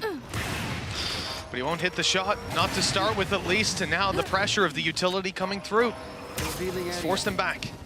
He might just have to bide his time before going for this. Always tempted to go through those smokes. No flashes close by to get him out. An operator in hand, not the ideal weapon. That's a kill. Treks down, the plant delayed 25 seconds. And everyone from Giants now here ready to greet this raiding party. They're all coming from the same spot as well. A massive punch through from Giants, one big attack. And they could close this out. The Blade Storm up top's being caught. Vitinho still alive as he flies up above, taking two, trying to punch his own ticket. It's Wolfen that has to stop it here, and he'll only get the one. Giants have done it. Third time's the charm for Vitinho as he's going to LA. As the story normally goes, the Giants, normally the bad guy in these situations, the ones that are toppled by David, but not this time. They will be the star of the show as they will be making their way through, first time to Champions. A huge opportunity for them to show themselves, but more so a huge achievement. Coming back as one of the favorites in this tournament, they do it quick and easy. No stress, no sweat. And I'm sure that even Pipsum right now will have a smile across his face because this is something that they have worked towards. You can see coming back into LCQ, they have made adaptations. They have players playing new roles. They have people switching back to older ones. But the fact is those changes have all come through this time around. And for Koi, there's still a chance. There's still an opportunity. They go through into that lower bracket match tomorrow, but who they will face, who they'll have to beat, who knows just yet. There's still that next match to come. It's got to be a devastating loss, but knowing they have another shot at this. They climbed the beanstalk, but they failed to beat the Giants. Came crashing back down on that final map. The first, one hell of a fight. They had us in the first half. Not gonna lie, but now we move on. And I think for Koi, they stand a good chance against whoever they come up against. They've shown us a good fight throughout this whole tournament, but the pressure really is on now. One more shot, one more team will join Giants in that upper final, the grand final. I'm not sure which one we'll see. Questions around Navi. Third time the charm for Vitinho. What about for Scream? Who knows? That's the thing. We're getting towards players who have done this many a time. For the side of Giants, they had a few of them within their mix, but they also had an IGL, as said, who has now made it as that leader. I think that's going to be a huge achievement for someone like Rhyme, and of course in the Prime Gaming post-match highlights, there will be many a player. That's the heartbreaking thing for Koi. Their fight back on Haven, if you missed it, that was a map well worth watching. They showed the caliber of player they have. Starzo Shados in particular were truly unbelievable in that match. But that's the thing, Giants weathered that storm. It's been in places before, we've watched them throughout the season, where in games where they were favored, in games they should win, from positions they should win, they crumbled. This time out, when they needed it, they won those last couple of rounds, and then they came into their map choice one. As said, the last time out they played it, they were a little bit questionable on their attack, not today. And a lot of that came down to the man we mentioned so much throughout today, Vitinho. What an incredible second map he had. Truly, I think if you swap him onto the other team, maybe Koi take the win, because he was genuinely unreal. And Wolfen's had a fantastic tournament as well, all the way through, but one more big performance needed for him if they're going to push all the way. Of course, they're in the BO5 as well, so they'll get a little bit more runway to do it, a little bit more of a test on their map pool as well. That's always, it's a hard one to call. I think what we saw here today was the best form of Giants, and that's a promising thing moving into the international scene. Now, they've got a good chance. They do, yeah. Better hurry up. Well, it turns out we've talked a lot about Vitinho. Only, I think, 3 first bloods in that final map, but they were followed up on again and again. 24-9. Hell of a series. And you could tell he wanted to book his flight all the way. Let's hear from the man himself down on the stage with a post-match interview. Oh, thank you so much, Mitch and Tom. I do have Vitinho standing by with me. First of all, Vitinho, you've made it. You finally made it. You've been here since the beginning, but you always missed out on these massive international tournaments. Talk me through your emotions right now. What are you feeling? I mean, this time was my 3rd time to get the spot. I lose it in Masters Berlin, I lose it in Masters Tokyo, so I feel insane right now. I'm like, the adrenaline in my veins is, I don't know, I'm super happy. I mean, the Masters Berlin one was against Calder as well at the time. Yeah. A bit of a revenge here. Talk me through how hard it is, you know, to come really close and miss out, and also to stay motivated and stay mentally resilient to try and do it over and over again. I think it's just experience. My first time that I missed it in Berlin, it was super hard for me because it was like I'd never feel that lost before in my life. So it's just vast experience. The last time on Tokyo was a little bit better, and I think now, based on experience and the confidence that we have as a team, we qualify. And in terms of that confidence as well, you guys came into this tournament, I feel like regular season, you showed some incredibly good stuff, but 2-0 both days, and you 2-0 them to qualify for Champions. What's been happening? Why are you guys so consistent now? I think we just come back from vacations, and we stay super hard working together. We improve a lot. I think right now we are in better shape than in regular season, so we are kind of expected to win the last time qualifier, but I mean, you never know. Obviously, today was a bit of a Spanish head-to-head derby. You have Koi on the other side. And I know the Spanish fans really love you, support you, and they're really excited about the fact that we might even get 2 Spanish teams at Champions. So how does it feel for you, you know, being that Spanish player that, because the other ones, they have gone, you know, Killer's win, Mixor's been as well. It kind of just feels like you are one of the last ones that hasn't been able to go to a big tournament. So how does it feel to be able to go and to represent Spain? I mean, it's insane feeling that represents Spain. I don't feel like nothing special to be the only Spanish player, but I know that I'm with my community, so I will give it all. And of course, this is going to be your first big Champions tournament. So who are you looking forward to playing against? Any teams that you want to face? I think Loud. I want to play against Loud. Why? Because in VCT Lock-in, if we had won Energy, we faced them. So I was like, I want to play against Loud, so I want to play against Loud now. Oh, you missed the opportunity. Yes, I missed my opportunity. And lastly, of course, this LCQ, there's 2 teams that go. You have secured your spot. Who do you think is going to be going with you? I think Koi, honestly, Koi. Ooh, why? It's going to be 2 Spanish teams in Champs. I don't know why, I just have the feeling. I mean, that's going to be crazy if we make 2 Spanish teams there. I do hope that happens as well. Thank you so much, Fatinho, for joining me. Congratulations once again. We do have another match coming up, by the way. Like I said, 2 slots going to Champions. Make sure you stay with us. And when we come back, we're going to be bringing you Navi versus K-Corp.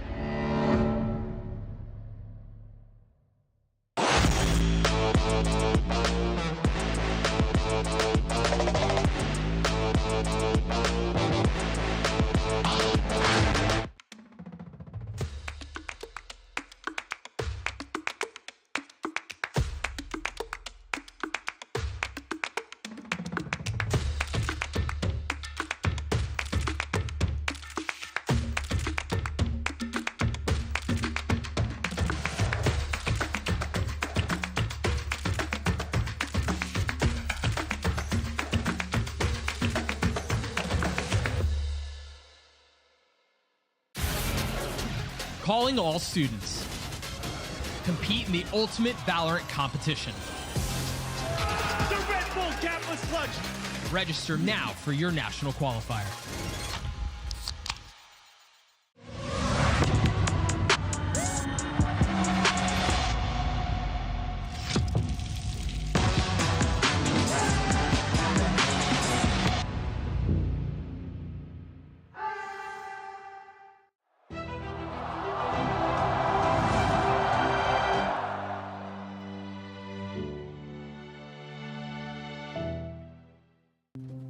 Have you ever asked yourself after a bad game, what am I missing? Or sought help from impatient friends? Or browsed desperately for answers that only bring up more questions? Your self-doubting days are over with Discovery, the first game-focused AI. Discovery is trained on the world's leading esports athletes to be your everyday personal coach. That's right, Discovery can help you improve your gameplay by giving you tips and strategies to take your game to the next level. Get started at aimlabs.com/discovery.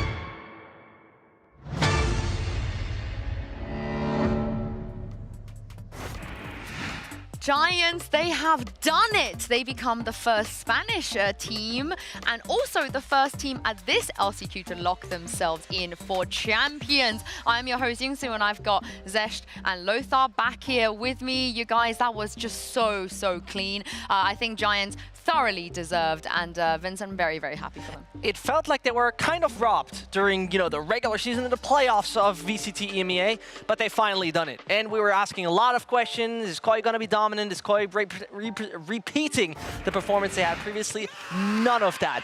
Those celebrations, what we're seeing right here is the absolute well-deserved victory that Giants needed throughout the entire time, and them going to Champions, I feel we have a worthy representative right here. I mean, this is just fun to watch them being happy, because this is one of the first occasions where I can see them being so ecstatic. And they have the reason for that. Going for Champions and prove their worth on the Champions. Oh, by the way, they already have t-shirts made for the occasion. Yeah, they do. And it's really funny because Fitty actually had his other way round for the interview as well. But yeah, of course, for these players, everyone but Nuke has never been to Champions before. So it's going to be a great experience for them. Lothar, but also, I feel like us sending in 2 seeds means that we have double the chances of being able to win the tournament, surely. Surely. Are you baiting me here into saying something that no one wants to hear? I'm being serious. Don't take the bait. I mean, look, Fnatic, yes, definitely looking for that first place. But the 3 other slots, they have a huge challenge ahead of them. And the level of representation that we have right now, I don't think it's there to contest for the title yet, but I hope that will go forward. I disagree. I don't want to go there. Yeah, you're reasonably right, but I'm gonna say Giants is gonna go playoffs of Champions. They're that good. That's not even that hard of a take, I feel like, because if we look at Fatinho's stats, if he's gonna pull off stuff like this, I think he's gonna go further than that. I'm on the 4 Hopium Copium, but what an occasion it is for Fitty as well. You heard it from him. It was really hard not to go to those events. He always came so close, Vincent, and it's finally his time. Regularly kicked out to get to that particular spot right here. And on paper, we could have said, Koi is the better team. They got world champions, they got super experienced LAN players, all of those things. That did not exist on the Giants' side. Either way, they have pulled it off. And Fitty said it himself in the interview, you know, losing time and time again, being so close, but, you know, always ending up with a defeat. It helped them so much to actually comprehend, you know what?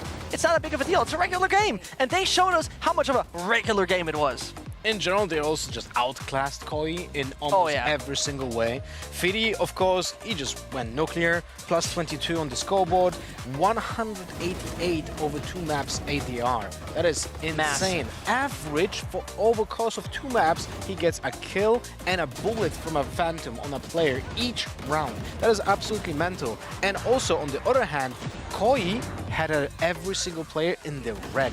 Like, they got just absolutely dunked, brutalized even. So a great showing from Giants, I would say, but I also liked the way that they actually approached the attack, because Vitinho, even though he's the tip of the spear on Pell here, I like the way that they were, let's say,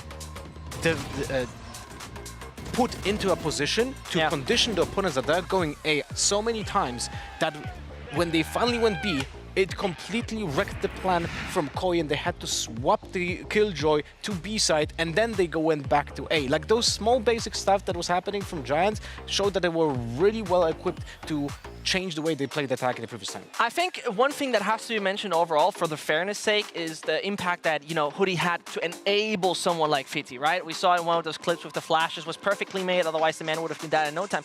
Just to tell you one thing, Hoodie, over the course of this entire game, finished with 29 assists. 29.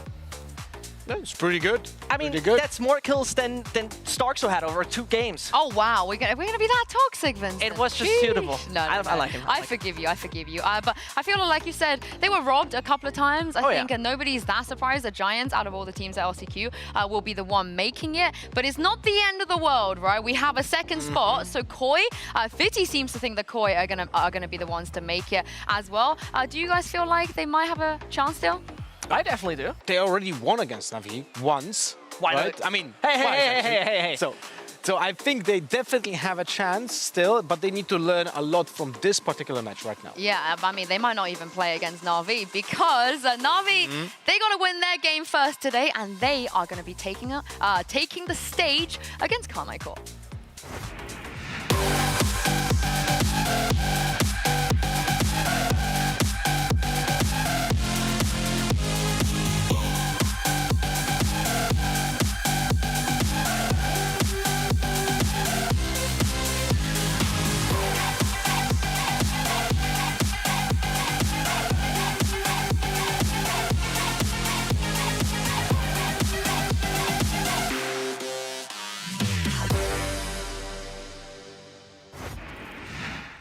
Yes, it's the lower bracket game here between Navi and K-Core, and I believe, Lothar, you had a quiz? I know I've had a quiz. Vincent's a quiz master here. I was kind of shocked to hear that you had a quiz. Just one question to you. Okay, still a quiz. So I prepped a small graphic here that I'm hoping we're gonna get on the screen. So you have 7 compositions here, and they have one thing in common.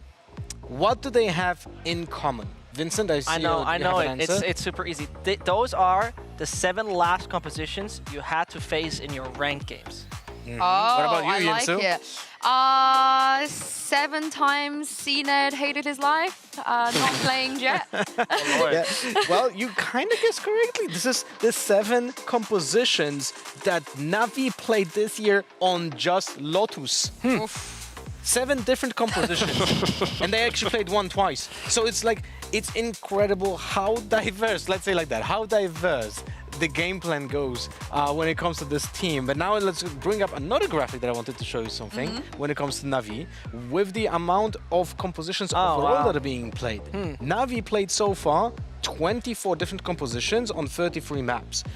Then you compare that to the other teams right now in LCQ. Koi 16 out of 27, KC 14 out of 24. Giants are actually very low on only 12 different compositions in 27 maps. Now let's compare it to the, let's say, well, whatever you want to follow. Fnatic is currently the best team on the planet. They used 7 compositions on the 38 matches, but they played 7 maps. That means that they played one composition on each map. What I want to bring to attention here is that seems to be completely different type of playstyle presented by Navi, and is currently not doing them any favors. This is something we talked about even last year. Like, even if we go that far back, it was a very, very common thing with Navi, or back then FPX, being like, you know what, we're swapping a comp here and there, and this is also where we're going to swap things up. And it was fine at that point in time, right? It felt like it was okay in that sense to be like always challenging. We have two different philosophies. But it went downhill. Ever since the year swapped, ever since 2023, it went downhill for this team. And it's kind of sad when you think what kind of names you have on this team to be like, wait a second, they're struggling right here in LCQ. I mean, this is the thing. They people kind of expected them to be top 2, if not the best team in EMEA. Oh, yeah. They made just one change. They swapped out a player for CNED, and it just feels like since then, like you said, the risks they're taking with the comps haven't worked out really well. And I do want to talk about CNED real quick, because when you sign a world-class Jet player like CNED, I think a lot of people expected him to kind of one-for-one swap in here, play a lot of Jet. But the thing is, he hasn't been playing all that much. And the even weirder thing is, coming into this LCQ, Lothar, you know, they put Xiao back on the initiator. We've seen the Xiao Sova brought a tear into my eye, because he is one of the best on that agent. He was playing smokes a lot this year. They've even let Zipham play the Raze. Yeah, which I'm very happy about. Yeah, me too. But for some reason, around CNED, they've just been so reluctant to put him on what he is absolutely best at, which is the Jet. Yeah, which is kind of like a theme for players of his caliber, because we have seen a lot of Jet main players being put on Sage duty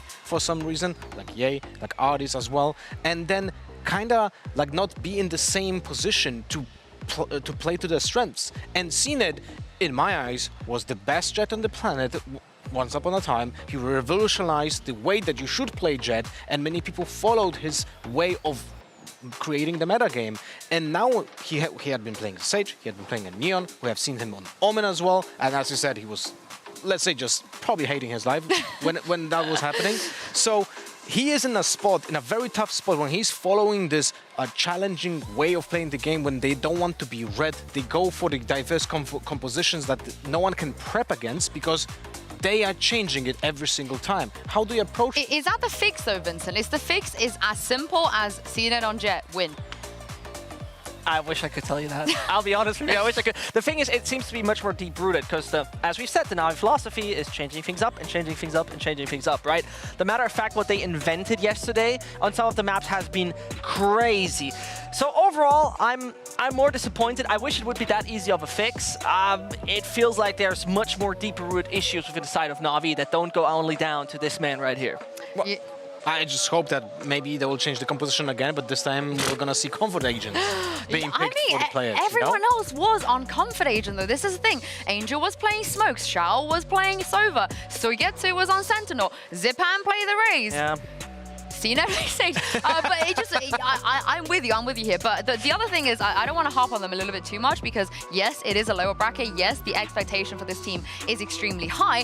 But let's not forget, if we take a look at their lower bracket buff, I should say, the big tournament that they won, the Masters Copenhagen tournament that they ended up winning, they did it by going through the lower bracket. They've done it before, Vincent. Yeah. Surely they could do it again. I mean, I'll say it like this. Back in the day, they were walking on water. Nowadays, they're walking on a red carpet, basically. It feels like a lot more like this is a big issue that is, you know, from the older days, where things like that just seem to be more working out. It seems like we're not just in an issue where it's FPX who struggle with the weirder kind of comms, but also with the fundamental basis. So yes, I wish we would see a lower bracket run. I would love that buff, but... I mean, my point is, this is still Navi. I think regardless, maybe they had a bad day in the office, this is still Navi we are talking about. And they're going to be going up against Karmine Corp. And I actually had the pleasure of asking PM exactly what he thought about Navi's philosophy. Take a look at this. I'm now joined by the coach of Karmine Corp, PM. Hi, PM. Welcome back. Now, first of all, I got to address the elephant in the room, the IGL situation. I feel like you guys have had a couple of different ways of approaching it, and now, as Scream said, he's back IGLing. Why was this decision made, and how long have you had with this plan in motion? So it was a surprise for me as well. I was expecting to do LCQ with Zeish IGLing, and it's happening because he wanted it. So with Zeish, it's maybe not exactly how we planned things, but we have to go along for the best, for the good of the team. How much has that impacted your preparation phase? Because you also came in here with some new stuff as well. So when did this change happen, and how big of an impact did it have? Right at the beginning of the preparation, Adil said that he wanted to go back to IGLing and no dualist system. So we tried many things and we tried back the no dualist system. We did a lot of experiments. In the end, it was better to do what I advised, which would be to build on the strength of the player and the players. And Adil being one of the best duelists in the world, I wanted him to be a duelist at least. So we have that, and it's working well so far. And I think that his IGLing in 4 LCQ is on point. Even though we didn't win yesterday, we had it in the calls were good, and we were not in it individually speaking. So we have to go back individually, being better, and go in a match in our better form, and then we'll be good, because we play a very straightforward game. And if we don't hit our shots, and if you don't hit your shots anyway, you lose the game. So let's start with the fundamentals. You got the headshot machine on your team, so I think you're not going to have a problem with that. And last question is, your opponent Navi, they also, do the Navi thing. They change comms. They also have new stuff as well. So what do you make of their philosophy, and how do you beat that? It's always a nightmare to prepare, because you have no idea what's coming up. And I think that they're in a slump right now. It's not because of their style, it's just like something is off with them. They are not winning the rounds that they're supposed to. I would go even to say that most of the time Navi is winning clutches that they are not supposed to win, and that's not happening in Tokyo. That didn't happen yesterday, I would say. So I know that when they have their back against the wall, that's where they are the most dangerous. So yeah, I know that they are coming for us, and we have to be expecting anything, even Brimstone on Lotus. Well, I'm looking forward to it. Thank you very much, PM. And let's see if K-Core can indeed counter Navi today. I mean, he is very, very aware of the Angel game plan. Angel said it himself, like you said, back in whenever they started doing this, we want to make sure that every team that has to prep for us does not have a nice time. And PM did not admit it. He did not have a nice time prepping for them. But then on the other side of this, he feels like they just had a bad day in the office. It might just be an off day. Would you agree with that? Yeah, I very much feel like that. I mean, first of all, coming to the first thing, it's a nightmare to prepare, right? Even, Angel doesn't want you to prepare, fine. Then we make it a nightmare for you. Perfectly fine. I think the most interesting part from the interview was like we had an individual off day. He said that we were calling good, but we had an individual off day. And I think you cannot afford that really against the likes of Navi, even if like a Scream is right now on top form. Yeah, it's funny. I love the interviews with PM. He's just always so honest about it. It's like, it almost sounds like he's putting his teammates on a blast, It's like a little bit maybe too honest, but I love it. I love those interviews, And what I really like about this, so we got information is that they had a different plan. It didn't work out. The idea of having no duelists in the team right now in the compositions, they said they tested it out, and it's something that didn't work out in the current meta game, and that's great. That makes it for us like we now know that they are working on the game plan, understand what is currently happening in the game development, and adjust towards that. So I'm looking forward to what is going to be happening in the compositions today. And I mean, talking about compositions, this was a big change, right? They were coming with XMS over there on that harbor, as well as picking up the Omen. And my goodness, did Karmine Corp look good during this half. They were absolutely great in the retakes, working together, grouping themselves up before executing, having the right walls from XMS. I love to watch this half. This was the Karmine Corp that I've been waiting 9 weeks in a row. But then it all came down to just suddenly forgetting how to play the second half. It was a bit miserable. I just hope that those things are fixed. At the same time, I want to be realistic. It's a short process to fix those things. There were 2 days so far, so... Yeah, I mean, I spoke a little bit about the lower bracket buff of Navi, but I'm going to drum this point home. I'm going to beat this horse to death. The brothers, the LCQ kings, the two that have always won LCQ. They don't call it Liquid Champions Qualifier for no reason. And Lothar, that for me, is just too strong. But also at the same time, I know Scream is IGLing again, but him and Navira look like LCQ form. They look incredible. Yeah, well, if that will happen, if there's a buff, I would just love to see Nivera on Chamber today and just follow what Laz did today earlier a little bit and just fully send it just with farm. the Chamber. Just be on that comfort agent for him. I feel like he would be insanely strong on it. But at the same time, we have seen here, we have seen Scream on Phoenix. Yeah. It also seems like he's on point when he's playing that character. Although some bodies are not exactly where they should have been. Yeah. That's something that we have seen so far from him. But they both really, when they focus on their shooting mechanics, they are single-handedly turning around the rounds. They are so good with right now. And if you honestly want the win condition, those two got to be absolutely active and on point. Because Scream and Ivera, they can carry this team. They can definitely do. So those two better be online today. I mean, it's LCQ. I feel like they've done it in the past. Who knows? They might be able to do it again. And it's time to bring the players on a stage. This is for survival and also for a spot for champions. It is going to be a great match here in the Coliseum. Let's bring them out. Here is K-Corp and Navi.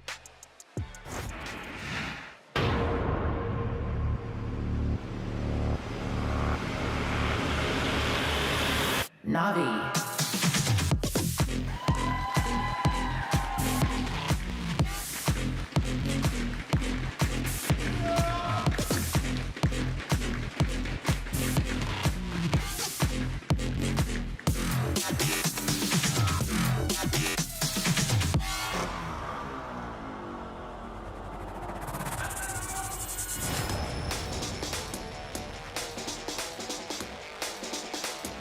Karmine Corp.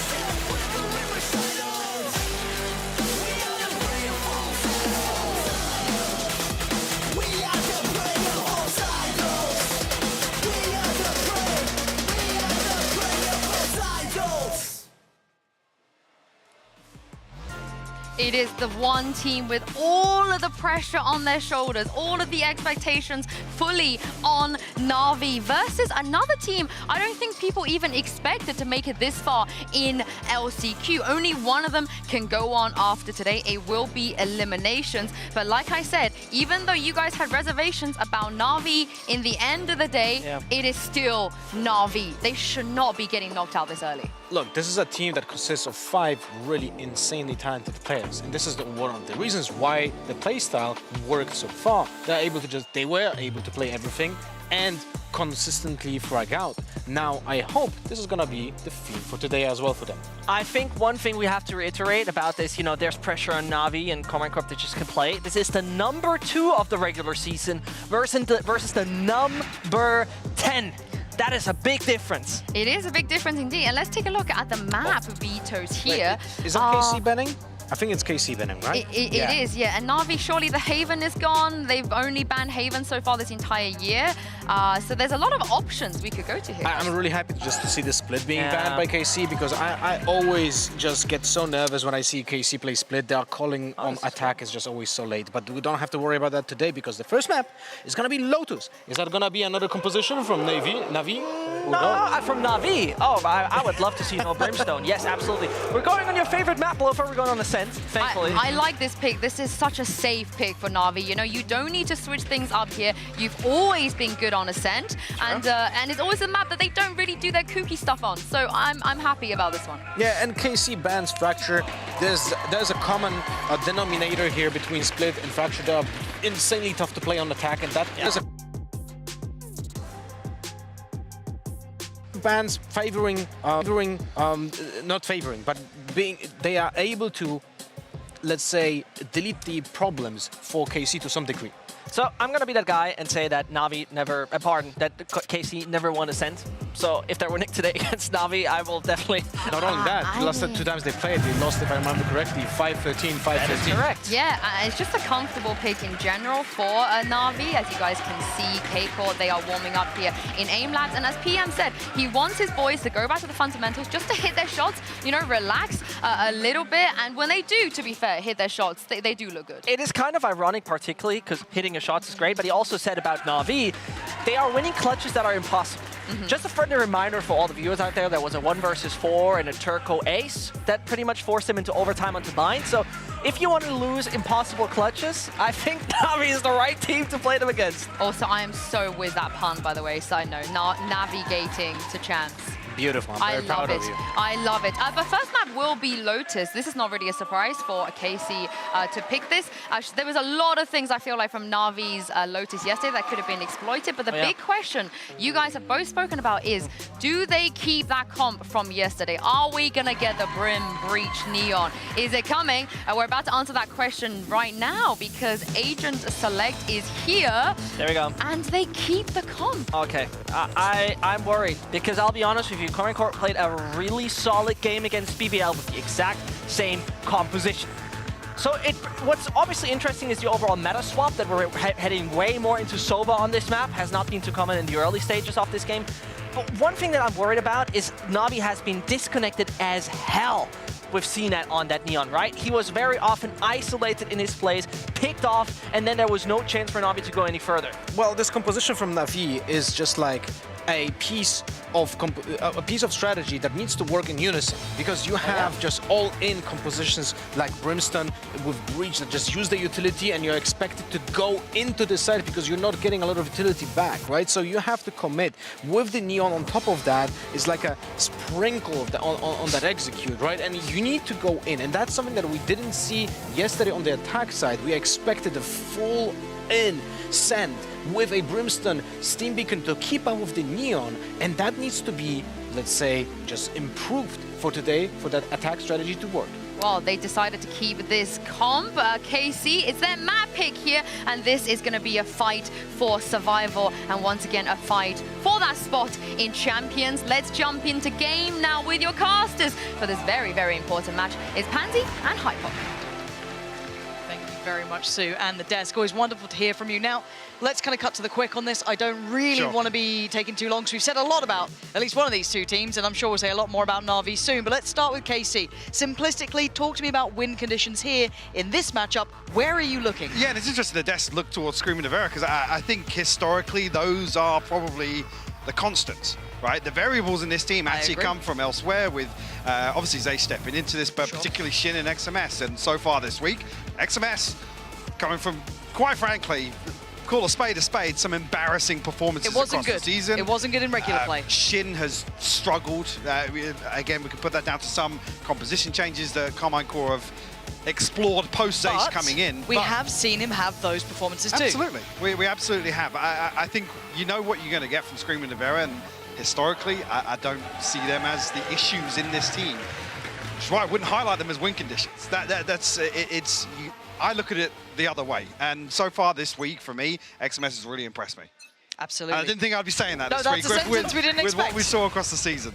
Now, the elephant in the room is the Navi composition here, and I think this feeds in a little more to maybe the bigger discussion, obviously. Are you as worried as I am? Yes, I am very worried. And to be honest, it's not even really the Neon that's the issue. I'm not looking for KC to really exploit the weaknesses of this composition on this half at least, but come to the attack if KC can slow things down, burn out some of this util from Angel, and again, because Lotus, how important is the mid round? We know that some of these audible calls are what win rounds. So I'll hold that thought for a moment, because we get to set up with the spy cam here, a fault line in motion as well. Oh, swing is good, actually. He's in fact going to find both of them. Beautiful opening here. XMS and Zace will fall. And the question obviously then pivots beyond the initial conversation we were having to, are KC a capable team to push Navi into those uncomfortable situations? As it stands, Scream's starting to close the gap a little here. There's only 3 of Karmine Corp alive. Shao is in rotation, and Navi quite low. Hold on. Shin got 2 there. He found both of them. Yes, the HP was lower, but they must have lined up there. There was no way he could have snapped between both. But it's allowed for a plant to happen. Shin searching a little bit deeper towards CT. Scream's secures some space. This is beautiful. Hard for Zipan to isolate. Still deadly as ever, but a tough situation for Sugetsu. Scream's got the nade back off that as well, so Navera can almost take contact here, slow things down. Scream actually burning it up early here, trying to run the clock down a little bit. The double swing comes through. Scream will seal the deal, Lauren. A 3v5 flipped in the pistol here from Karmine Corp after what was a fantastic opener from Navi. Let's have a watch of this again. This is the start. Precision key, Zipan, and there's that lineup. Yeah, just in front of each other. I didn't know how he caught the second one there, but literally the one shot catches both members over towards Waterfall. Okay, what's the buy into round 2 for Karmine Corp? Okay, so Shin and Scream both with the rifles early. They're going to supplement that a little more. Marshals there. And on the other side, Sheriffs. Only an upgrade for Sugetsu towards the armor. And a 3, making 4 play stack. And a comfortable start for Scream. If he gets building early, we saw this in that previous game here on this very map, that he can have those blistering starts, but that's a shocker. Navi getting a good punish now. 2 picks coming in. Those Sheriffs doing very well here. That's one of the rifles lost. And not retrieved just yet. I'm not actually sure if anybody came for. I mean, is it just lying next to Mound there? It was on Scream, so I'm wondering if the observers get a second. If you think you could, we could see if it's still there. As it stands, though, we look at what's remaining. The 2 Sheriffs are tagged up in CNED and Zipan's hands, but Sugetsu's still sitting very pretty, so caution being shown by Karmine Corp.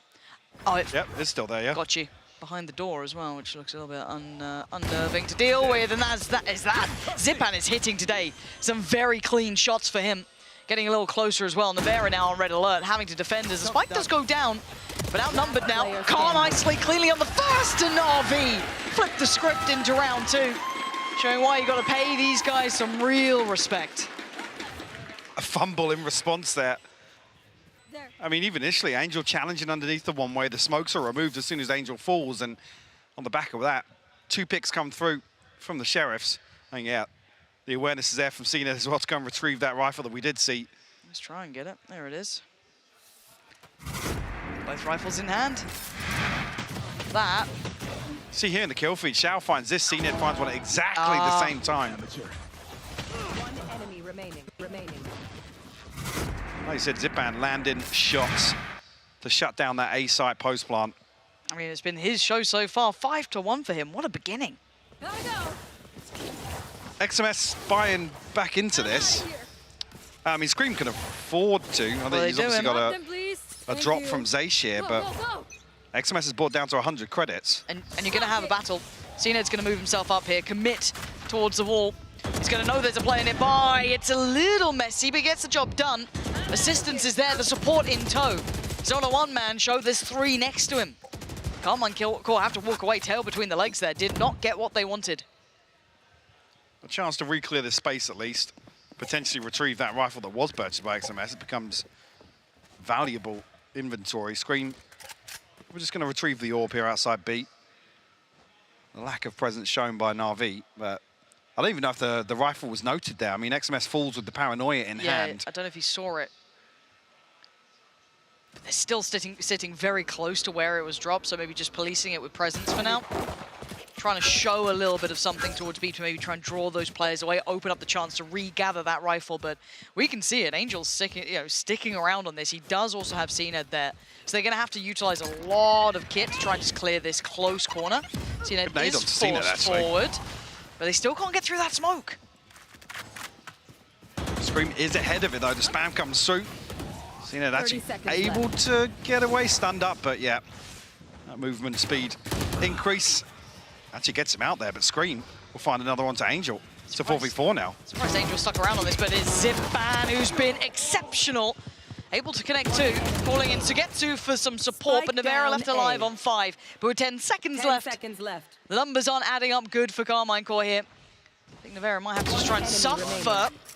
Yeah, no time to be played with now. But able to at least try and walk away with something after a very rough round at the start there. Actually brings that, I mean, Sugetsu comes away from this with 200, CNED with 400 credits. No ultimate available just yet for CNED, so let's make the purchase a little more difficult.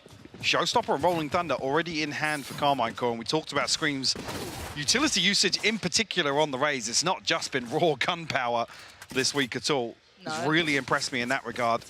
And also, repeated value from the Showstopper in a number of times that Karmine Corp wanted to switch up the pace a little bit. And having a chat with him, he was just checking in, seeing how he's going. I mean, he's been grinding Raze. He is, but you can, and it shows, right? It definitely does, yeah.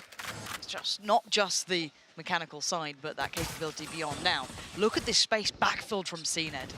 Turret should catch it, but again, the timing on this is everything, and the pinch going to be coming in. Sugetsu's holding the line on the other side. He's going to find two, and it's going to speed up CNED. He's got to close that gap, and he does. That's going to be the spike dropped, and another target to be found. Navi, vice-like grip on this round. No chance for Karmine Corp there. Perfect timing as well to get behind this. Rolling Thunder slows things down. CNED able to slip into the back lines. Didn't even require that, to be honest. Karmine Corp dropping like flies outside Mound. At least initially, getting a lot more confident in this composition from Navi today. Maybe that's just results-based, but... I think to knock Navi away from this confidence, you have to somewhat dictate it in the server from the very start. Again, if you're looking on paper, I think it was as you talked about that regular season disparity of results. Navi were towards the top end. They were still a very good team. As much as there are faults, it's because we expect masses from them. Now, Angel's in a little bit of danger here. Could get caught off. It's actually Zipan who goes down, so they should be well aware of Angel's position. And he can only get one at this point, so there's a couple of rifles now available for the upgrade. Yeah, great collapse on to find both kills here. Door will be opened. C-site wide open. Just a spike am and a trip. Holding down the fort for the time being. I think Scream actually ended up spotting the camera there, but a ton of information relayed. Clean plant. Just about, it looks like. He's going to try and find an angle to work. Oh, Shin! Shin! What a beautiful shot. The camera's still sticking around, though, so they're getting a bit of info of this. Look at it. Sugetsu still... There we go. Finally handled. But Sugetsu wants a challenge on that kind of readdress on the site when they try and work their way back up. Shin and Scream seem very aware of this. Being cautious on the way up. Can they be forced off the angle? Yes. Nice heads-up work for them. Late round utility, facilitating the plant. 30 seconds The first left. couple of steps forward for Navi. Spike planted. And see Xiao creeping a bit closer here. Actually played it well. That's going to catch Scream unawares. Response is there, taking him down to 18. Sugetsu and Xiao going to have their work cut out here. So many bodies on the site. There's XMS to catch as Xiao trying to lean a little closer. Sugetsu now a 1v4. Tricky to say the least. Karmine Corp in fine position here.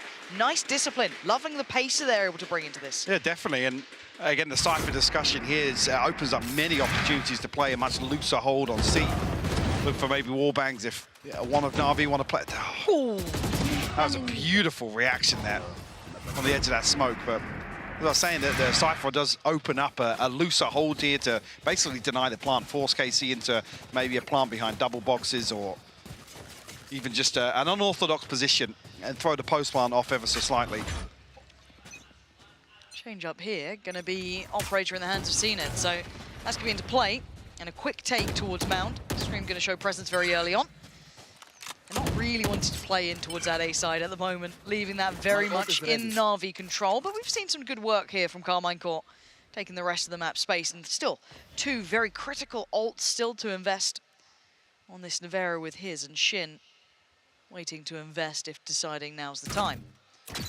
Wow, my eyes Camera, are down. that's going to be removed, but it has shown the intent. But again, with Ton CNED of so deep, information.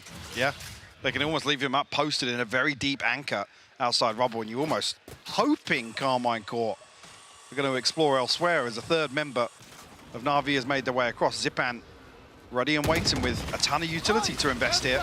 Trying to pin down Angel, it looks like. Tag is there, he looks dead, he is. Any tag on the third? No. Actually, did he catch one? No, he didn't.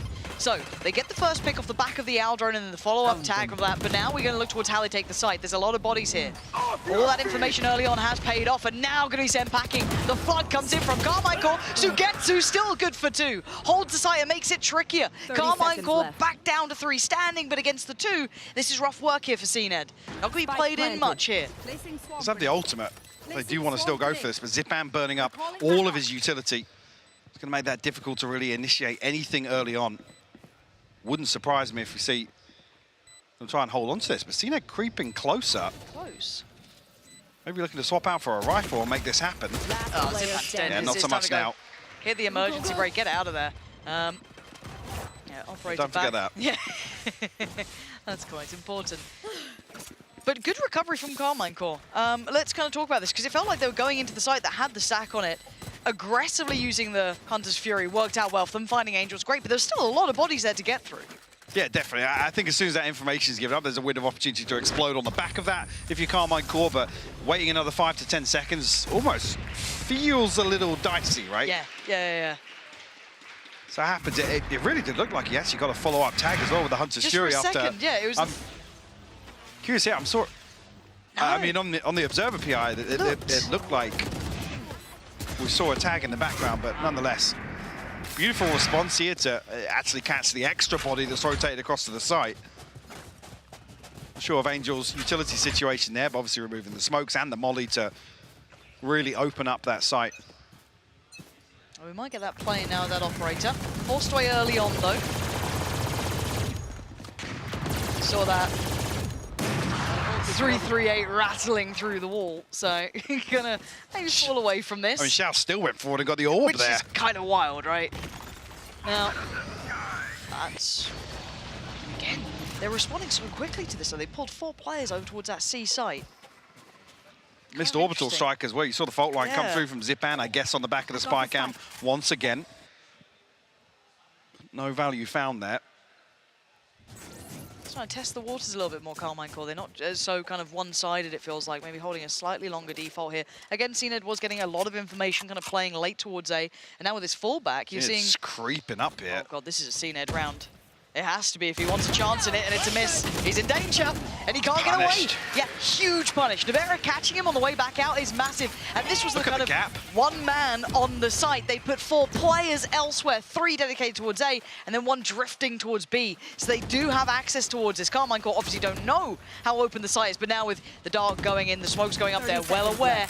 And especially with this spam coming out, but this could be a big tag. It is. XMS gets out. Oh, that's so... Oh, but Scream will fall. Ridiculous connection at the end there. XMS thanking his lucky stars, still with a paranoia and a smoke to be brought into play very soon. This is a possible retake here for Navi, though.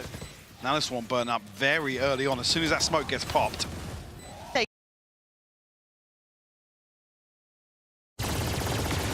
Need the cage going off it. Navarra will find a blind kill through onto Spaghetti. That's the first attempt at tapping this spike. A ton of damage done to Angel as well, but somebody has to prevent this now. He will fall. Yeah, they keep going. Zaichi's there by his side, and now it's just Xiao. Still clean as ever, but it ain't going to be enough for the round. Time to fall away. 3 staying alive. Karmine Corp taking the lead here. Taking control as well. Wow, yeah. I mean, I was talking about their ability to slow things down really would come to full effect, I guess, in the second half of this with them starting off attacking, but a couple of set pieces from Navi that just haven't found value. Karmine Corp in this situation, CNED's posted up so deep with an operator nonetheless. Potentially caught off guard by the kind of changing of pace a little from Karmine Corp, a little bit of a longer default, I guess you could argue, kind of them drifting back towards Mound after that early contact. And again, you're looking at Navi kind of using him as the 1-to-4 split, right? Sure. So it puts a lot on CNED, and it's almost unfairly to an extent if they are starting to shift that pace a little. Once again identified here, but a 3-play stack towards B coming out for Navi now. They forced the adjustment of the defenders, so just so happens they've been able to find some space outside rubble. Shout will deal with the turret. Already an extra body across here. Angel will invest a smoke just to quell any further aggression for the time being. Actually, with a decent read here, Angel's already heading back across towards C site. Does have the Guardian, so it opens up that possibility of the spy cam really coming into effect, but Sugetsu in a semi-committed position, and the camera's dealt with already. I don't think he can get out of here. Yeah, he's going to be stuck on this one. Tries to stall. Got to be careful. Does he make it away with his life? It does look like he can. Scream trying to close it down, but he gets ahead of it. A little too far ahead. No one able to help him here. The others were held back. We're going to have the attack-sided lockdown coming in. Placed down as Zaish wants to try and force Navi further away from the site. 30 seconds potentially left. take some space here as well, but so they might just settle for the plant coming through. An ability to reset once again. 2 nano swarms not invested just yet. As Ace actually has just thrown them on.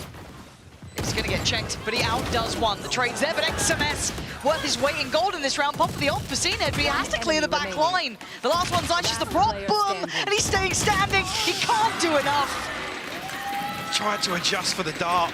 Unfortunately, Xiao capitalizes. A split-second decision will result in Navi finding their 4th.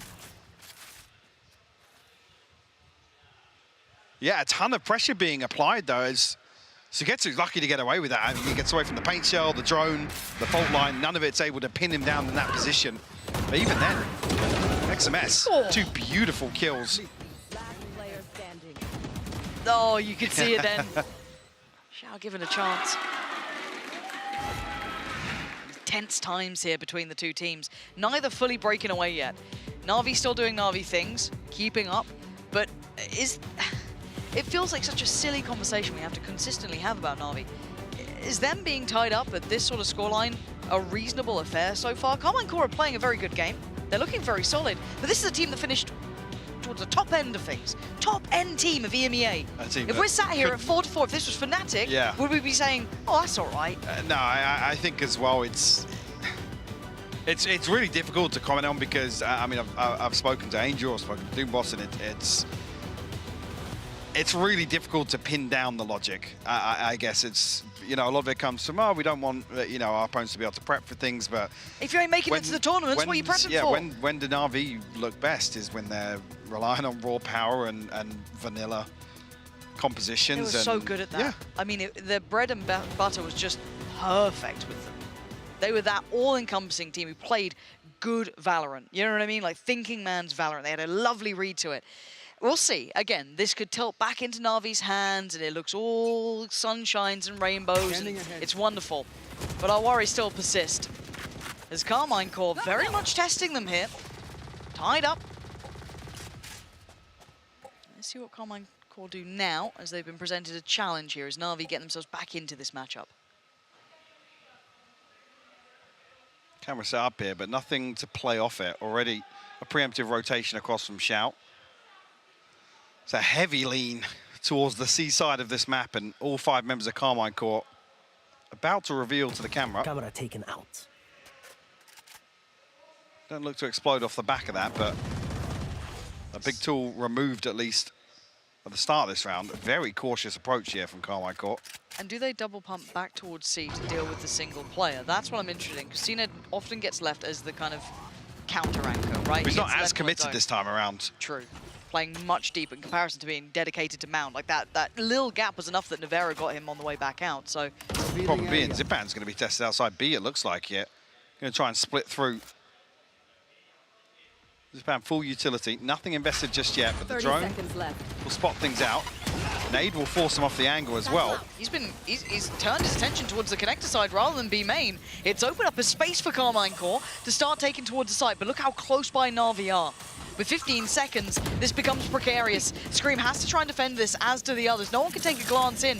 They start losing out here, it would have been a problem. They get the plant down, so they can reset a little deeper, but they're staying posted. Oh, Scream's in a very, very awkward position, but now Navera posted up underneath him on a high-low setup. Cena and Zipan going to try and fight their way back through this, but Navera backs away. Ah, the drop of the smoke, Angel's got him. Navera now going to be surrounded. He does have support on the site. That's way too messy. Navi opened up a chance, and they took it with both hands. Shin overwhelmed.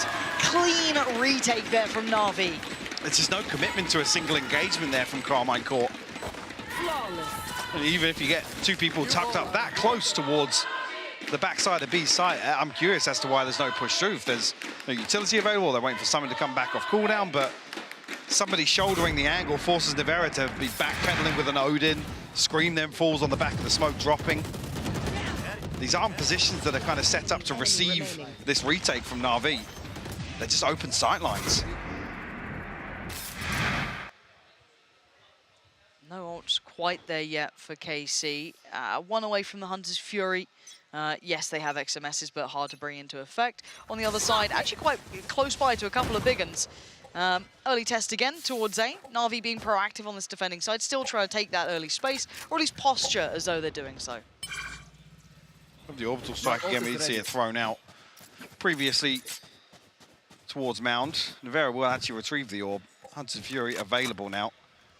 This time Karmine Corp look as if they might actually follow through with this intention towards A site.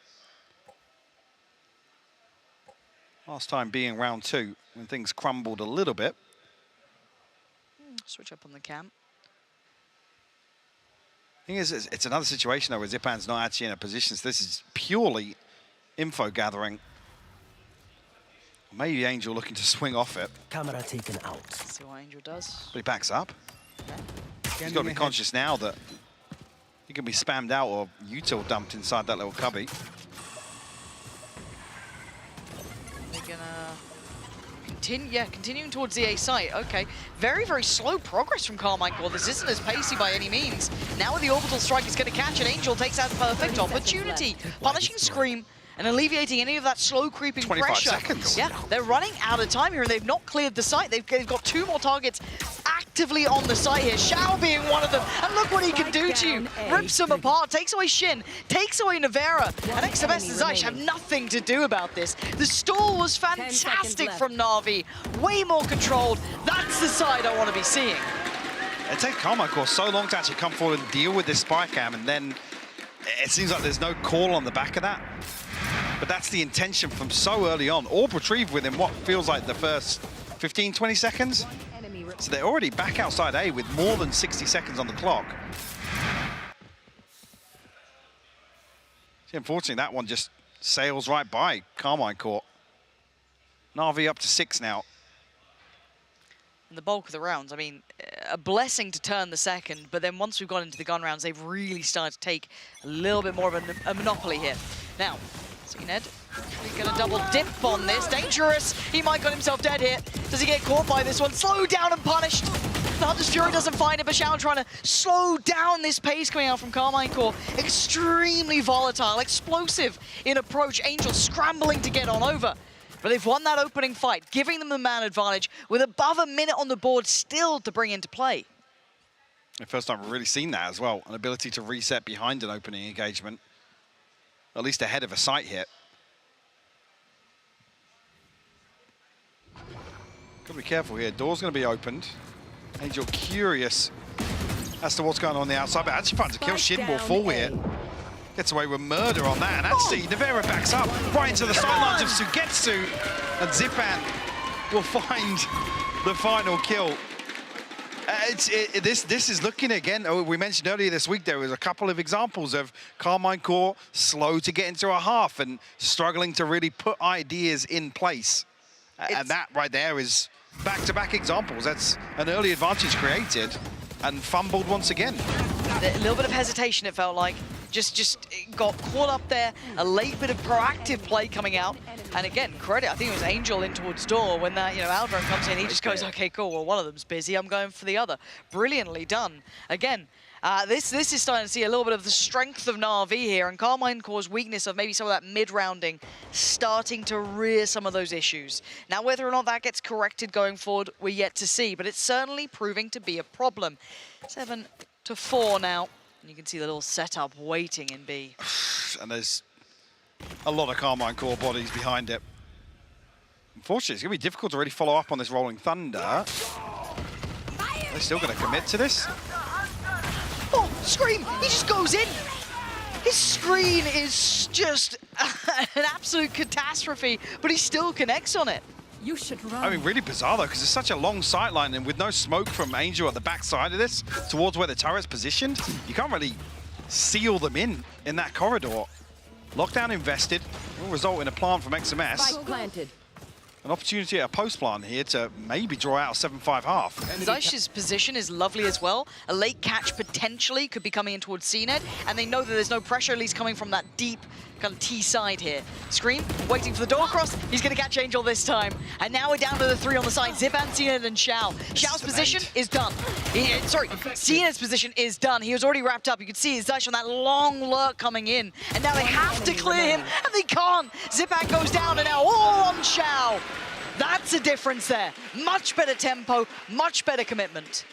Way better consideration as well in what's going on around the map and where the pressure points are.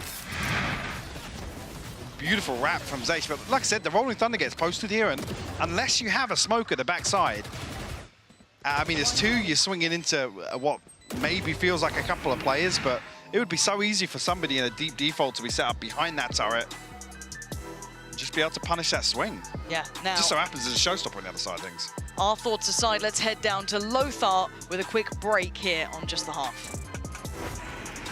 Thank you, Pansy. We're gonna break down a little bit of in anticipation of how Navi can attack on this map. We're gonna bring back the last time they played Lotus on attack. And with this raw power composition, you are expecting them to get a lot of plants and then struggle a little bit more in the post plant, right? Well, that wasn't happening the last time they played it, because out of 12 rounds, we only have 7 plants out of those 12, which is a problem. And also the timing on those plants is a little bit late. They are typically planting in 30th up to 30th second on the B side. But as you can see here on the map, those are the movements when they were planting on the B side and on the A side. But when they're going into the plant to C, as you can see here, they are not really doing it fast. I'm gonna show you first 40 seconds of the map when it comes to attacks on the C side. As you can see here, they are really not getting any kind of map control before they go into the plant to C. And I hope that's something that is we clearly can see in the game plan and the previous Lotus was failing at, hope to be repaired for this next half right now. Thank you and welcome, and sorry, thank you, Pansy, and take it away. Yeah, welcome back. Thank you and welcome back. Yeah, he's a polite man. But I think that's a nice little way to kind of look at this from the Navi perspective, right? But I also want to talk about what highlighted and impressed me, at least with Karmine Corp, was some of that coordination on the retakes we saw coming in on this map. Yeah, we've seen, actually across the map, what we've seen this week, Karmine Corp lean heavily into that as something they've obviously been working on. They said we had isolated incidents of it looking okay during the season, but definitely been a cut above their previous performances here. And my concern with this composition does lie on the attack, to be honest. It's very one-dimensional, it's very all-in. Yes, you have other opportunities to cut sight lines, potentially with Sugetsu's utility, sure, and also obviously CNED's ability to kind of carve a path onto a site, but not traditional methods. It really isn't, and that's that's a tech pause. But it does allow us to kind of dive a little deeper, because this is quite a fun test then, right? Like, let's say you've enjoyed what Karmine Corp did, but now let's see how they do it against someone like Navi. Can they exploit that? Okay, but just to come back to that conversation just happened, the reason that some of the other comps we see that, again, I'm all for mixing things up a little bit. Sure. But why does the double controller work so well? Why does the Viper Wall work so well in terms of denial of information, ability to mid-round back in, send a lurk somewhere? Yep. It doesn't feel as tangible with this composition, which is why I say it's a little more one-dimensional. It feels almost like, unless you're going to kind of commit to site hits and succeed time and time again, great. But this is like a first wave of util comp. It's not like you have many options outside of ultimates and, you know, mollies and stuff in the post plant, potentially also shock darts, the Hunter's Fury, but kind of plays to where Karmine Corp are probably going to want to take the game, to be honest. So where would that switch then come in? Is it purely a Neon problem on this map? No, I don't think Neon is the issue. I've actually liked the mix-up of the duel. Yeah, sure, I think you have a lot more options with breaching arrays or a fading arrays in terms of denial of space, especially towards some aggressive plays towards rubble, for example. I'm fine with the Neon. So you just rather have maybe a Viper, something else? Is that what you're asking for here? If you got to pick, it just feels like the Brim becomes the issue. The solo control of Brim feels the most awkward in this comp. And I think I'm going to keep my eyes on it. I think that's a really nice thing we're going to try and check back in on as this game develops. So does that become a problem, right? It's very easy to theory craft. We get to see it in actuality now. If the executes are great, they can find kills on the way in, they can find clean plants. absolutely. There's a chance here, actually, once you get into your ult cycle, the Hunter Fury comes in, the orbital strike, you have the molly lines up, you have the aftershock. There are options, sure. Lots of caveats to the conversation. Yeah, if, let's say, this very direct approach doesn't get threatened or pressured, then they'll have a great time. As we can see for now, they've done wonderfully at that. They've got the A site under complete control, but that's no surprise knowing that Karmine Corp have been sitting back a little deeper. Look at what they've got left. Yeah, Shin full utility, paint shell available, paranoia, probably just waiting for a second smoke to come back up for XMS, or maybe not even that, actually, with the Owl Drone coming through with the tag. Paint shell posted, paranoia gone, and now they commit. It's going to be Scream to clear the first, but the response is there. Navi are no slouches at this. Digging in deeper, leaving just one alive. That is much better from Navi. There are options as well, the other side of this composition. If, you know, off the drone, we can find a stun from Zipan, and Cena can close the gap, and Navi just death ball towards that confirmation. Or a site is left wide open, Cna's able to find deep space, and that first wave of utility coming back from Karmine Corp is kind of mitigated, then sure, we come down to gunfights, and that's another conversation we have about Valorant time and time again. Get off Reddit, get off Twitter. You don't get to bring that up to me at 8-5. No? Nah, not allowed. Seems on topic at the minute. Oh. We're looking at the buy. We're going to have 3 rifles, Zipan, CNED, and Xiao. 2 of the pistols remaining, Angel and Sugetsu on the other side. 1, 2, 3. 3 sheriffs to hand for Karmine Corp. So, again, we're looking at the orbs being collected, the ult progress, anyone they want to post up early or try and invest into early. Obviously, CNED would be lovely to have that. As it stands, we do see a stack coming out from Karmine Corp as well. 4 dedicated towards that C site, and you can see the patience and discipline being displayed by Navi. Yeah, Navi actually anticipating Karmine Corp going exploring here. I have a setup here for the fault line. I'm not sure exactly how deep that, but probably towards the choke point at least. Camera dealt with here, and Zaysh will be identified, and Navi creeping as if they want a challenge. Tempted on this? Was that all a bit of bait? Sugetsu probably willing to do it. He's only got the ghost, and he cleanly gets one. But yeah, with the X-ray on, there's a bigger problem. But Sugetsu is so good. This guy's a monster. That was all a trap, and somehow he becomes the biggest issue. How's he done that? I mean, as soon as the spy cam's actually invested there, you think that's probably going to be the catalyst for Karmine Corp to actually instigate that crunch, but Sugetsu just walks out, finds 4. I don't know how he's found the final kill there, to be honest. That was mad. I could watch that one back. I mean, XMS creeps up as well, which means the fault line can't come through. It's going to stun him on Mound. So maybe that's the reason Karmine Corp don't decide to commit to that, but like an inevitability for the second round to be going in favor of Navi. Oofed. Rifle removed, though. It's big upgrade for him. Yeah. Actually, a big win at the end of this round here for CNED to be found, isolated, and 1 out of the 3 rifles taken away. Hey, silver lining, especially when you just had that man pop off and rip your heads off. Can't drop wait a for the rifle, give him replay. a ghost again. Yeah, please, just leave him on it. Here we go, let's watch this one from start to end, because this is just not how it's meant to go, right? There is no stun, there's nothing else to follow. An isolated fight, a late investment of it. Bloody hell, the shot of Vera. Yeah, that's Come disgusting. on. Come on. Magic from him there. This is a big round now. Oh, he's not pretty, XMS. Gonna be suffering a little here. And it looks like a pace change. Navi, quicken a little. At least with an indicator towards that B site. Whether or not they commit is yet to be seen. Does Cena get to survive? Angel, a wild swing from him. I don't know what he wanted to achieve with that. Smoke's removed now, so Navi have to potentially rely on kills to come through in this round. So you get to show to the drone, but dealt with nice and early. Will deny any further information on the back of that. Zipan spike in hand, looking to regroup, and Karmine Corp slipping down the rope. We'll put 2 members on site here. Screen will drift back into spawn a little bit. This could be a nice lurk from him if he gets activated in it. Maybe re-explore towards B, try and pull him into a little bit of play, try and facilitate some room here. The problem being, if on any sound cue elsewhere, do they assume Xiao has peeled away from this as well? Smoke will go out to slow things down even further outside B. Actually, there's Killjoy set up behind this as well.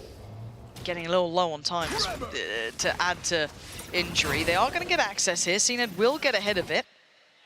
30 seconds Not been left. played in yet. Going to start hearing some of these steps hit, unrevealed. It's not going to get checked. Yeah, shout from the shadows. Oh, it's not as good as you'd want, but he should be set up for the second he is. Really nice crunch from him there. Brings us back down to a favorable situation in Navi's hands with the 4 still standing against the 3. And Scream's damage early on becomes a problem. Sugetsu gets played in as well. XMS falls. Yes, it's a trade, but again, the numbers are so good for Navi. Of course, the Shao just doing way too much damage. Being posted up there. Beautiful peel away from that. To have no smokes and still find an opportunity to leave somebody posted up and take effectively what could be a 3v3, 3v4 towards B side. And still win out on top of that. Oof, I got a little scared then. When Yeah. It's just that second level. I think Shao knows he's done enough damage there to actually come through and secure that kill. One enemy remaining. Also in that position, the value kind of drops even further if he's then forced to lurk elsewhere, right back into spawn potentially. So at least confirmation nothing else is coming from outside rubble. Okay, timeout. 10-5 as it stands. And Navi doing exactly as prescribed. Now, a couple of our worries haven't really come to fruition yet. We haven't seen that become a problem. I think the one that scared me a little was Angel falling in that last round. But Shao being dedicated to that deeper angle, getting posted up in that lovely little pivot. The mid-rounding from Navi is still very solid. You're always going to get, feels like, good calls from them, at least in that way. Yeah, and even in a comp that, like I said, doesn't really suit to be honest. No. So again, just a good read. We haven't seen any of those issues really pressed into. It's Karmine Corp being held on just 5 here. They've got to find a way back in, and they've got to do it pretty much now. Yeah, and to be honest, in comparison, Karmine Corp actually looking a little more flat today than we have seen in the previous series. Yeah. I mean, Scream, yes, top of the board here for Karmine Corp, but really struggling to pin down Navi. It's an 8 to force CNED out, but nobody actually swinging onto the angle. XMS TP behind him. Scream does respond, will double down on it. Is the only one to so far to try and slow this roll, and they want to commit to this even further, it felt like. Yeah, chasing them away. They're joining up with Sugetsu on the other side of the map, but they've battled back and they're going to get at least 1, maybe 2 of those rifles. So some prized possessions to be put into the paws of Karmine Corp. When the hell did the TP from XMS come through? Very early on. I mean, I'm a little surprised Cena didn't check for it as well. Even for a second there. And it was just such a bizarre situation that neither really knows. Running the gauntlet between a full line, a page show and everything, but still turned for it, which is what surprised me. I don't even know if XMS managed to get on top of rubble there or was caught on the drop down. Ooh. Re-hitting towards the bear. Ah, that's lovely. Spike Sharp. down A. That isn't good enough. Shao answers back with a double, a third. Oh, come on. Shao sees the smallest opportunity and makes it his own. Spike is on the way. That's a plant coming through. Zashbury kicking himself in. Now they know how far away he is. They can get comfy in the post plant, make him work for his dinner. Look how deep Shao's positioning as well towards spawn. Still got so much kit to play with. He's got everything. Yeah. Oh, man. This has been a slip up here. A perfect chance for Navi to carve in 11. How's he meant to even pry these players out of these positions? So tricky. Hang on. That's one way to do it. A great start, but the follow-up, does he get a chance on Sugetsu trying to draw out the fire? No, look towards it, Saish! How did he just check for that? Those 2 players had all the information, all the confidence, and there's a defuse for him. That round makes for very uncomfortable viewing. I mean, how Shao even turns that back in their favor. A showstopper in hand. KC still... He did actually TP up here, but gets revealed. That's when he drops off, and that's when CNED actually reacts to it. But again, the spacing behind CNED, there's nobody swinging back onto that. Shao. Again, this situation here, a massive advantage, and even with the showstopper, play a little deeper, play towards the choke point. PM, yeah, thanking his lucky stars that Zeiss is able to clutch out a huge 1v2 and right back into the next round. Scream dead off the rip here. Smoke's down. And that was instant. Navera? Oh, if you want an aim fight, well, I guess we're just going to go for it. They got baited in on this one. The temptation too strong. And RV maintain the numbers. They're still sitting pretty. They got all that control towards A, but they consider their other options. This is that mid-rounding calling that we quite like from them. Unless XMS can backfill this space, or Shin maybe catching... Oh, Angel's in a bit of a predicament here. Might have to take the longer route around. He still might get spotted. Caught on the cross here. Shin looks like he's holding on to it. Launching smoke. He's keeping 3 players here. This basically falls... Oh yeah, look at Sugetsu already in the spawn. Yeah, he's taken all that room. Sugetsu was going walkabouts halfway through this round. I guess Zeiss is behind, so now it's going to be that weird situation of who looks first, Angel or him. And does Zeiss even clear this? He does, and he's sharper than Angel. Okay, down to 3v3. 30 HP though, and Xiao's already slipped away to try and hold on to this. Yeah, shut down. Really nice from Xiao, not leaving any stone unturned. Hunter's Fury and the Rolling Thunder available here, so... I think it's theirs. Yeah, Karmine Corp gonna have to give this one up. They come away from this with the lockdown in the hands of Zeiss. I'm not sure of Scream and Navera's progress elsewhere. Didn't actually catch how the opener happened. That was just... It was just so quick. Navi just barreling outside of A towards Rubble and able to isolate Scream. But another round where Karmine Corp kind of commit to this opening engagement, where CNED's able to actually get ahead of the timings quite easily there, more so than Scream can on the satchels. Yeah, and Scream being kind of left in no man's hand. Here it is, let's watch this back. Yeah. Wow. You can't actually fault Scream much for that. He's not much you're meant to be able to do there, shouldering and catches a final blow through the edge of the wall. Karmine Corp again. Yeah, they're trying to grip onto this game. But financially, they're starting to suffer now. It's running low. Navi basically have a snowball round here as well. 3 big ultimates in terms of a post plant, so they can find themselves access to a site and a clean plant. Which they have been. Haven't seen much resistance in that regard.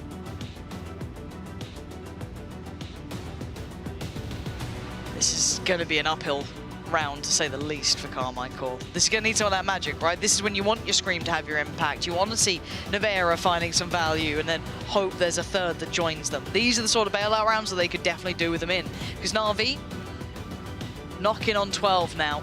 Very close by. This will be a big challenge to get past as well. Lessen some of that pressure. Doing this on Karmine Corp's map pick as well would certainly deal with any of the doubts. Yeah, because I mean, their concern is we go to Ascent, and I mean, the map record there for Karmine Corp needs no introduction at all. It's a very concerning second map to come through. They do concede the first here. Well, snowball round close on by, and it's up against a Shorty, a Sheriff, and 3 rifles. And the deadly duo that I was talking about, where you need that magic, don't have one of those rifles. Oh, Scream. Oh dear. Does he get to live? He does. Okay. So not able to close down on him this time. This is so pressure-based, and actually trying to get proactive here. Navera can't connect though. The worst person to try and pin down CNED, able to... Slippery. Yeah, evade that Hunter's Fury with relative ease. Navi will drift immediately back towards Mound here. Try and catch a window of opportunity. XMS just now slipping away from backside of ramp, but I mean, he's got to be conscious that... Yeah, I mean, the smoke should be a big indicator. Time to fall away. He can't challenge that one. No chance at it. Lockdown is... But yeah, three rifles, paint shell, a couple of shock darts, and the lockdown. No backline pressure, though, so all of those ults just become so strong. Even with that lockdown, it makes very little difference for that. I mean, they can deal with it with the auto strike or the rolling thunder here. So or even just come through. Oh, and look at CNED, straight to the task. Zipan, Angel, it is a blender. Oh, as soon as he's trying to step towards the side, Navi in fine form here. He's actually going to be forced to save this, really. There's nothing he can do to change the outcome now, but Navi looking much stronger here, less challenged by anyone. Even here with the financial situation, not going to matter much if Zace is able to find something. Wow, there we go. Shout wins out in the same gunfight we saw in a previous round. Navi now on 12. Firmly in control of Lotus this time around. Karmine Corp unfortunately not able to string much together here. Beautiful coordination as well. The orbital strikes posted so deep. Basically at the backside of this Rolling Thunder. Still actually come away from that with CNED's ultimate and the Hunter's Fury, so a couple of big tools, and they've removed the one thing that Karmine Corp did have to string together, potentially a play on the defense. And now struggling. The finance is still no better. Karmine Corp left in pieces. CNED just wants in. He's got the ult and he wants to get his name up in that kill feed. He's got the first. Screen goes down. The follow-up found. Navi have everything they wanted. Sight is bearing their flag as the spike's going to go down. A couple of players towards CT, but they have no control towards Waterfall. There's so much under that Navi banner. I don't know where they're meant to even find space from. Navera's found one here. Rolling Thunder available, but Navi now peeling away from sight and still have the problem of Xiao being so disconnected and no backline pressure. Look at Sugetsu. If all goes right, even to this point for Karmine Corp, Sugetsu is that slow, creeping death. Xiao going to be burning the ult towards the spike draw. Now Navera does well, but look at that response. It's clean cut times for Navi. Dominant against Karmine Corp here on their map choice. All of those issues we talked about, Mike, didn't really come through. No, this was a clinical performance and actually back to basics for Navi. What looked good was the coordination, the way they were able to structure some of these setups as well, particularly in the first half. There was an opportunity in the second set for Karmine Corp to really, I guess, maybe expose some of the weaknesses of a composition like this, but it just didn't happen. That felt like the story of momentum in the second half. Yeah, very much so. And seeing a couple of those players activate, you're seeing Xiao doing really well, so you get to basically everyone from Navi doing exactly as needed. So the question remains, map 2 is not a pretty picture for Karmine Corp, so they've got their work cut out here. Mike, I'm a little worried. Oh dear. Okay, well, this could be a quick game at this point. We're going to find out, though, after the break, so don't go too far away.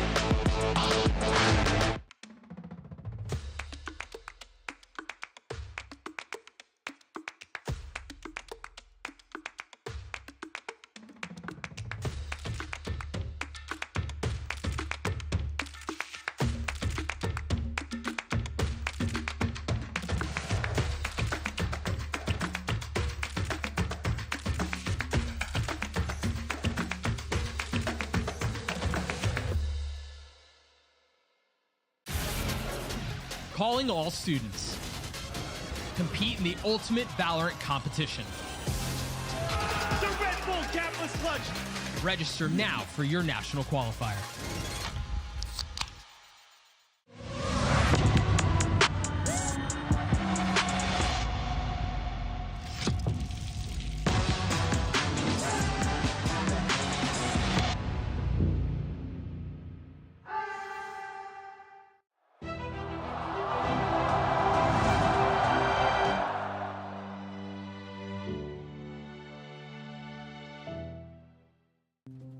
Have you ever asked yourself after a bad game, what am I missing? Or sought help from impatient friends?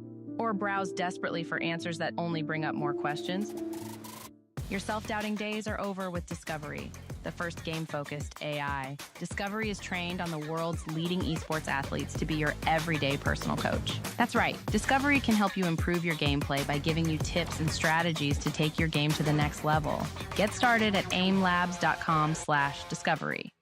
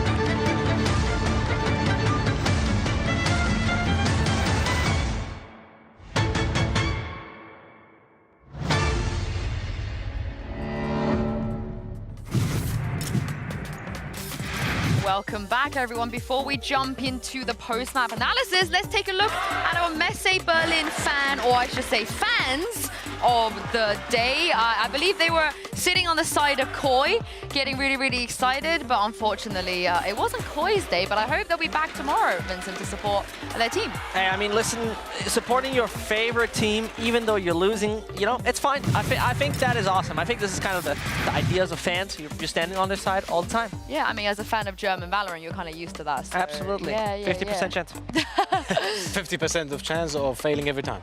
There we go. Come on, do your thing.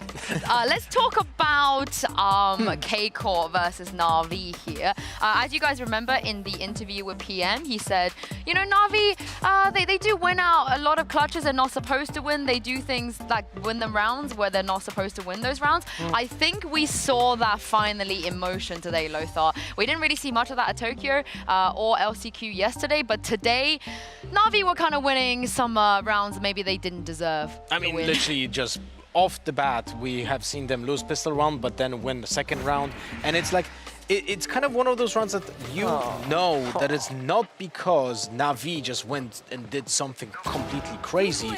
They're just peeking into a solo player, getting a headshot on them, and then look at this, like a headshot in the back of the head on XMS here. Those kills should not be happening if KC would be working as a pack against a lower buy, and that those protocols were not respected by KC, so they got punished. So kudos for Navi for being able to punish those mistakes and convert those rounds. Now this is just like a okay, this 4K. What are you supposed to do about that? It's an A+ plus scenario. It's a fantastic example of insane talent that Navi has on this roster. Like those multi-kills that were able to just dish out of nowhere are round winning, but they're also just running away with murder in general in this game because they're just diffing completely KC. It feels like the only great treat we got from the side of Karmine Corp over the entire few days of LCQ was that one half on Haven. That feels like the only time I was really like positively surprised, like, yeah, it's the best team I've ever seen. But, you know... That's on you if you thought that. Yeah, of course. Yeah. But you get the point. It was like, this is not the Karmine Corp I would have expected to come into this LCQ. They had a lot of time to fix things. But here we are with KC. Those were exactly my expectations. Yeah, but KC. Oh, you guys. Now, I don't want to harp on them too much, but there was one round, a post-one that was a little bit uncoordinated perhaps from them. I think the expectation conversations is interesting because I don't think there's very high expectations in general after the regular season. But in this scenario, it just feels like Lothar, something was just off. I mean, the thing is, those positions that they are putting themselves in are really hard to hold. And it's a 5v5 retake. Scream is literally in between crossfires of players coming out of CT and top B main. And all of those deaths that are happening are actually happening before the retake starts to actually develop. Even. Yeah. Like, Scream and Nivera just died before anyone goes onto site. Again, protocols, a little bit, right? You want your opponents to go into your crossfire, not the other way around, unless you're already at a disadvantage when it comes to the numbers. So I feel like KC has easy stuff to fix, actually, maybe in an hour and 5 minutes, as someone would say, and then just maybe fix it for the next map, hopefully. Yeah, I mean, this was what we were saying for 8 weeks. You're literally their biggest hater, Vincent. I know, but you have to be a hater. No, but it's great, right? Because this team came in, we have zero expectations. I still think they're doing decent, considering the circumstances they're trapped in, right? Most importantly, I think still it is at least also on the other side a better Navi. That's like one thing to say. This is not the same Navi as yesterday. Yeah, this is a great Navi. I think they're back to doing what they do best. I still have some questions about CNED on Neon because, again, this man plays Jet very, very well. So, again, I'm sorry, CNED, for showing this. Look away, look away. But this here, you know, if he had a dash, can you imagine? Maybe he wouldn't have stunned himself either. This is muscle memory to go into a smoke from the Jet, but instead he presses it for a stun because... And he stunned himself. And he stuns himself, you know? It's like those are the habits that you get after playing thousands of hours of the game on specific characters, and that stuff will happen when you just swap out and don't get enough reps on the same character. But at the same time, like, there are some things that I'm really happy to see from Navi because, for example, they chose to start on defense on Lotus. even though they had the option to attack first. But I think it showcases their understanding of where they struggle and when they want to fix and just patch those mistakes that were happening yesterday. So they start on the half where it's easier for them to coordinate the composition that they currently have. And I think particularly what I like at least a bit more, we were talking about the agent swaps over the side and CNET. His attack looked much better than before. Less disconnected, less away from the pack, much more on the entry behavior. Getting 2 entries on attack is not a lot. A lot of his teammates contributed to all that department. But overall, I enjoyed it much more. It looked better. It looked more comfortable. It did indeed. But let's talk about the next map, because this is where I feel like we could call it the ultimate Navi comfort zone. This is their home ground. They've loved this map since day one. They are great at it. And as you said, Vincent, before we saw the map vetoes, K-Corp have never won on Ascent. They played a fair few of them as well. Legit 0-6. Like 0, like the number 0-6. Yeah, is it like 0 or is it 0? It's 0. Zero. Z-E-R-O. 0. Yeah, 0. Yeah. The interesting part, the only thing that I can see if we want to draw a silver lining is the last time they met, it was an 11-13 or 13-11 for Navi. It was a close one. That's the only thing I could say. Yeah, there's a chance. Yeah, and I'm going to throw this over to Lothar to see what we could expect from this Ascent. Yeah, when it comes to Ascent, I would like to show to you guys how K-Corp actually played the last composition that they had on this map, which kind of revolves around having a fade instead of a Sova. And did they change anything when it comes to the positions on the defense? Actually, no. They just replaced the fade when it comes to the typical Sova position. The purple line are the first 10 seconds of movement here of the fade on the map. So you can expect when Navi is gonna be attacking on Ascent that the typical setup from the defenders will be Killjoy on stairs and fade on the typical lane. Now, because of the fade being there instead of a Sova, it represents much more utility that is actually capable of stalling the attack. That means that Navi can actually try to squeak into the different positions into mid, because this is more open than typically with a Sova because of the lack of the drone, and the Prowlers don't have enough range to clear the mid because of the vision problems. And then short as well is gonna be more open because of the lack of long-range support of the Sova, who can try to help with an arrow towards the side. Now, the very big thing about this defensive positioning from KC, though, is the green line. This is the positioning of the jet, and that's gonna be screened. That is very aggressive in taking early space when it comes to the defender's side. And that is something that can be punished by Navi. Navi are a little bit more, let's say they're just more patient on the attack side. They're gonna be holding angles in the defaults, and if Screamy is not gonna be very careful about clearing those angles, he might actually be met with opposition, and Navi will draw first bloods. And on attack in the previous map on Lotus right now, only Angel had actually first deaths. Everyone else on attack was so efficient in being very careful at taking fights that they would actually just take enormous advantages on the map control because of that. So on brand of him. Now, I know that Navi are the team that bring out funky stuff. They don't usually bring out anything too funky on Ascent, but all I want to say is, Scream, if you can hear me, I don't ask for much in life, but please, please, please play Phoenix. Please lock in Phoenix. It would make my entire year if he does it here. And he swaps the Raze. That's something else. But also what's kind of interesting is that we're going on the Breach on this map. Not the most regular occurrence.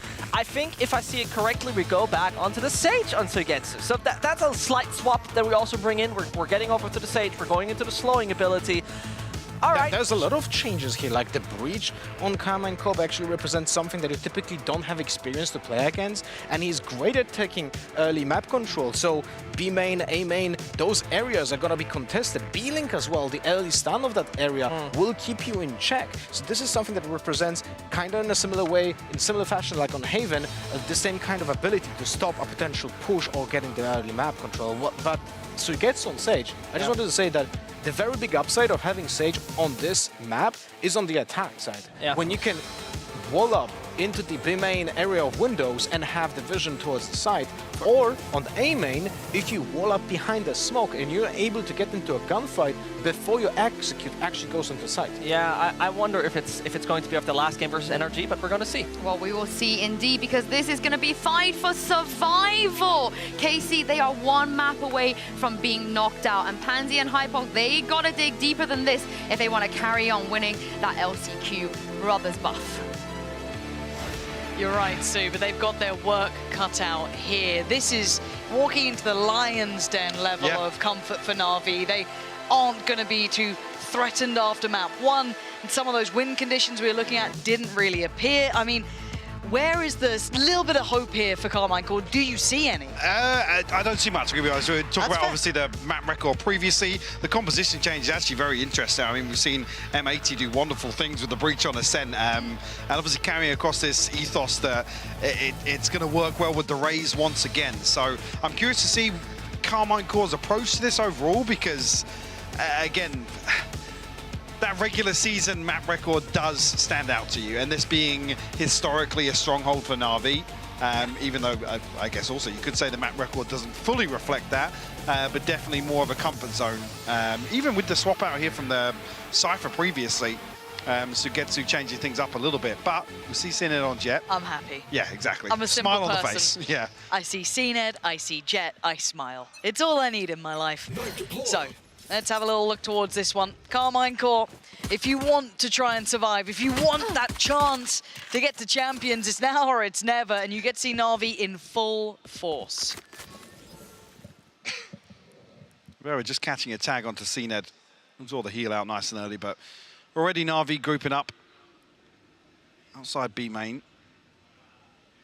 Now it is Scream and Zaysh set up here, an alarm bot and a turret. Potentially slow things down. A late investment in the Nanoswarm actually to cover the dropout, but Nade invested very early on. Start could open up a possibility. Yeah, nice little work for from the back of the site.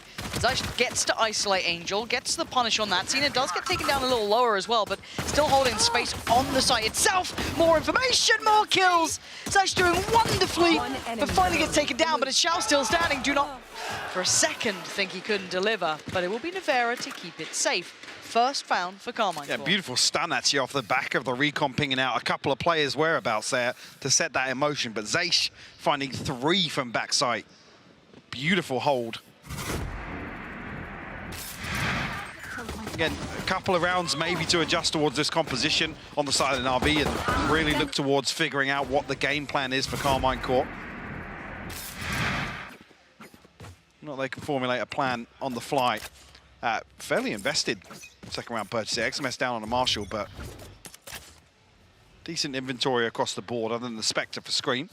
Well, he's going to look to get a little bit aggressive. We already see him progressing through B main. He's got a challenger on the other side, so it's not completely unchecked. Angel kind of fed to the wolves there. Scream's going to grab that with both hands. Otherwise, he's still pretty far off, so not going to be building too closely retrieves the towards orb it. at least there, so secondary objective in a round like this. Can't argue with that at all. Gotta be careful to not be overwhelmed. Smoke just about to be called in, but Shin overstayed his welcome a little on that angle, forced further away. And Navi to start to walk around the map, get the feel of things. Senior will deal with the alarm bot, peel away. XMS elsewhere will find Sugetsu. It's just 3 left for Navi to try and recover something or do some damage in this round. As already the adjustments come through. Shin considering a proactive flash, it looked like, actually. Placing sentry. Timing on that turret. Actually, gives them a little bit of a window. Be careful now. Zaysh is a little lower, but I like that. Readjust just slightly. Willing to challenge. Spike down B. Freely. CNED, yeah, dealt with. Lovely. So far, so good. Karmine Corp full standing. Yeah, great progress as well towards the lockdown. Zaysh just 1 away after 2 very eventful rounds to open up here on Ascent. See what Scream's going to be able to string together here. Whether or not anybody's got some funds to throw his way. Might just be the Sheriff in hand for him. Still a bonus, though, so not the end of the world in that aspect. And now this kind of comes down to what has Navi learnt here? What have they been able to figure out in these first couple of rounds? Where do they then want to start leaning towards? Obviously noting the utility from Zaysh, noting some of these positions coming out. What do they want to do to try and explore that further? So, and the thing I've got my eye on is really where Karmine Corp try and prioritize in terms of some of these choke points, obviously towards Tree outside A main, that orb control as well with the fault line. Zaysh for free though, able to come and retrieve the orb in B main, will put the lockdown on the table. That's huge. Yeah. I mean, Spike not committed, but it is on this side of the map, so implies that maybe Navi are looking to drift back in this direction in the late round. CNED will get an opportunity. XMS, a clean adjustment. You've been singing this man's praises, and for a reason. Looking real clean on that. CNED goes down. And really, again, they can't follow that up. They can't trade it. They've learned nothing from it. There's no space now available.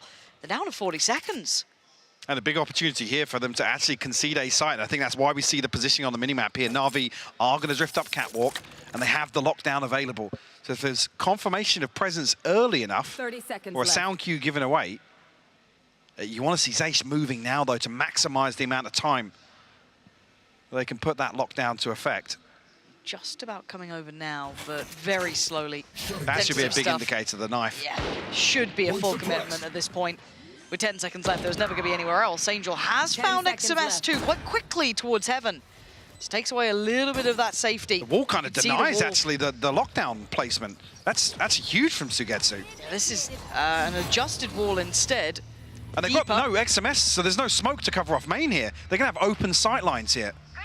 So here comes the challenge. Pain Shell sent, flashes there. They get forced away. Navi fall away a little deeper here. Lockdown, obviously not going to find anyone, but a high flash to maybe regain some of this entry. Scream opening on this angle, just holding that desperate tap on the spike. Doesn't draw out enough until then. Scream connects towards Zipan, but time's beginning to dwindle. They need to make a move on this if they want to even have a chance. Big damage, and the follow-up as well. Exceptional work. If you're looking at the damage alone, Navi will get the round, but at what cost? Shall actually get out here? No, he doesn't. He gets caught, so everybody falls on the side of Navi. Lockdown drawn out, so another big win in that regard. But in terms of bigger picture, Karmine Corp doing a ton of damage. Concede the round, yes, but that was only their bonus. It's a full opportunity. Really clean opener from XMS. Like I said, the only thing really that goes wrong here, I'd say, for Karmine Corp is XMS being picked off. That deep wall denying any possibility of getting that default lockdown invested in, any chance to re-clear through Tree, opens up so many possibilities for Navi in the post plant. And off the back of the suppressor, try and take towards cat control quicker now, Navi. Start building again, but they're happy to hit on these later rounds. This is kind of the rollback map for Navi, right? You start seeing the kind of like classic look that this Navi roster has, those Navi-style rounds, quote unquote. But as it stands, no one really playing into it too much. Priority put towards that A main side. XMS does take a little bit of the space here. And the crucial point of the round, if Zipan's going to invest the knife, is actually, it comes on the 60-second mark, where Navi drift back in towards some sort of setup outside of sight, if they can identify where Shin is. That's ultimately where they're going to try and apply some pressure, make use of these sorts of choke points. Oh, that's not bad. I think it's going to catch. I mean, Angel was stunned up. They're following it, though. Angel gets caught up by it. Scream played behind this. He took the space. And yeah, you're right. Big ult there. CNED wants it back and loses. Scream. Fabulous connection on that.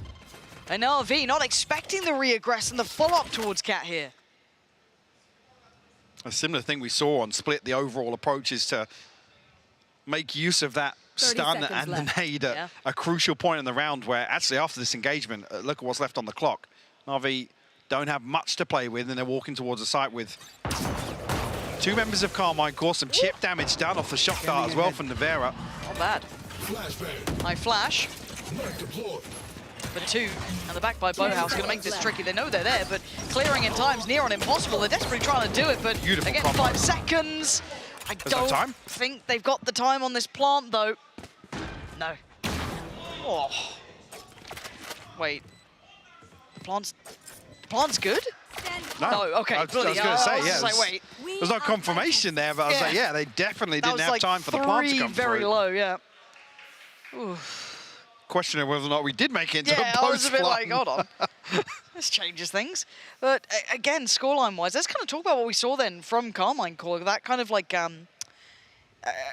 something that didn't work in their previous game was that combination with kind of Scream working off the back of Shin here as well, kind of taking that space away. Yeah, I mean, you say it didn't work for Karmine Corp. It was more Giant's ability to completely mitigate it, any of those setups. So slightly a different approach here, not having, you know, the camera being the big indicator towards a trap like that when you have a breach and a raise in the composition, especially if there's no contact across the map. Like I said, the key piece of utility becomes Zipan's knife. But lots of possibilities for Karmine Corp to be really aggressive in the mid-round. Navi testing this mid approach here. Wall goes up, and that was a fair cross. Stun will reach the market, though. Well, it's not invested initially. And they're so aware of this double stack towards back of Boathouse. There's the knife to just make sure.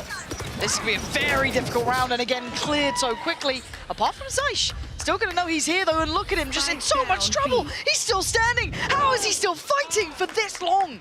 You're down to 2 remaining, Shin and XMS. Locked towards CT. And Angel quietly for a second there, makes it through towards site. XMS will TP across here to open up some access towards this retake. Sugetsu's position. Just off with the spam. At least draws Sugetsu out of cover. Yeah, makes him move. But digging out 4 players from site is very difficult. And with very few pieces to play with, that could catch 2 here. Yeah, Angel could be denied, and I think CNED, but it leaves Sugetsu still able to do what he needs to. But yeah, they're not feeling this one's likely. Shin did catch Angel, but that's about all they're going to get. It'll be an opportunity for Navi to slip away from site here, hold on to 3 of these rifles, Guardian being one of them. Yeah, caught off guard again with a fragment sent on top of Xiao's utility here to make use of decay taking effect. And even here, beautiful C's to follow up as well. So, well, no, that's an indicator for Karmine Corp to actually, I guess, reposition, maybe look towards challenging Xiao's reveal and that first kind of wave of pressure coming towards site. There's a number of times now where Navi have got the read. They can basically come forwards, util dump towards site. Unless that fault line comes through at the point contact is made, yeah, hard to get that right. Yeah, it's very difficult. Because those 2 players in backside just can't live long enough. I mean, Zeish has gone down swinging a few times in there. Yeah, and again, mid is being left quite wide open, so I wonder if they post a player towards that just to try and police it a little further. It looks like Navera's going to be tasked with that now. But it has then peeled away the kind of approach that Karmine Corp were going for, putting Shin a little bit more vulnerable. But let's see if Navi then try and explore this further. Do they exploit it again? They've got a couple of ults to play with now. See, not far off his knives either. Patient play towards middle now. Posting Scream up very deep, and obviously Zeish playing disconnected here due to the null command being available for Zipan, so want to make sure that utility still finds value, but Angel going to come forward and deal with the alarm bot himself. Doesn't force an immediate adjustment.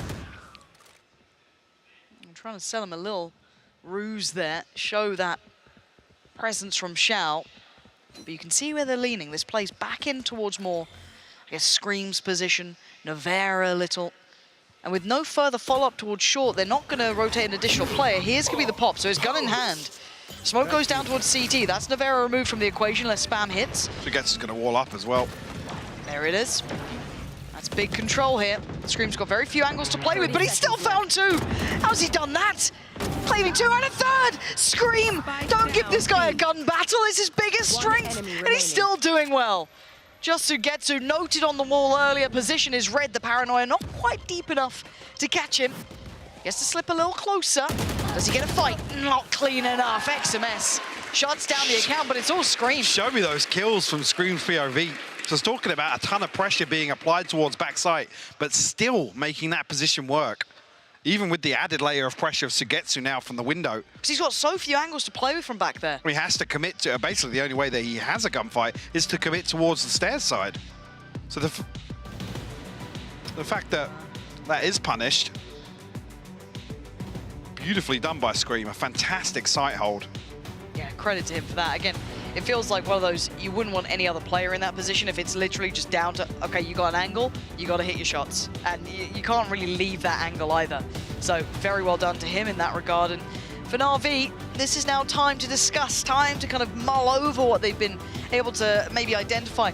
And again, in that last round, it looked like they wanted to exploit that kind of pressure potentially through middle. They didn't follow up on, but kind of that late drift back towards the site after trying to sell a bit of a fake with no follow-up.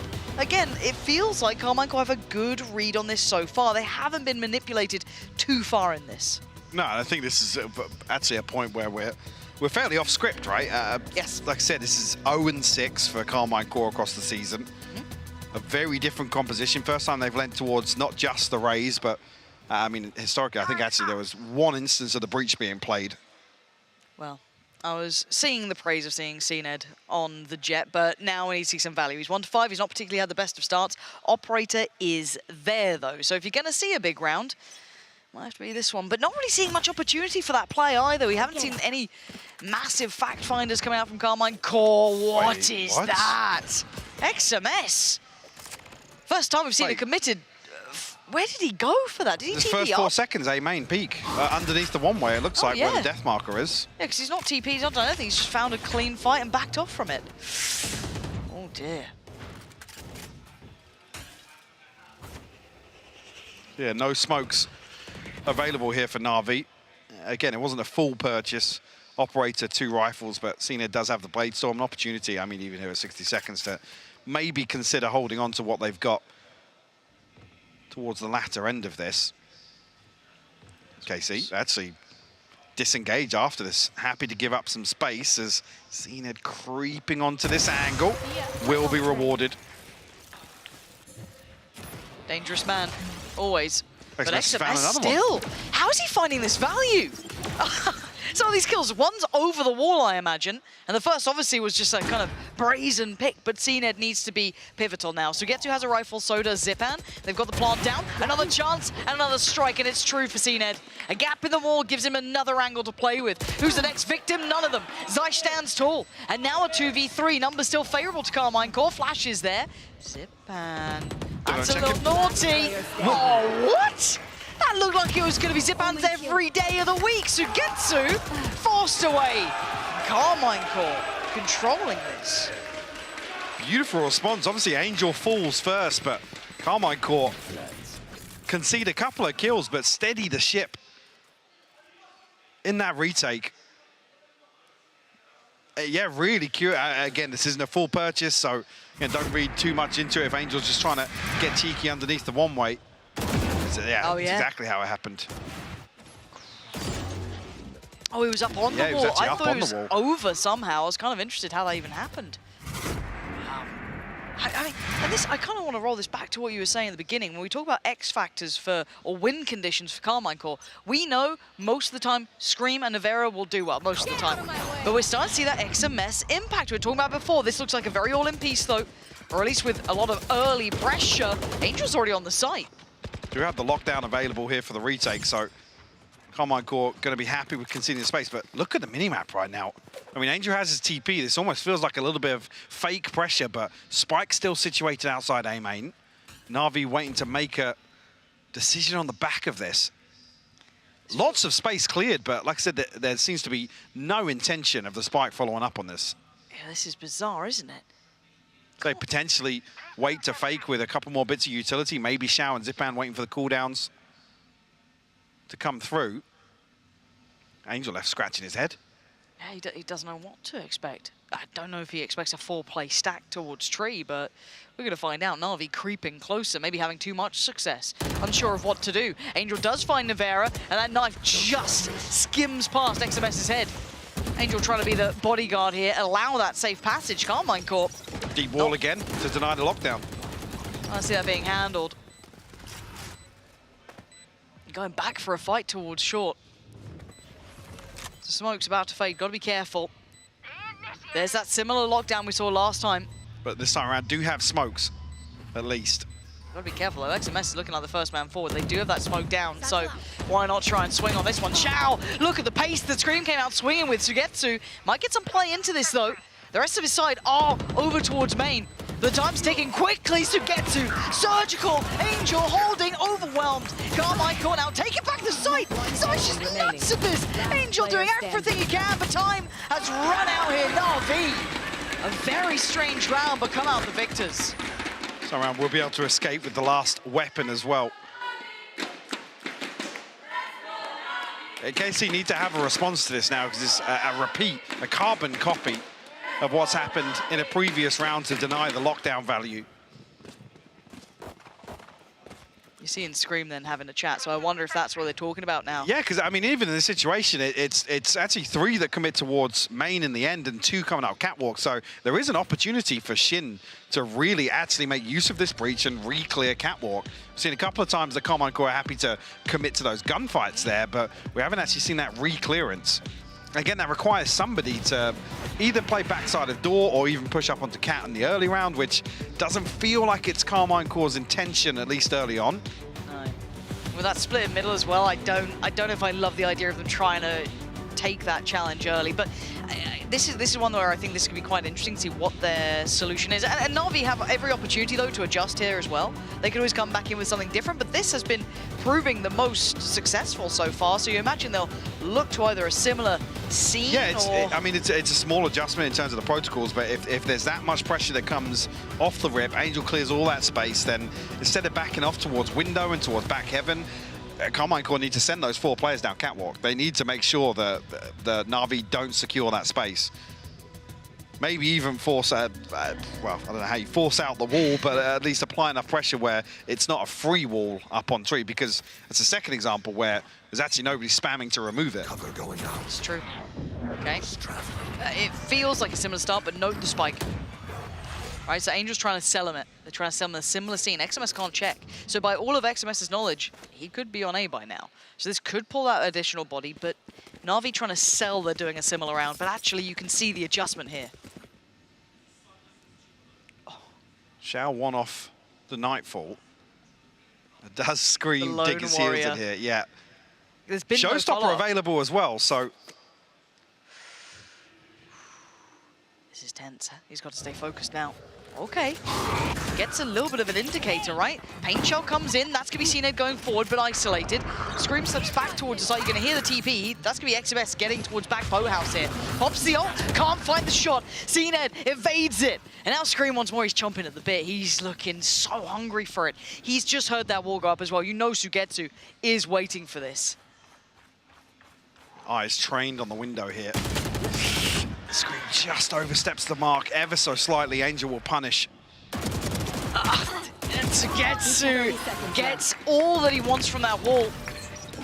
Considered early on, but that's a shot. XMS, this is all on you now. No one else can really slip through without it being highly dangerous. The spike does get dropped, but Navi went out on the site, so they get the control they want. Even Navarra with it all to do. Decay down so low. What is that, though? Belting shot, look at the time. Spike ain't down. Can he survive? They're trying to close down towards him. Navarra just trying to play his life. He is, and sees nothing. They find him in the end. Takes a gamble on the audio being cut and trying to deny the plant. And Navi's smiling to themselves, getting away with that one. Can't fault the logic there. A roll of the dice from Navarra after a beautiful shot with the Sheriff. Not phased at all by the Prowler charging towards him.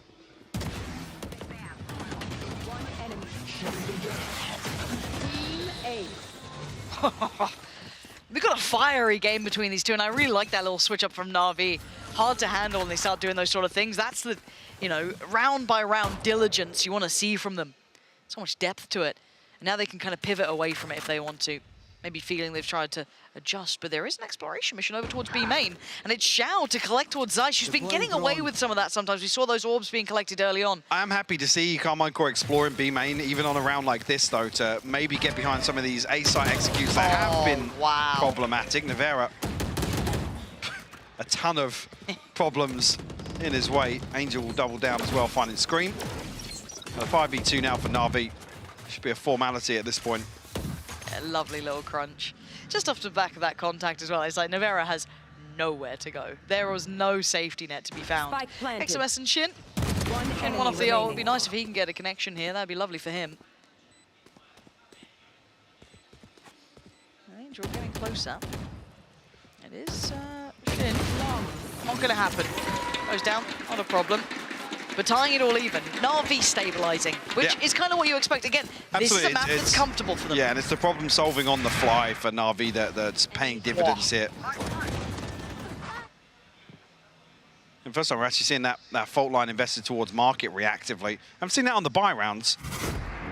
So Shin's eyes have been trained towards short. Sitting in 2 and 5, a quieter game for him. Zation Scream. Topping the board for Karmine Corp, though. Explosive start, maybe? Or at least a challenging start could be. Is Shin going to post up deeper, actively posted in towards... I mean, the ping's coming through. Is Shin holding a fault line or the Rolling Thunder here? Contact's been made, and it's a different... It's the ult. Hold on. And oh, Angels caught him. Hold on. They tried to get a little proactive in middle, but it's messy. Zeish doing very well. But finding Sugetsu probably wasn't the target that he wanted there. You have to fall away from this. They only take Angel away from the equation. Again, the smoke coverage has to be so good for that to work. Does Navera get naughty with it, though? How tempted is he? Very. Yeah, Sugetsu's watching, but again, the call's a little late, and he's going to find a vulnerable player. Doubles down on it a bit too far, potentially. But Shin's going for a walk. They just want to brawl in middle. I mean, do they expect this angle? Cena had a little bit of a glimpse that way, but does he catch him on this back pedal?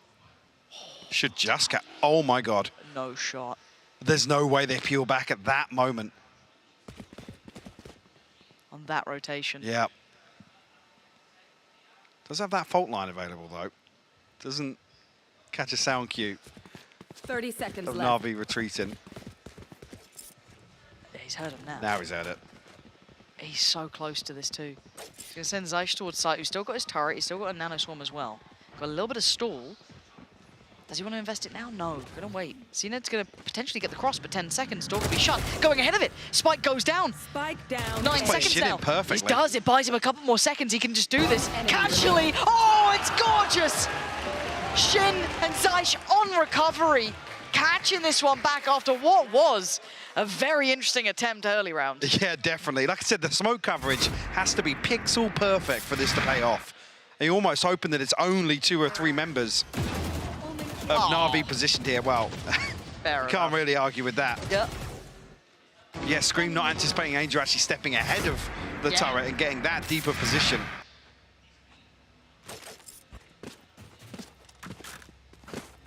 Well, Shin must have heard me. A quiet start to this half, but 2 crucial kills to find a 6th. Alarm bot down. Zened. Drifting. Playing up just towards a tree, so Shin's got to be on red alert here. They're trying to not necessarily bait in, but they're trying to tempt someone to try and find that space elsewhere. Look at the split, look at the default. Probing towards middle. Zeish and Navera put to task, and they're up to it. The operator shot rattles through as well, so they know this was an attempt at drawing that attack. Nice. That was a little bit dangerous from Zeish to drift back that way just after you've had contact there. I think maybe an intention there to deny the res potentially, but we'll see a couple of bodies stacked up on that. Revealing area. Not sure if I missed something there, but the near side not taking effect onto Navera. Able to slip away from this. But the stall out was getting that spike. That still wasn't ready to go. Yeah, they weren't in a position to really catapult off this. But have an opportunity to get back towards Catwalk. 30 seconds left. So now, I mean, Shin and XMS going to be called upon here. Paranoia available, 1 flash, an aftershock, maybe even a fault line in a couple of seconds. It's hard to hold from this position. There's a lot to make them feel very uncomfortable. You can see the stall trying to come in. It denies a little bit of it. And actually, look at the time, 10 seconds. If XMS can just be a nuisance, be a problem, this could be big. Trying to get towards site. Now they swing and they fall. Shin, in quick succession. There's no time. He can't get away. Angel tried to TP on midway through this execute, and it gets denied. Run it back for us. I want to see that if we can. Wow. Where did he TP from? So deep that he still didn't have time to run to site. I don't know if there's some paranoia about A main, and somebody may be drifting up towards Wine, but he's deep enough back in A lobby where he can't run to site if that TP fails. Back here. And it's done, yeah, they lose out on site of the Oh my word. Very odd. Yeah, that felt short-sighted, didn't it? Okay, so out of all of the maps, right, if you were talking about scoreline, I wouldn't have expected it here to be the one that we get the big battle back from Karmine Corp, but I guess this then plays into that conversation. It kind of brings back to our attention that we don't know this new Karmine Corp. Sure. It's an upside-down love heart. How Yeah. interesting. Production screaming to change. Go to stage. Go to stage. Stage shot quick.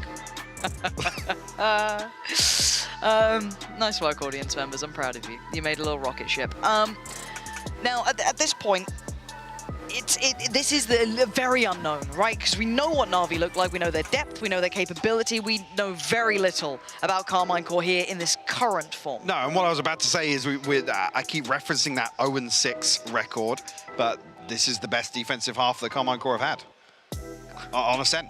And we start off there. So for them to come out of the first half with a lead, we're already, like I said, we were off script earlier on in terms of how this composition is going to be put to use. And unfortunately, with the half switch, Navi potentially need a couple of adjustment rounds to figure out how Karmine Corp are going to put this composition to work on the other side of Ascent.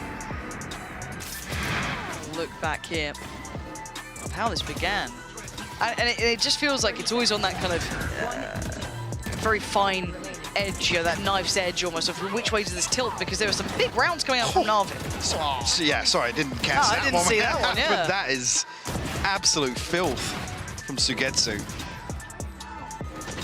Zai's having a big game. When we talk about like win factors, right, we were kind of discussing Shin in there, XMS. Zai, his value when we initially saw him came from his in-game leadership ability when we first saw him towards the end of regular play. Starting to see him now. I mean, you can't even really criticize this guy. He had a couple of really rough opening series. Absolutely. But to step into this roster, have to pick up obviously the IGL role and then also deliver on roles like, I believe where he was starting out on KO as well. First couple of instances where I believe they were still not running a duelist. I don't remember exactly, but in that situation, no duelist heavy initiator combos. That you're all effectively the front line there. You're all expected to clear space and find kills. Slow approach here to the pistol from Karmine Corp. Early wall from Sugetsu actually to deny space in B main, so a chance that they can just wait this out. But Angel has tucked himself into wine. Actually, turret identified here. Maybe raising the flag that there is some presence outside B main, because obviously Zaish has to be in range of that.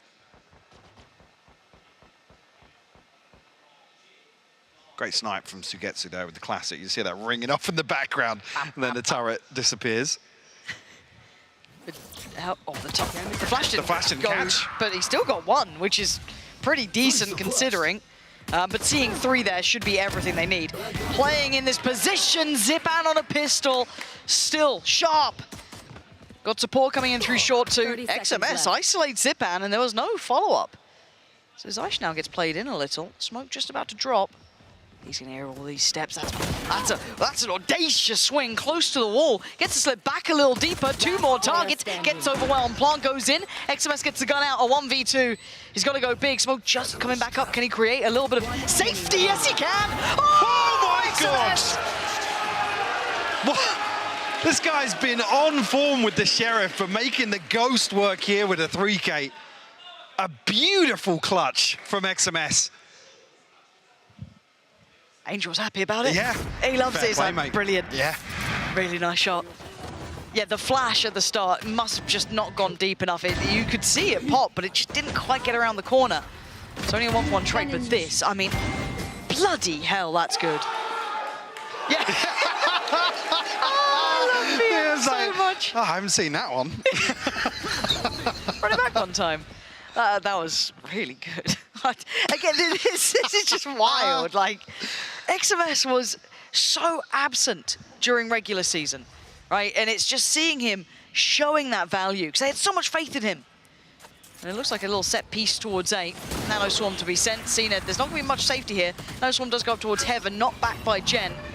The hell happened to the paint shell there? Oh. Block somewhere, screaming opportunity. Just hold down mouse one. Only a couple come through, but a comfortable follow-up round here for Karmine Corp. Starting to get a bit confident here as well. You can see on the cam, a bit more lively. Yeah, starting to get a little bit concerning as well, considering the bigger picture here.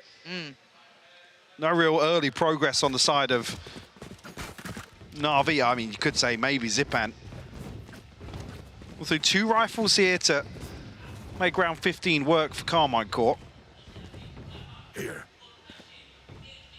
And nothing, I mean, in terms of game changers, nothing really in touching distance, ultimate-wise, for Karmine Corp either. But this could be 10. Okay, different wall this time. Dedicating that towards short. You're going to see them try and slip away, but that early mid presence will be managed now and kind of sent back to the drawing board just a little.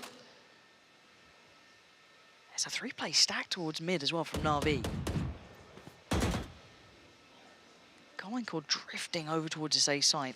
There's going to be a lot of pressure on Cat if they continue on this, because look at Angel so early on now.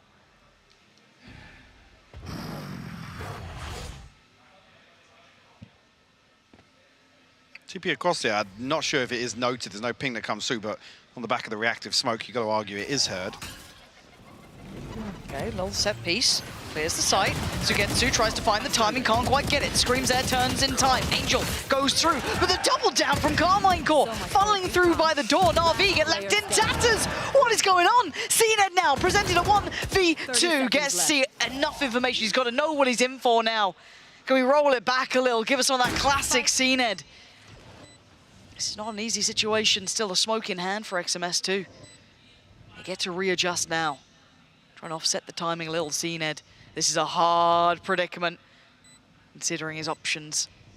Both players waiting. Drops down, gets a fair chance at this hit. Cross gets made, he's expecting them to be off site by now. Double checks, has a little bit of a glance back, takes down XMS, and now the 1v1 closing in towards this. Shin trying to find him, CNED notes it! Gets caught on the way out. Shin with the punish, and a massive conversion for KC. Gets them to double digits. Beautiful reposition on the back of the fault line. You think it's almost a little overcooked there, and CNED's able to isolate one there. But we're starting to see that synergy, that spacing. Definitely, yeah. I mean, well, you say spacing. Initially, it looked a little concerning there with everybody still stuck inside that smoke. I mean, maybe banking on Scream, getting confirmation of somebody's whereabouts, but luckily Scream finds a kill, and then he's traded. At that point, then it's just Navi are in recovery mode. They're trying to find some response from heaven. Xiao takes a ton of damage. CNED forced off the initial peak. A couple of back-to-back losses in the round. I said it was getting concerning. Now it's very concerning with a 5-round deficit here for Navi. And it's a rarity we see Karmine Corp being confident, right? Like seeing them starting to believe in this game a little, seeing Navi floundering. I hate to see it, CNED's not having a big performance here either. Again, though, when he's been taken off that jet so often, I'm not surprised he's not looking so familiar, so comfortable in this. Again, not many teams will walk into this map against Navi either. So the amount of play they get is limited, but still, this map that they're faltering on. After Karmine Corp just didn't look like they were going to be situated on this, but they've come out swinging. Maybe Champs is not sorted yet. Maybe Navi needed this, a rude awakening here. And again, this round not pretty financially. One step closer to that showstopper for Scream. A couple of bodies here from Navi if Karmine Corp do decide to progress, but it's happened a fairly deep default elsewhere on the map. Navi looking to explore middle here with 2 players on catwalk.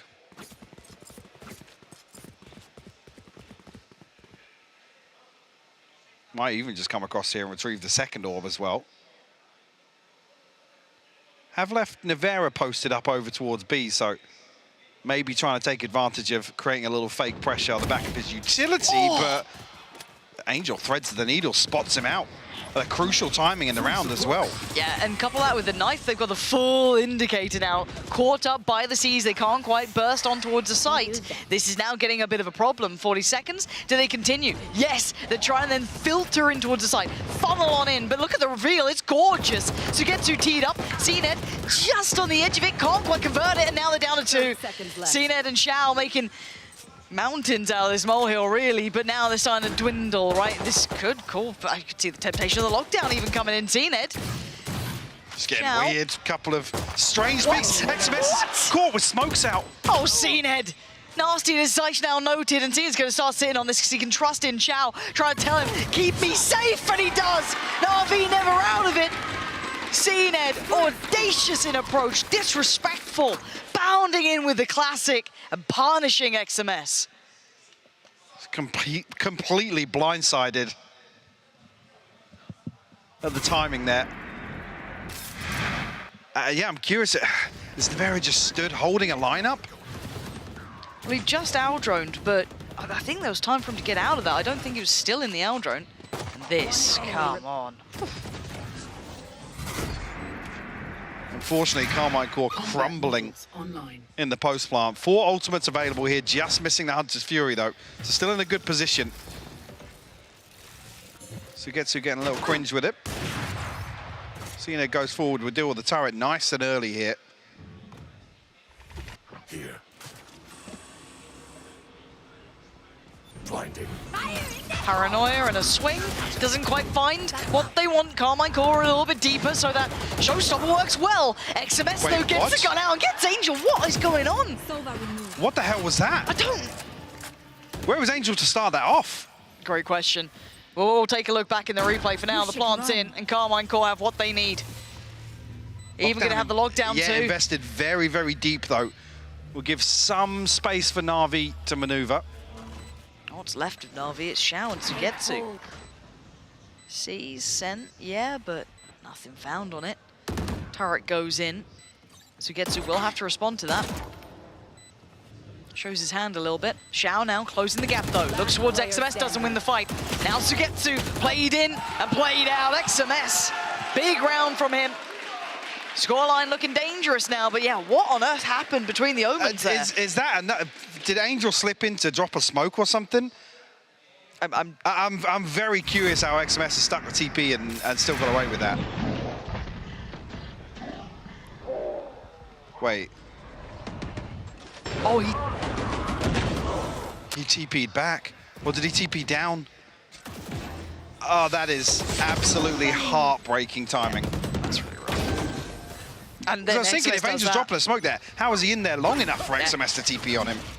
It didn't make sense. And the only thing to make difference in this round is going to be some of these ults. CNED's got his ready to go. Shin's got his online on the other side. Nevera now 2 away, so that cycle kind of completing a little. But this is a very advantageous round for Karmine Corp momentarily. They've got so much on their side here. This could be 12. It needs a big round from the man himself, and it's not pretty. That's really not what the Doctor was looking for. And now, Scream just working his way through. Karmine Corp sweeping house. CNED was really the only one to be that big factor there. Maybe Shao with the rifle, but not on the right side for it. And now left with only those two. Spike planted. They're watching this game slip between their fingertips. A 2v5 now, only one rifle in hand for Shao. Gonna need to see something on the first, but Nevera and XMS will put Karmine Corp on map point here on Ascent. 12-6 ahead of Navi. Looking dominant in the second half. Barely a peep from Navi.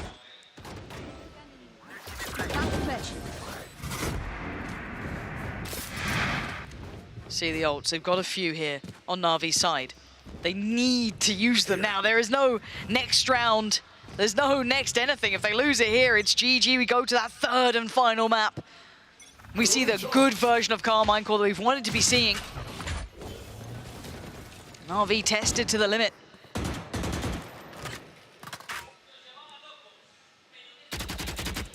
Timing. Catches a little damage there through the smoke, but he's got to be wary.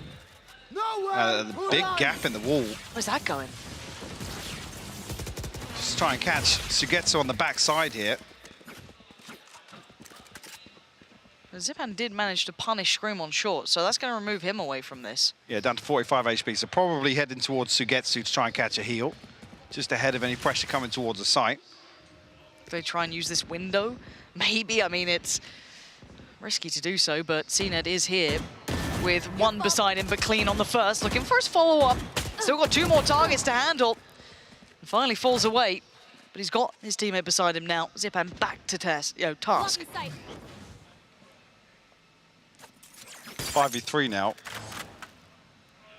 Karmine Corp to try and recover this.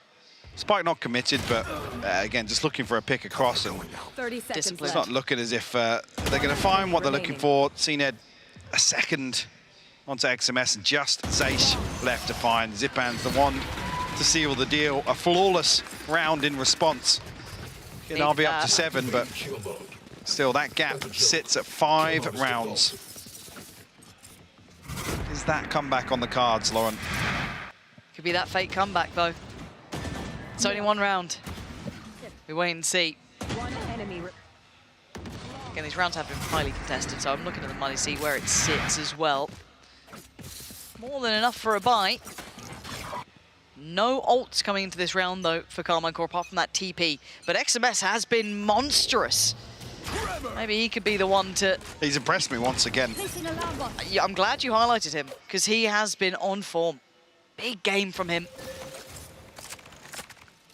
There's that wall going towards B main. Different placement this time around.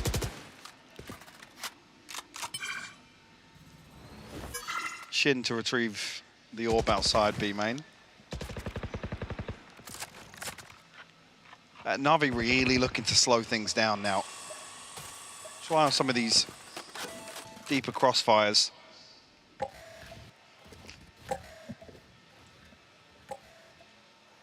I think Karmine Corp as well, kind of playing towards the same sort of tempo as well. It's got to be a 3-2 split at this point. Trying to pivot with 45 would be... But there's some space to work with through market, especially with the drone clearing all this out here. Looks like Xiao's going to preemptively pop the Nightfall. But CNED has been drawn away. Is that... Oh! Scream's opened up. He found Sugetsu. Just contacted up. Yeah, it was actually a contact piece. The rarity in this, an actual one. CNED, backhanded Scream. Perfect on the entries. But there's still Xiao here. Oh, he's gone. 13 seconds. The plant. It should be free here. Zipan, the last one standing. A Scream. Can't do it, but Nevera can. 13-7. Navi left in ruins as Karmine Corp take us to 3. Flipping the script a little bit here in map 2. Ascent. Clinical performance from Karmine Corp. Again, coming back to one of the, I guess, play styles that we've seen them try to apply in other situations, but this time around, a much slower game actually suits them. XMS having a standout performance here on Ascent in my eyes. And if you needed to see or have the proof put to you, there is marked improvement in this side. This result alone should be enough for you. You want empirical evidence that Karmine Corp are looking that much better? This is the map. But do they have the chops to go the distance? Or do we see Navi fall to their knees? Do not miss out on the next map.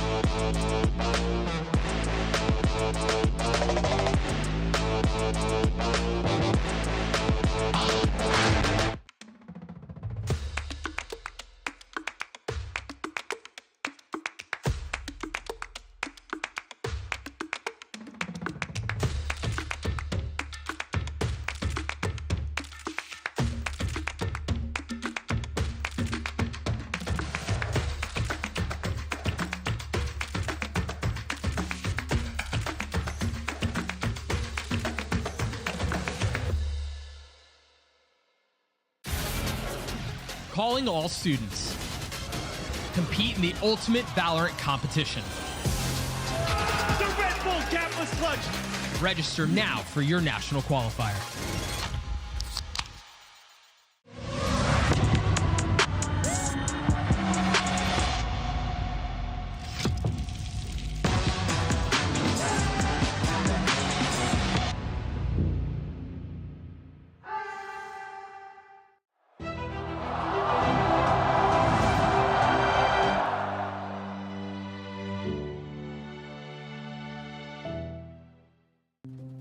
Have you ever asked yourself after a bad game, what am I missing? Or sought help from impatient friends? Or browsed desperately for answers that only bring up more questions?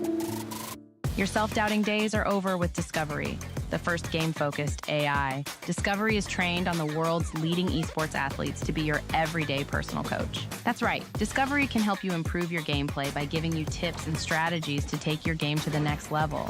Get started at aimlabs.com/discovery.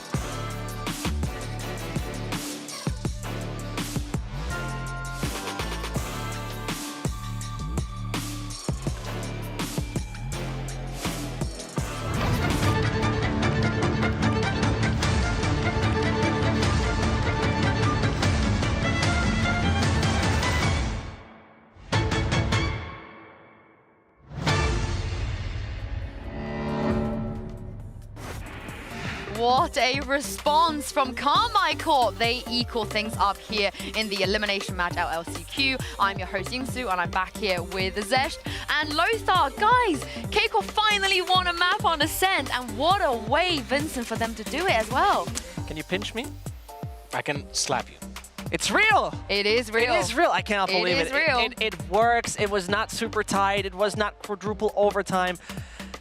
I don't believe that I'm saying this, but it was an actual good Ascent from Karmine Corp. Okay. I don't believe it. I really liked how they played off the momentum, though, because the defense wasn't the best. Like 7 rounds on defense on attack, on defense on ascent. It's not like the best kind of result that you're hoping for when you're playing on this map.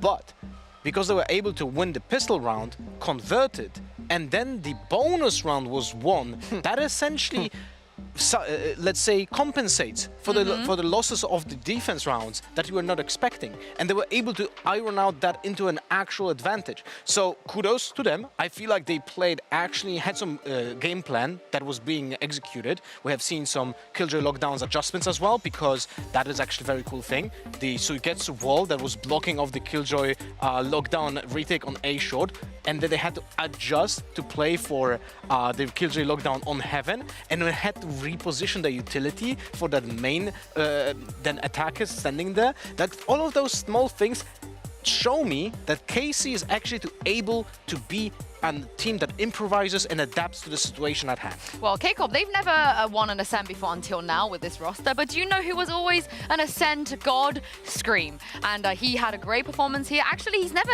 played the Raze on Ascent before. He's played Reyna, Phoenix, KO, Jet, everything else but the Raze, and he looked really, really good here. He was one of the people, Vincent, that we said that if K-Corp, if they want to have a chance to win LCQ, Scream has got to be on top of his game. Hey, I have to honestly admit, like, this is the tournament where he's absolutely on form. The man is performing so well on an individual basis right now. Really brings his team into a different universe, and he has done, particularly in the attacking side, a good entry job in many occasions. Really getting onto the side, really creating that space with his satchels. I liked it a lot. Yeah, he played exceptionally well, 180 ADR, although on a character like Raze, it's easier to pull off than on the other ones that don't deal damage with utility, but he was really doing his job. So, creating space, creating chaos, like checking corners with the Boombot and the Paintballs, pushing away defenders in post plants, like all of that was happening with Scream. And also, not many times in Valorant you can say there's a hard counter to your agent. And in this case there was. Zipan was on KO, and not a single time we have seen a showstopper being countered by him. And the most crazy part, right, we saw in the stats as well, has been mentioned, overall, 50% of the game he was involved in entry duels, winning 60%, so 6 out of 10 entry duels. That's quite good. I mean, particularly consider that you're that much into entry duels, respectable. Honestly. Well, on attack, Angel was in 8 attacking duels, and he won 3. Very on brand of him. Honestly, he's a fragging IGL, what can I say, for Scream. Zeish also, you know, since he's been taken off the IGL duty, feel like he's been freed up, he's been off the leash now. And he was also, particularly in the first half Lothar, he dug them out of so many difficult situations. There were rounds where single-handedly Zeish just keeps them in the game. And like, you can see how also he well adjusts to the situation at hand. We have seen him reposition really well. That one round when he goes from underheld to dies, those was crucial positions. And in general, I also have to say, either he was sitting in deathmatch for hours, or he was just, as you said, always shackled by that IGL wall and wasn't able to aim before. Yeah, you know as well as I do, I'm just trolling. No, that's not why. I actually don't think that might be trolling, because I do think when someone is IGLing, he is micromanaging so many things at once and like paying attention to so many aspects of the game that he has actually not focused on himself. We have seen that with Boaster, we have seen that with Scream as well, and I think we might be actually seeing it with Zeish as well. Yeah, I'm happy that young talent like Zeish is getting off of the IGL role. Yeah, really up and coming, right? 16-year-old player, really coming from the lower leagues, have been recently picked up as a dark horse, and now he's performing really well. I'm impressed. Yeah, I can't wait to see him at Champions if they're able to take the next one. But before I get ahead of myself, you guys have spoken a lot already about just how well KC played this map. We do have a retake here I want to just revisit because I feel like it's really set the tone of how the rest of the map was going to go. Round 3. Here, talk me through this, lads. Yeah, this is the Sage wall that I mentioned before. Disables essentially that lockdown in a typical position next to the boxes on the left that you've seen on the short, and then because of that they have to go onto the lockdown on Heaven. Now, as you can see, the A main is not entirely covered, so there's a compensation with the utility. The paint shots, the stun, are not being used at the same time. They're all being used in in intervals, and because of that they're able to space out the peaks that are happening from the opponents. Unfortunately, they have some worse hardware than the opponents, and not all of those kills are going to happen like really fast, but in general all of this was played so well and it was so close to actually fruition for, yeah, I mean, those are adjustments that we kind of saw as well on that Haven previously versus Heretics. I think this was... You love that Haven. That was the best game Karmine Corp ever played, yeah, honestly. But most importantly, I will say that this is like the kind of things where you saw they actually improved in that coordination and communication. Because let's be honest, one of the key things is like particularly on this map, they're smoking themselves off and looking down mid with an operator when it's smoked off, kind of weird communication thing. So I'm happy that they improved in that department, and this gets me to the situation where I believe Karmine Corp can win. I just need to add one more thing about Navi though, because the way they played attack was so... I like to say that Navi is a patient team, but this time it was not patience, it was just actually just like slowiness. Like they were just not doing Slowiness? Yeah, slowness? Yeah, slowiness. Yeah, I got it. I know, I back slowiness. Yeah, carry on. Thank you and welcome back. I back it. So, in general, I feel like Navi just didn't have a plan on how to expose any flaws from the defense from KC, because they were not over-peaking into their very slow defaults, and because of that they were not drawing utility. They ran out of time 2 times, and they didn't plan. Like, those mistakes cannot happen on the next map. I mean, especially on a map that Navi are so comfortable on. This is not some random map they don't really play. This is their map. In the beginning of today, Vincent, you know, you told us that you were feeling pretty happy PM. That was your mood. Yeah. And I think he was pretty happy on that map as well. I mean, we normally just showed the desk breaking and all that jazz. Okay, I mean, I don't know what happened there. We ignore that one. But outside of the sassy eye roll, I think he's got to be feeling good right now that his boys were able to pull that off. I believe that PM himself never actually believes that that actually what happens there happens. Like, look at him. He's like, all right, we won this, but how do we actually do it? Did we do that? Is that the way we want to win? Okay, whatever. But you know what? He's happy at the end of the day. I think I love to see him like that. Satisfied. It's a Giga Chad face. He is a Giga Chad. This is how Team Carry is always practicing, you know, like in front of a mirror and he's doing those faces. That's such a boomer, Joe. Every time he's I don't think anyone in chat knows who that is. Nah, there's no way you never saw Mask. Again, what is Mask? Anyone in chat? No way, no way. Yeah, Vincent's also a bit of a zoomer. So. What is Mask? Okay, yeah. Now you're trolling. Yes, yes, yes. Speaking of troll, no, I'm kidding. Let's talk about the next map here of Pearl. I didn't think we were gonna get here today after map 1. I'm not gonna lie. So I wasn't really mentally prepared for it, but I am glad that we're gonna get Pearl to finish things off after a whole season of nobody playing Pearl. But when it comes to this Pearl, though, we've seen it from KC LCQ already. But what about on the other side? What are we expecting from Navi? Well, we have seen them in Tokyo. That was the last time. That was over a month ago. And they played, let me just check. Astra, KO, Killjoy, Sova, Jet. So pretty standard stuff. But that was also, let's say, like, I actually kind of missed the composition that they played before, the Gecko one. Because I feel like on the new iteration, on the new changes on Pearl, I feel like the Wingman actually adds a lot to the value for the map because it's so much easier to plan because the teammates are just so freed up by the way that the map is now being played. So I would love them to go back to that and revisit. But at the same time, I know that's not going to happen. Maybe we're going to complete something else, like Yoru. I don't know. I'll be honest with you, I don't want to see them on Gecko for once. I just simply want them to play, it sounds weird, I want to play them some cookie cutter kind of stuff. We're talking about Navi. I know. There's going to be a Reina or some random stuff. Yeah, let's be honest. But listen, I think the thing that the composition they played versus Giants and versus Edward, they were fine comms. They're sometimes I think going to those fundamental things is slightly better for Navi, even though there's actually no evidence to prove what I'm saying here. But yeah, I wish I would see that. I mean, on the other side, we have seen the Phoenix from Stream. The last time they played on attack side, you know, they were farming orbs like it's going out of fashion. But he managed to put off 5 ultis with the Phoenix, but they only won 1 round off the back of that, which is pretty surprising. So I do wonder if Navi are going to deny those orb taking today. If Scream does decide to lock in that Phoenix, we are about to find out because here is Agent Select for the last time today. It's actually going to be hard to deny those orbs for the attackers because you will have to fight for the A main control. And without a Sky, you have to do it with a Sova. far. So then KO has to supplement that with the flashes. So it's not going to be easy to deny that A main control, unless they cook up another plan.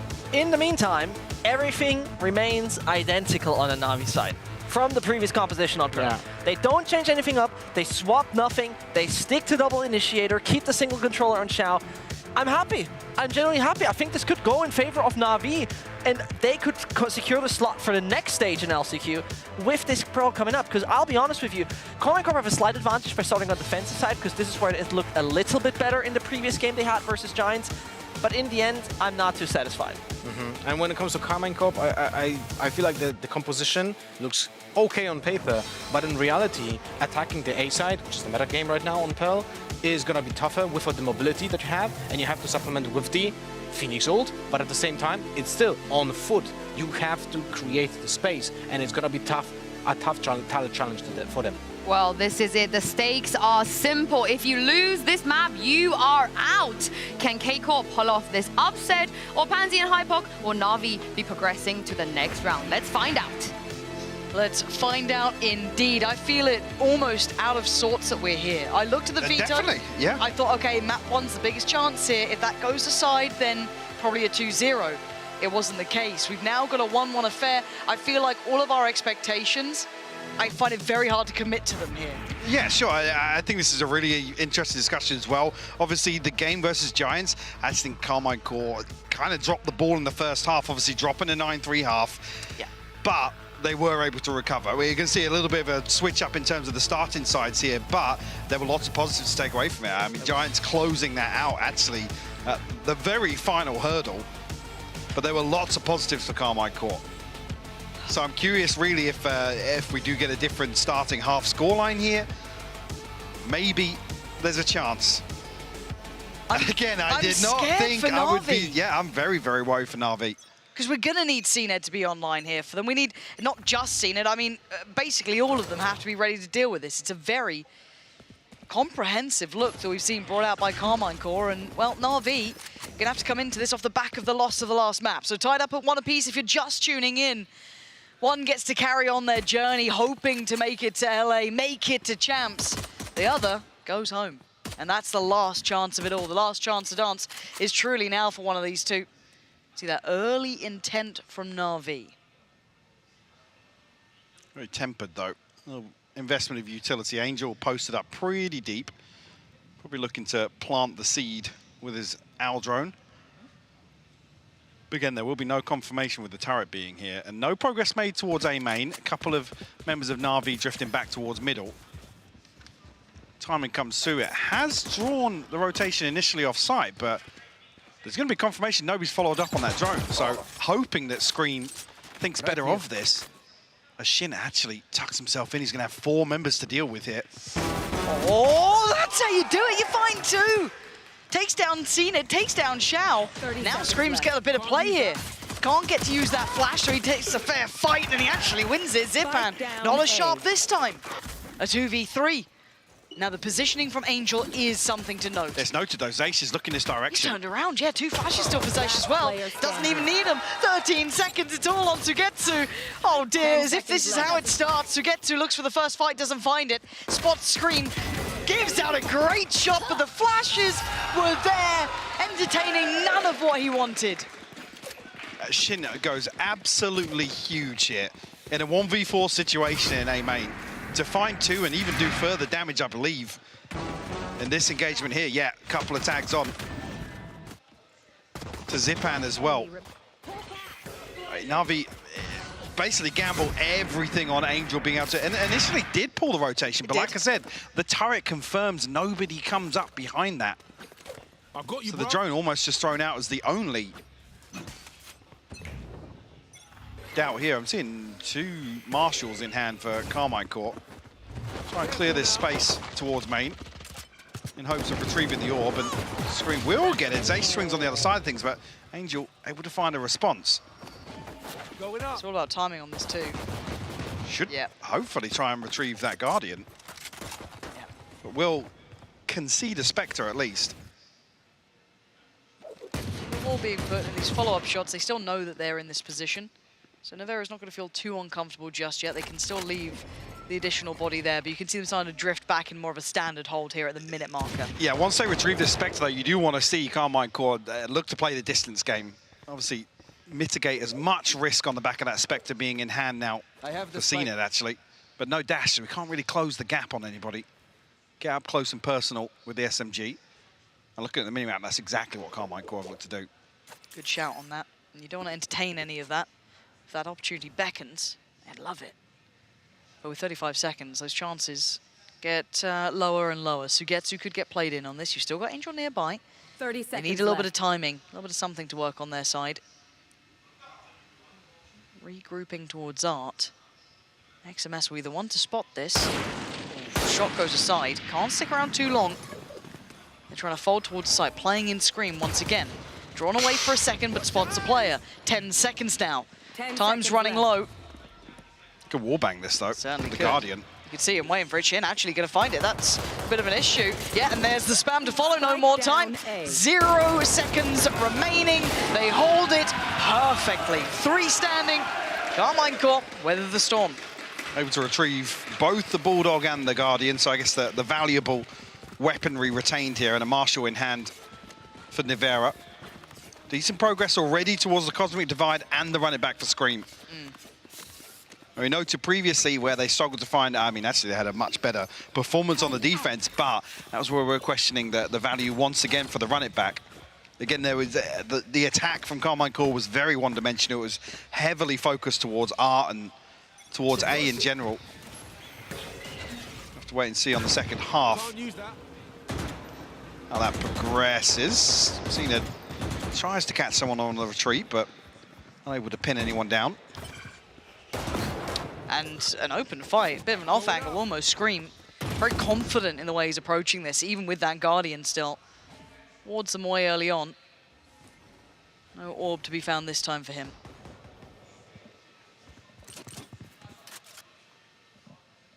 I like this mid walk if they commit to it.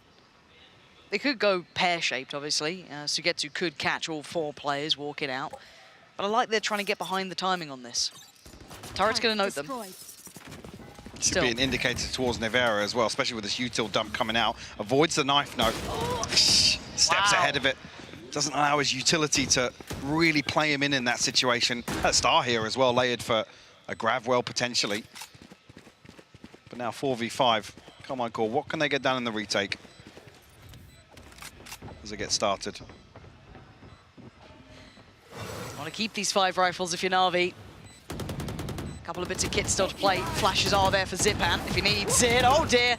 Scream gonna find Zipan and Zeish with the follow-up. These are rifles being lost. Hang on. Karmine Corp, they're back in their retake form. It's ridiculous. And now blocked off towards There's long. a cove still Xiao, for XMS. Sugetsu, this is incredibly difficult to break. They can get on towards this diffuse potentially. Zeish dealt with, but Shin's there. Trade comes out. XMS, he sits this. He's not moving. He can't. Xiao's got him pinned, but the value found again. Down 4, rifles lost for Navi, so an impactful bonus nonetheless from Karmine Corp. As I said, in this situation, XMS has no choice but to stick it. I mean, again, the finest of margins, really, if Nivera's playing a little deeper there to maybe do some chip damage, but things look as if they're falling apart for Navi on this post-plant hold. So happens Xiao can find that first kill early enough that you can get some damage into the cove. Reveal that security around the defuse coming through. And again, you're going to see this.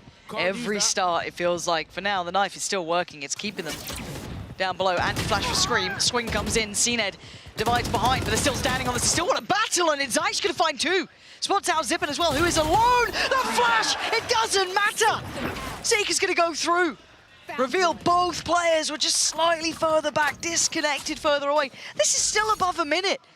This is all that brawl just to get that or get that early advantage. That's a big investment early for Navi. I know, obviously, the desk were touching on this, but it requires a lot of investment to just deny this space. And unfortunately, Zeish finding 3 in that situation. Makes it much harder for Navi. Left licking their wounds after that engagement.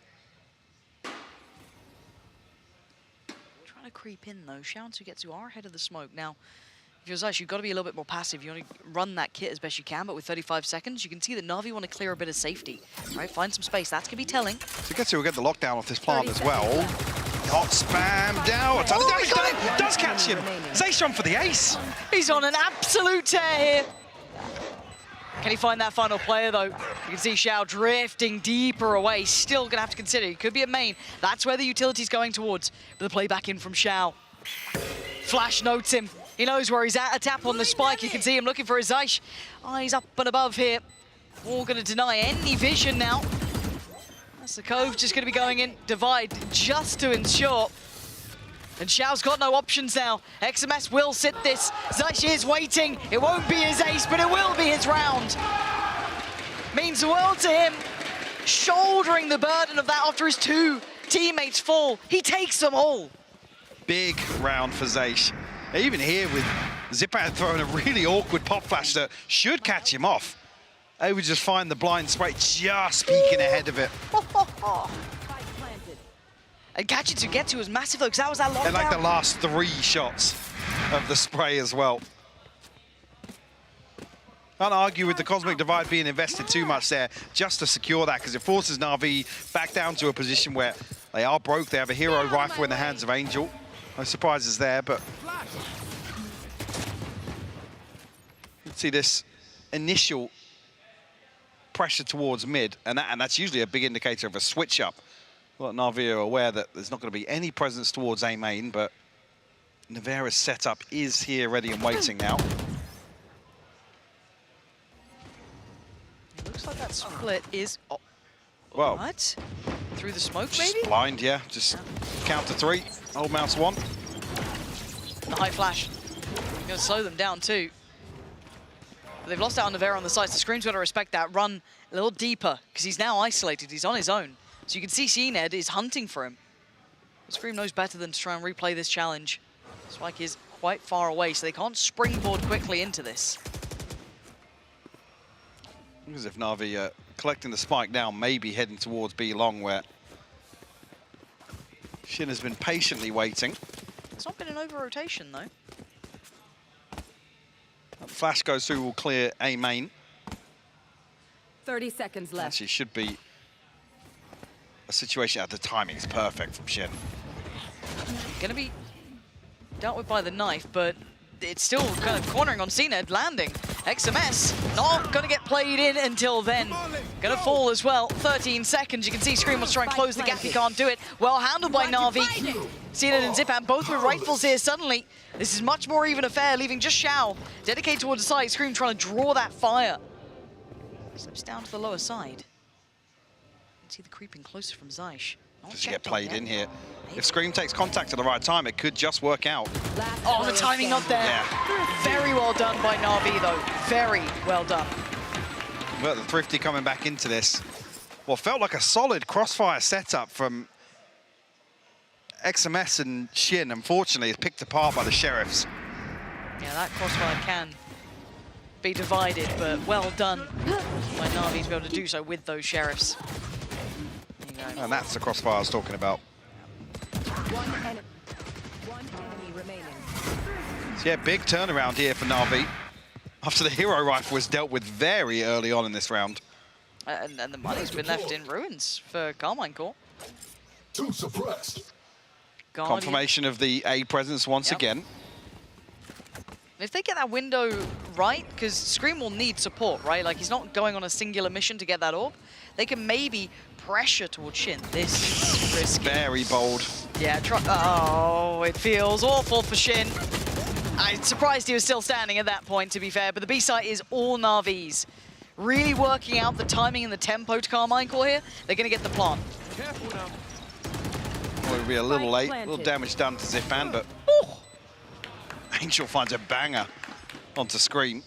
Put it into a 5v3 now in favor of Navi. Two Sheriffs and the Guardians to work with, not much in the form of utility to retake the site here either. This is going to need some wild shots to even make this dangerous. Torres going to shot. What is going on? Zeiss just found another. But this plant, Xiao, You got to be ready for this. They're trying to body block They body blocked it. They're going to get the half. They've got the half. Xiao's not checked yet. He's got to go back in. He still found Zeish, but back to task, back to work. No time. Xiao saving Navi. I mean, show me that last shot again to confirm the kill, because they both obviously tanked the vulnerability off the gravity well, so very squishy on the second swing from Xiao. Beautifully done. But it never should have come that close. Zeish is on a heater once again. Let's see this one. Oh. Wow. Talk about fine margins. That's one of them, isn't it? Okay, so this is now given Cena the chance to get the operator out. We've still got the ult sequence to get to. Who else has the Angel as well? XMS has his. The early glance again. They're really keeping track of this tempo now, willing to challenge on it. Which they do identify that obviously that is a threat if Scream can farm the orbs, even though, like I said, this was the half that Karmine Corp struggled to really guarantee value off that ultimate. I mean, they excelled in other ways on the defense versus Giants.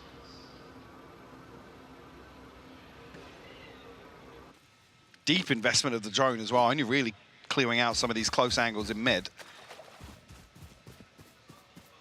I'm curious of when the penny drops of actually an extra body being invested towards the B side of the map, with a few hits coming through. Again, that conditioning is so key on Pearl in particular, to draw an extra body deeper in connector potentially, or actually towards a committed B site hold as well. Or even if it's Navera to come across here once again. They've got to start doing this sooner, because Shin can only do so much. Yeah, absolutely. Right? Like, he's one man, he can stall, but there's nothing much more. Now, I don't mind him trying to completely fall away from the site as well, play purely for retake. That's absolutely fine. They do have XMS's ult as well to maybe clear some space here.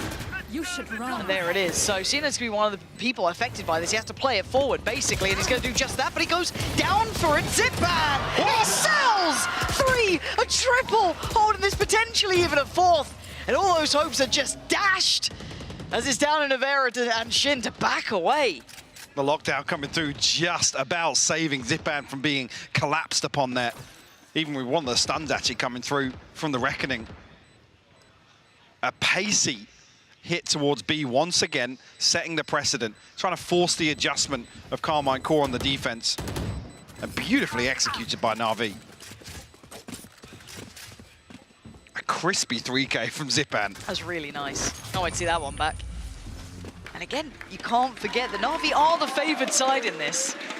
You're going to see diligence from them. You're going to see plays just like this one. Stunning. Just stunning. Really impressive work from him. And this again humbles Karmine Corp. They can't string together rounds. They're being held off now.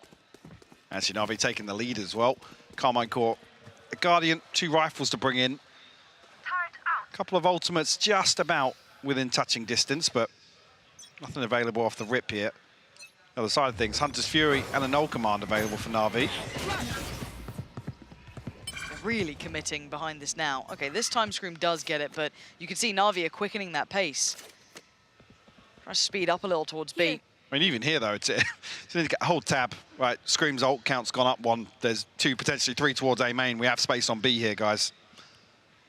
We need to see that extra body put over towards B. I mean, even if they do still want to play for retake, just having the player closer by, because even as it stands, this round, blinking, you missed that one. Navera just deleted. I think you're seeing here indications of Navi identifying it's usually time just off, maybe a mini-map moment for Shin there, but usually fairly easy for them to dig a little deeper and isolate that one member of Karmine Corp.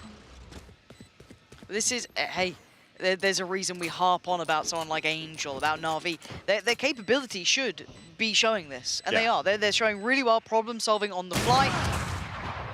Not having a fair fight on that anymore, down to 6 HP. That's about really all she wrote for this. This was wrapped up pretty early on. See if they can punish a little. Not going to find a lot, though. For now, Navi's showing exactly why they are that top 3 team, that team that people were expecting to join up there with the likes of Fnatic and such and so on. Just going to be XMS up to life. Nice say that. Let's see if he can keep that gun. No, he can't. A loss. One that's going to sting a little there for him. Not going to matter too much again. You'll be able to get the light shield purchase.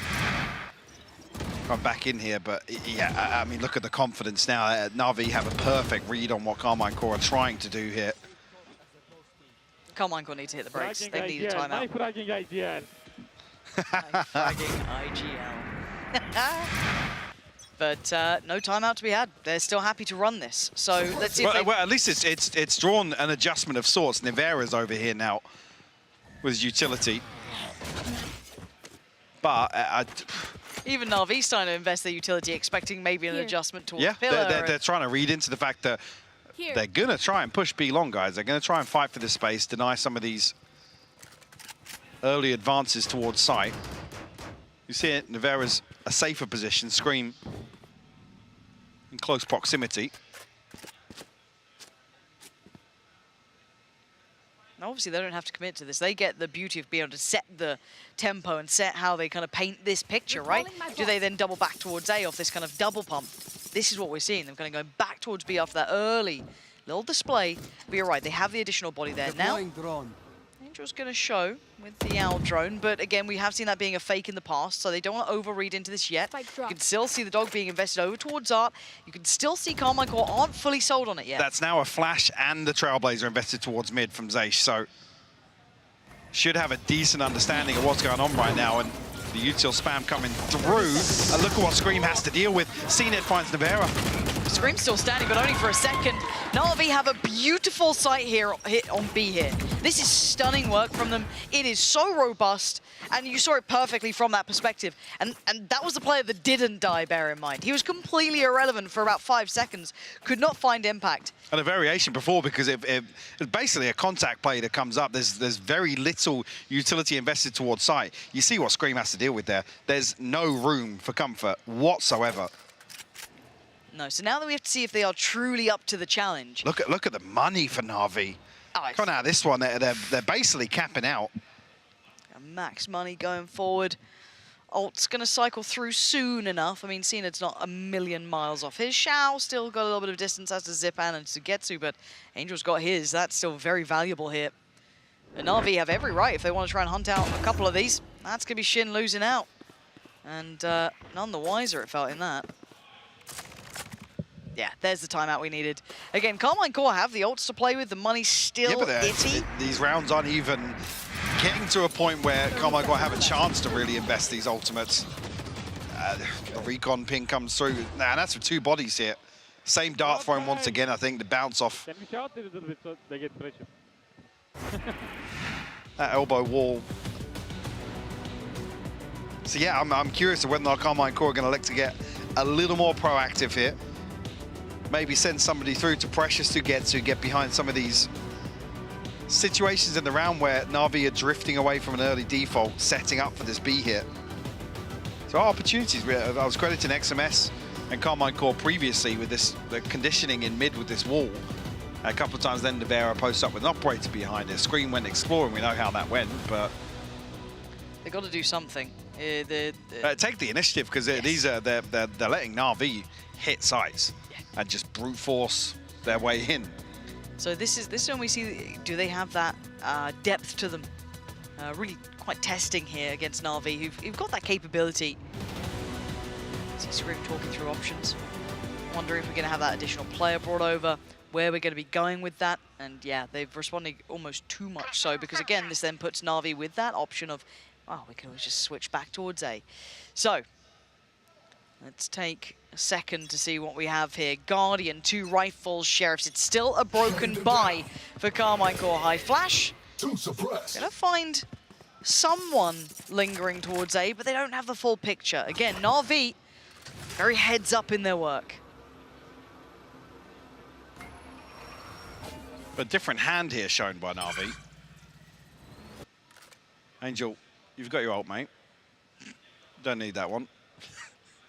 It was all for the audio key. Yeah, Sorry, he's just baiting a peeking. Yeah.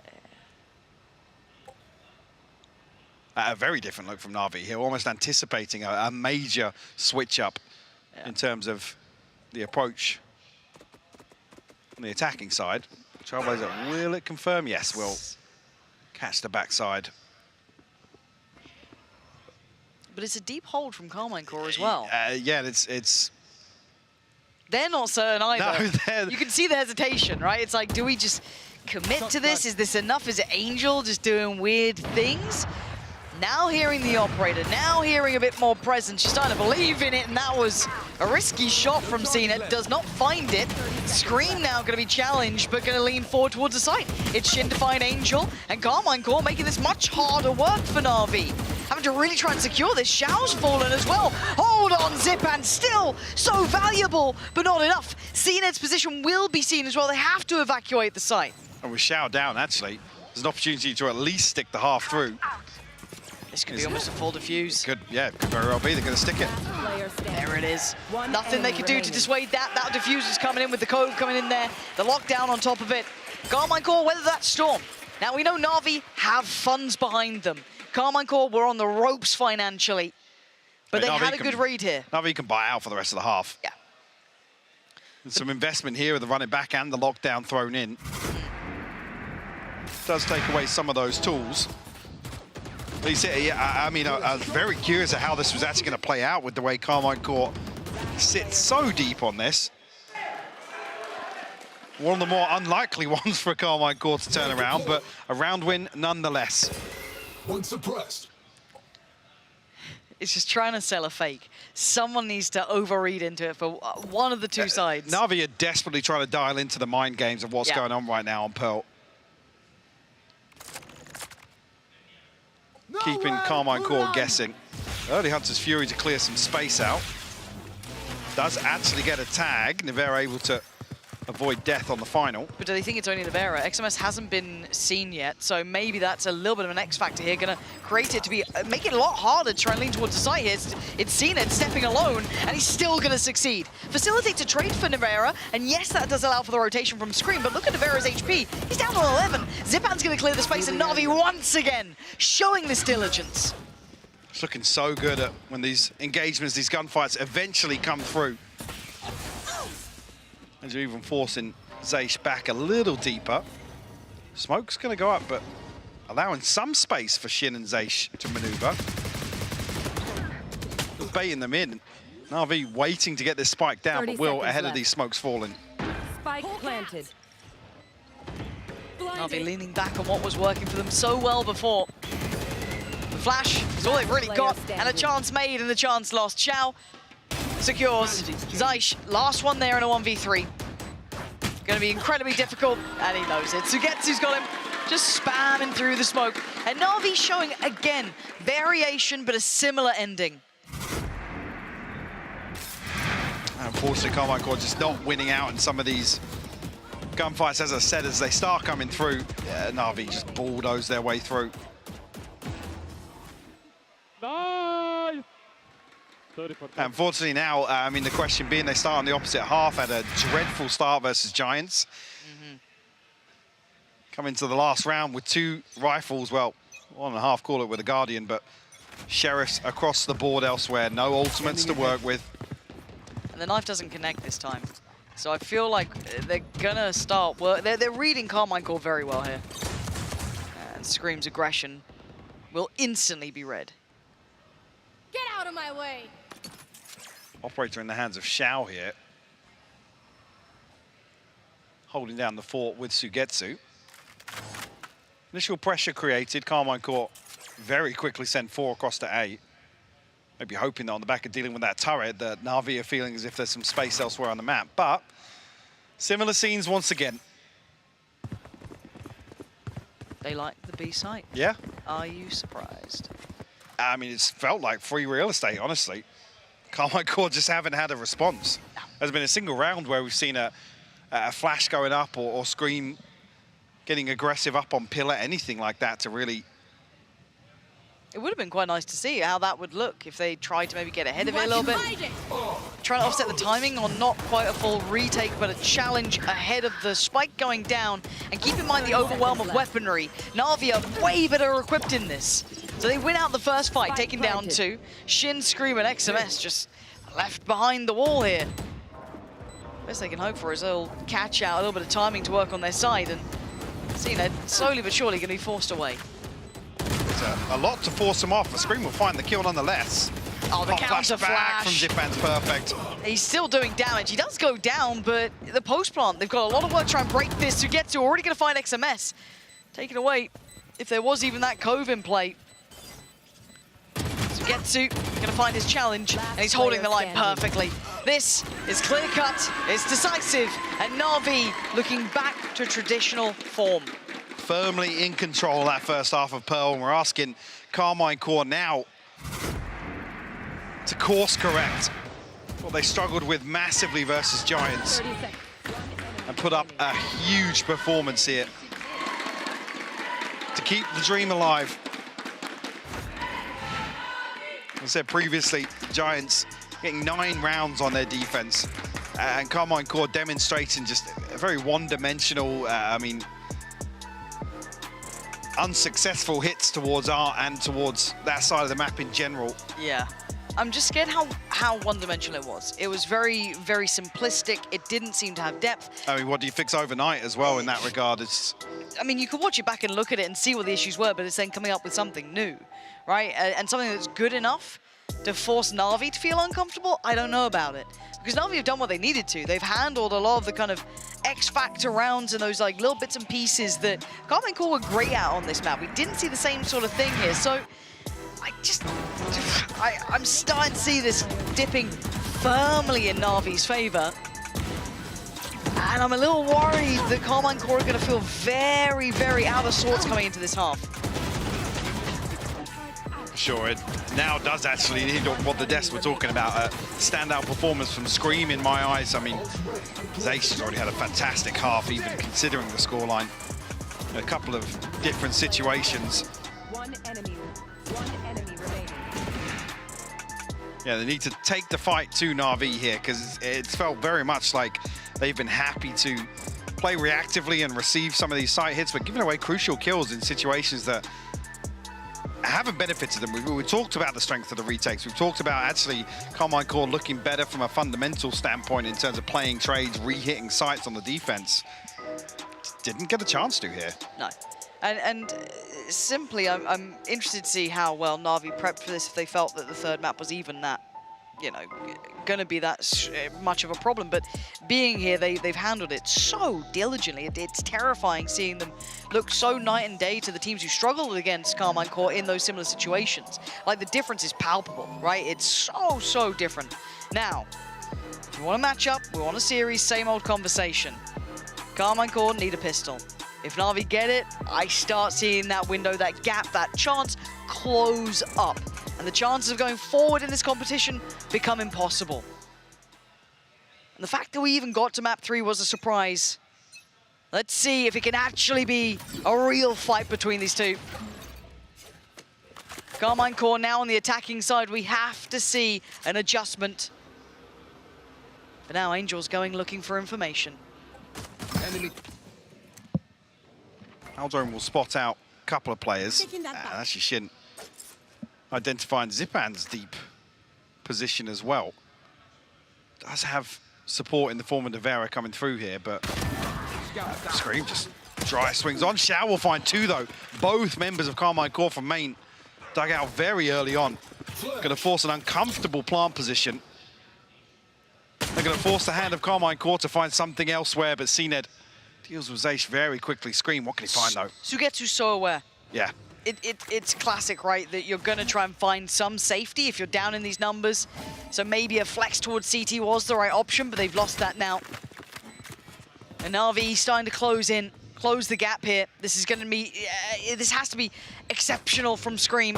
XMS, hey, the pistol, God. Scream's position, very valuable, and actually, he's blinded him. Scream's done so much. XMS, is he up for it? No, Zipan's got him dead. And RV picking up the pistol here. That's going to be 9 for them. Closing in on keeping themselves alive. And heartbreak actually that Scream's able to do as much as he does from this position. Yeah. You can get that first one onto Angel. 2 wow. Clean kills from Xiao. I thought they were just lined up, but they're not. Beautiful.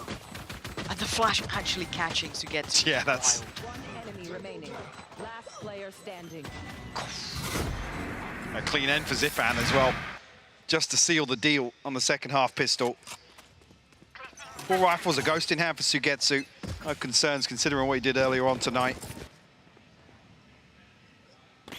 Seen it forced back by the flash.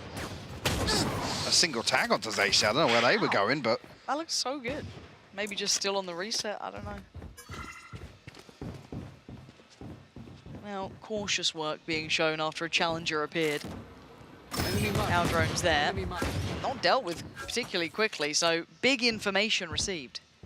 So you know, actually got to be a little careful here with Scream having a Marshal in hand here. Is revealed at least, so. Seen it. It's so tentative from both sides. That setup's still in place as well. Gonna make it very hard towards getting closer to these Navi players. A bit of clear on it, but still, no swarms are there. So stall info, no punish on it yet. Bit of chip damage, yes, but no one able to shut it down. 30 seconds left. The heal will come through, but Angel finally finding a kill here. There's 20 seconds left on the clock. Oh my god, unable to pin down anybody. And still actually, even to this point, I think Sugetsu unnoted. Nevera's found one though. Xiao, Sugetsu finally show their hand. And the cleanup crew will find Navi's tent. Disciplined. Navi not giving an inch there. They were willing to let them run that clock down, get as close as you want. You want to crest that corner, you still got to get through the nano swarms. You still got to swing just a lack of pressure. Yes, it's progress down B long, but as soon as the smoke goes up, the recon from Angel's perfectly timed. Enough chip damage there that Karmine Corp have to sit and try and heal up best they can. How's the bonus looking? Pretty decent, actually. That's quite like scary. An RV buy round, to be honest. Yeah. Happy to run these sort of purchases anyway. One suppressed. Well, identify just one, yeah. So they want to follow up on this with the Owl drone, force them even deeper. But I think we'll confirm the presence of Scream as well. The fact that they gets all the way through the smoke. Now, take a glance at the minimap. This is basically what we saw versus Giants in terms of the early default. And very quickly, it was a 3-2 split towards Art, similar to what we saw in the pistol as well. Carrying spike. It's looking like that hasn't changed much today for Karmine Corp, but not many rounds to play with, Lauren, and that's the concern. Because look at the X-ray, there's 4 members of Navi with a deep position on the other side of the map. Oh, and they're getting a little deeper on this, and a win out for Scream. 2 picks. This game on Sugetsu needs to stand and fight. He can't really back away from this. No! Oh my god. Sugetsu, you're a monster! 3 huge kills, now he can back away. Still trying to stick around a little longer. XMS left so alone here, trying to rejoin with Shin over towards short. But with 30 seconds, what are your options?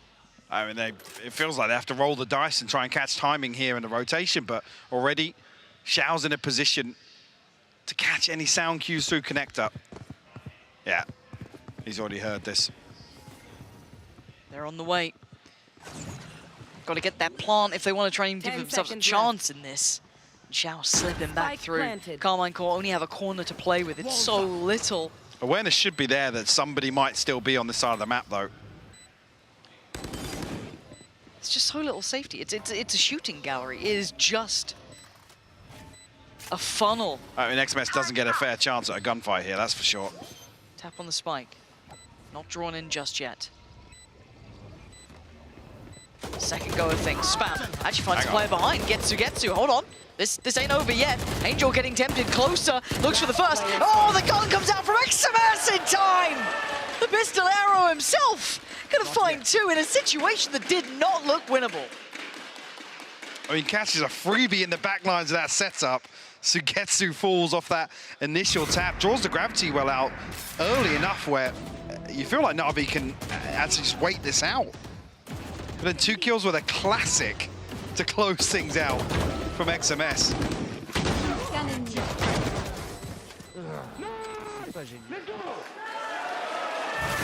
Could that be the first step here for Karmine Corp? Still a lot of work left to do. 5 rounds separate them here. Zipan. Not alone here. Keep in mind. Oh, wow. Angel's the one to find it too. Slightly further back. He catches off Scream. This is what you almost wanted to see from Karmine Corp, to be honest, in the first half. Find this engagement immediately. Navi preemptively going to send bodies through connector. Unfortunately, with a lack of progress on the other side of things, CNED might even get ahead of this. He does. He's there so quick. Still a minute to play with. They could reset here. Starting to commit that utility. They're going to be left wanting on the way towards site. What are the options for Karmine Corp now? Right there. Limited. And this Killjoy setup not affected just yet in the choke point either. I mean, it's basically got to run the gauntlet to get that plant down. Here we go. Gauntlet time. Well, that's not going to help things. CNED finding Navera now. Yes, pressured on the site, but CNED still standing tall. He's not that phased by it. Oh, come off it. How has he slipped through like this? Too many targets, though, Sugetsu to actually get Zeish down. But a 2v4. So much to ask for here. Still got a lockdown, still got everything, still got the turret if he wants it. I mean, it's all still there. This is brutality in work. Navi, unrelenting now, taking matters into their own hands. Feeling like that. I mean, other than XMS and Shin, flat out broke after that. Maybe throw a few sheriffs into this. Just a flash in the pan in terms of that previous round victory. First kill comes through from CNED, another ping to reveal the next. And things looking exceptionally dicey now for Karmine Corp. This could be the end of it, really. The next couple of rounds so telling. Yes, that one they had was pivotal, but it was a clutch. It was XMS on a big delivery, which is fine. He's been doing very well. We told you, that guy has been golden for them. But to find more of that is a lot to ask of any player. So for now, you're looking at the money, you're looking at the ults. What do we even have here? I'm trying to rattle my mind to it. I don't think there's really much to work with. Run it back, but barely going to scrape together a couple of rifles to make this interesting for Karmine Corp. Lockdown available for Navi, Cosmic Divide available for Shout. And even in that regard, this ult cycle heavily favors Navi. Even if they lose this out, I mean, they're 2 away from everything else. So this is stacked against KC, to say the least. Pedigree for Navi on show, starting to warm into this game, showing why they are one of the heavily favoured sides to make it through this last chance qualifier here. And with a shaky purchase, it's all eyes on Scream. Ult ready, rifle in hand. He's got to go huge. It's the dog to kind of instigate matters. Scream, how far does he want to go with this? Already tagged down at 50. At least get the HP reset if he does use the ultimate here, but looking unlikely he's going to be able to do much damage. He's investing it deep, and it's trades off it either. instantaneously dealt with, and you're right. There was no space off the back here. There's nothing they can build off. Zipan actually getting ahead of this wall. Has a look. Scream still going to find Angel. Gets a bit closer. Zip, Scream. How's he got 3? I asked a lot. He delivers a lot. CNED's position could be a problem, but that's neither here nor there for a couple more seconds. Sugetsu, the one closest to the site for now. Mid is not available if he wants to stay unnoted. But I think they know that this one, it ain't happening. Yeah, Scream's going to hear the retreat as well, nearly catching Sugetsu, but the turret will slow that down, or at least reveal Scream's intentions. And on the back of a rifle, a Guardian, and Scream's ultimate, a lifeline for Karmine Corp. He'll get you one of those once in a while. I mean, it's just, you see the reaction from Zipan, he's just like, yeah, he's done Scream things. He's just... Screaming when did Scream. Ran at us. Yeah. He's headshot me and such. I can't wait to see that POV. I was going to say, I'd love to see that from Scream's POV, to be honest. It didn't look like he had any way in, right? It looked shut down. Okay. Oh. Oh. Must be nice to be Scream. Must be nice. So, you still said it though. Those ults sit very favorably with Navi. Lots to lean on if they need it. Not too far away from having the full house, right? They got almost everything back online for him. On the other side, quite far away. Still gonna have the Guardian in play too. And 6 to 11. They need to keep away from that 12th. Need to keep Navi away from it. Zipan well timed on this. Dealing with Karmine Corp, trying to take some space. Good read from Scream to try and catch Xiao there, re-aggressing through Art, but no real damage done. No harm, no foul. This first attempt towards mid. Hunter's Fury popped here. Don't know how that didn't hit Scream on the first one, but space cleared, confirmation of nothing really on the back of that. Are they going to try and build on this? CNED's quickly behind them, so they're going to have to commit to this one way or another. Divide and lockdown. Do they pause? Pretty early on though. Still 50 seconds left on the clock. Unfortunately, Karmine Corp aren't going to pin down a kill anywhere. CNED has fallen back, but you can see the paranoia for Karmine Corp because obviously there was utility in play that was dealt with. So now they double hit this. They're going back towards it. Now last time it took Scream to get 3 big picks. He's not going to surely have the same opportunity this time around. Sugetsu's got to be careful though. 30 seconds Floor's lava. And the plant just about coming in now, but not as much safety as they'd like. Plants in, okay, 5v5 post plant, some HP is exceedingly low. And add to that, Scream's down to 2. Spammed out on the wallbang. Has to go huge here. But it's Scream, I don't know why, I feel there's a chance. Oh, of course there is. Do not walk into his crosshairs. The rest of Navi. Oh, the timing. Oh, that's heartbreaking. But now Karmine Corp needs someone else, and no one is willing to stand to the test until Shin gonna get involved in this. Pulls off another. Can he get some damage done though? Sugetsu back on the defuse, and Xiao gonna put Navi on 12. Defuse is there and keeps Karmine Corp down on 6. Scream just banking on those first 2 taps. Forcing them back a little deeper, but a third member of Navi swings onto the ankle, just catching him off guard as he goes for the... That is so disgusting. Oh, the just timing, there, yeah. You can see it. Oh. You can't even blame him on any of these. He is no, like I said, desperately he's trying. reading that as if, hey, nobody's re-swinging that now. If nobody else gets pressure, I've got a second or 2, but unfortunately, doesn't come through. Navi now on series point. KC on the brink of elimination. Run it back available for Scream.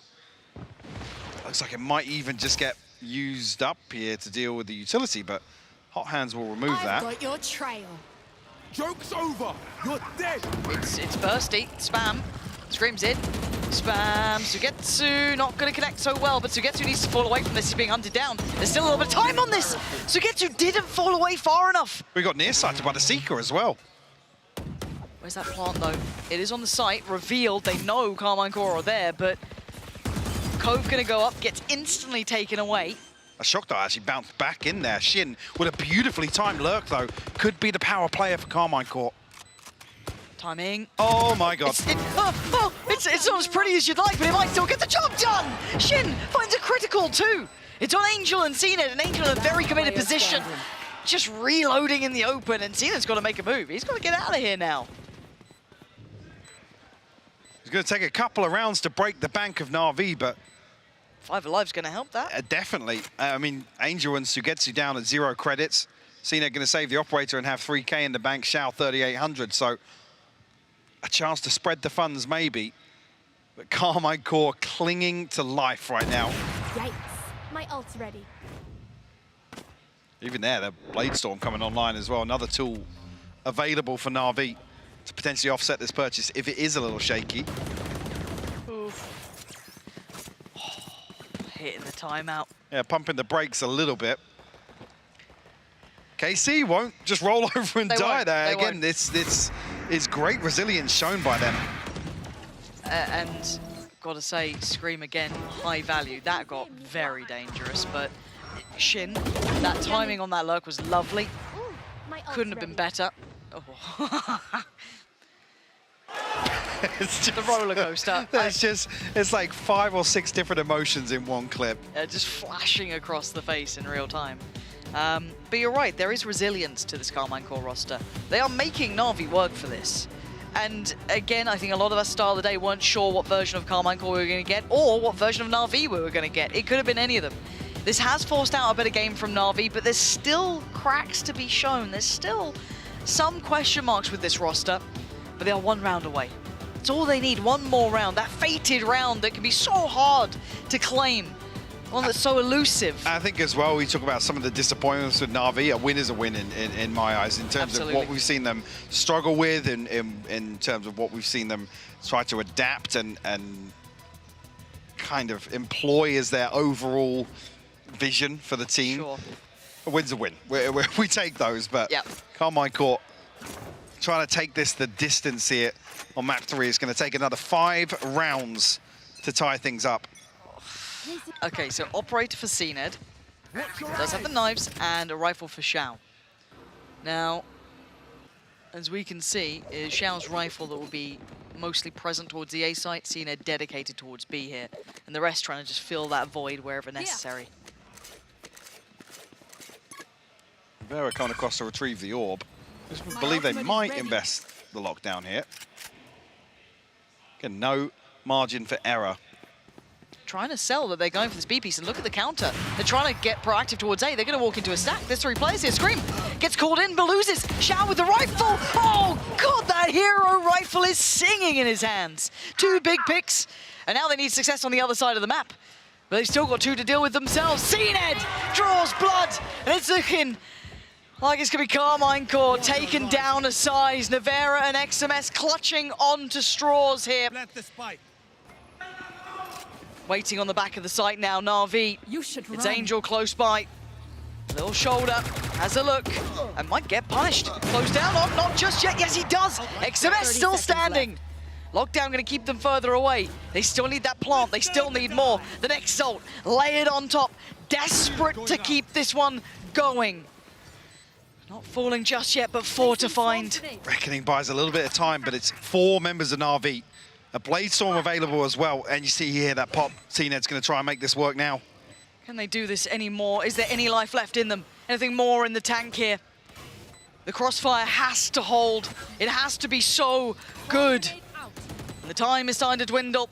The first couple of players step forward. XMS is going to hear this. The barrel shows a chance, but it's ripped away. CNED now heating up. It's on Nevera. Spots him, gets him. 2 more to go. Oh, but he's fallen. It's Agetsu. He's done everything. For the time. He's got it. He's just about got it. Close as you like, but a win is a win. And it's a lifeline for Navi moving forward. And heartbreaking for KC, who have come and shown a very different look this week. Unfortunately, lagging behind Navi just a little bit. Will fall short here from keeping that dream alive. Yeah, you can see it. You can see what it means to Zaysh as well. Zaysh is devastated. I mean, he's still going through it down there, taking a second or 2. The rest of the boys are up. But you got to say here, this was Navi pushed. Heroics from them being shown as well. We've seen some fantastic looks coming out today, some resilience of their own brought through, a lot of question marks with this roster through consistency, other factors, but today, I think the best way that you put it, a win is a win, and it's another step closer to champions. Sure, and that's the thing. I think end goal has to be the overarching kind of objective here.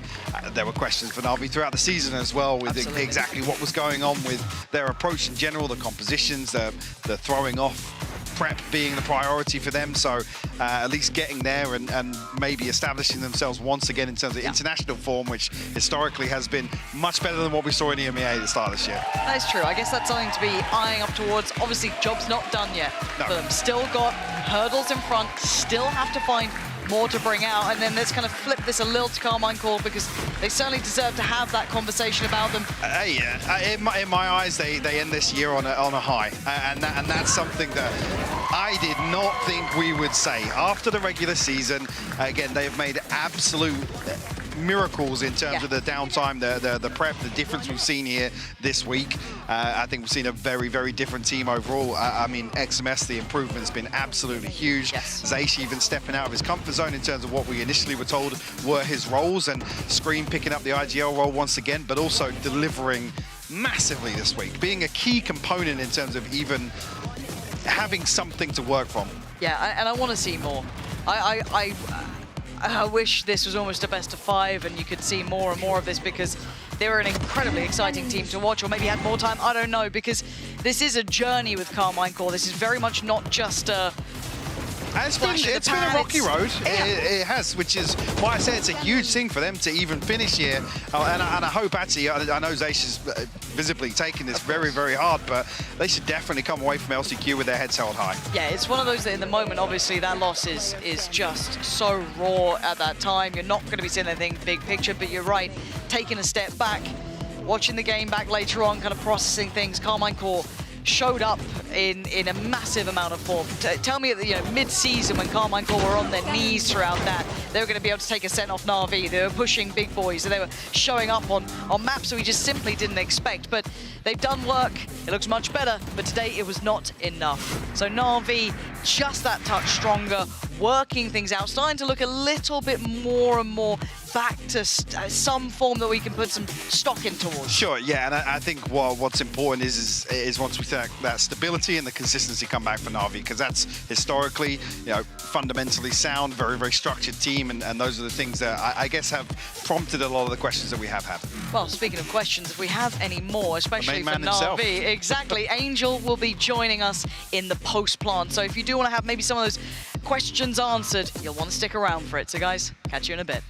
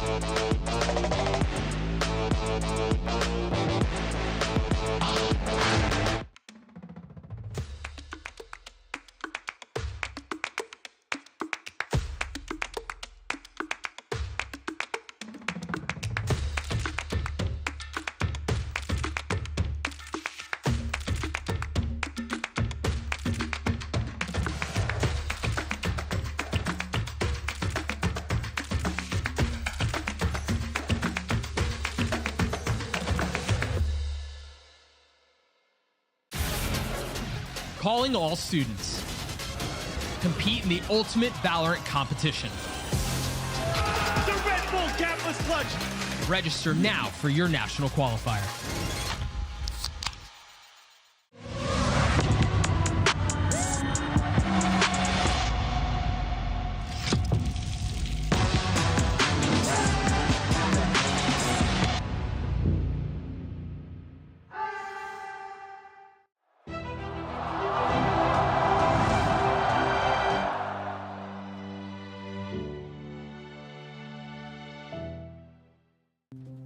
Have you ever asked yourself after a bad game, what am I missing? Or sought help from impatient friends?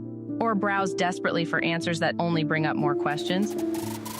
Your self-doubting days are over with Discovery, the first game-focused AI. Discovery is trained on the world's leading esports athletes to be your everyday personal coach. That's right, Discovery can help you improve your gameplay by giving you tips and strategies to take your game to the next level. Get started at aimlabs.com/discovery.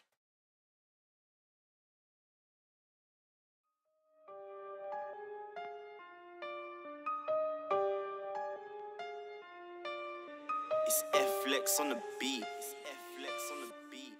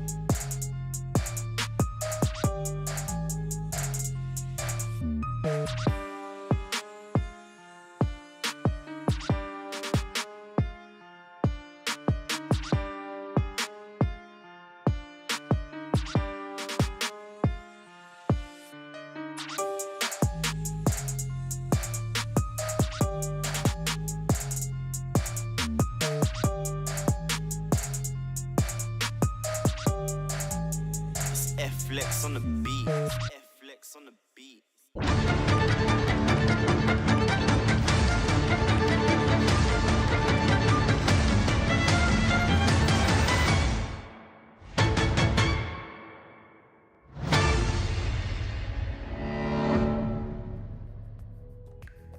Welcome back, everybody. Welcome back. I have a special guest for you guys here for today's post plant. Anyone want to take a guess before we pan to him? Because, oh, he's laughed. We can recognize that laugh from anywhere. It is, of course, Angel, the IGL of Navi. Thank you for joining me, Angel. I'm going to put you on blast because just before we went live, you said that you're glad you played 3 maps today.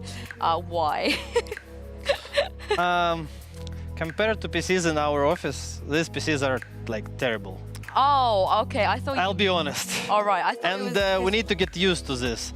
It's like monitors are also like a bit weird, but yeah, we're getting used to it, and I'm glad we played 3 maps, so we have a lot of warm-up. Warm-up time, yep, in that lower bracket. I mean, speaking of the lower bracket, I think some people were a little bit worried about you guys, but you've done it before, and you've done it maybe in even harder conditions. So what do you make about having to do this lower bracket run? Obviously, if I had to choose, I wouldn't choose lower bracket, but we have what we have. We played really bad first game, and now we need to fix it. I actually, for the show today, Lothar did a quiz. I'm not sure if you're a fan of quizzes, but he showed us this graphic. You have a monitor over here, so I'm gonna show it to you as well and see how well you do in this quiz. All it is what do these things have in common? What do these comps have in common?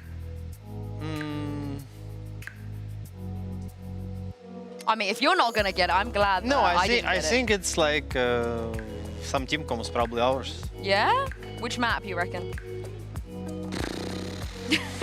Lotus. It is. It's actually all of the comps you played on Lotus this year, and I think you've only played like 8 Lotuses, so it's a lot of comps. I'm not going to ask you about why you changed comps. I think at this point we all know. I think PM even admitted that prepping for you guys is kind of a nightmare because we never know what you're going to play. But you didn't change your comp on Lotus today. You stuck with what you played last time. Why?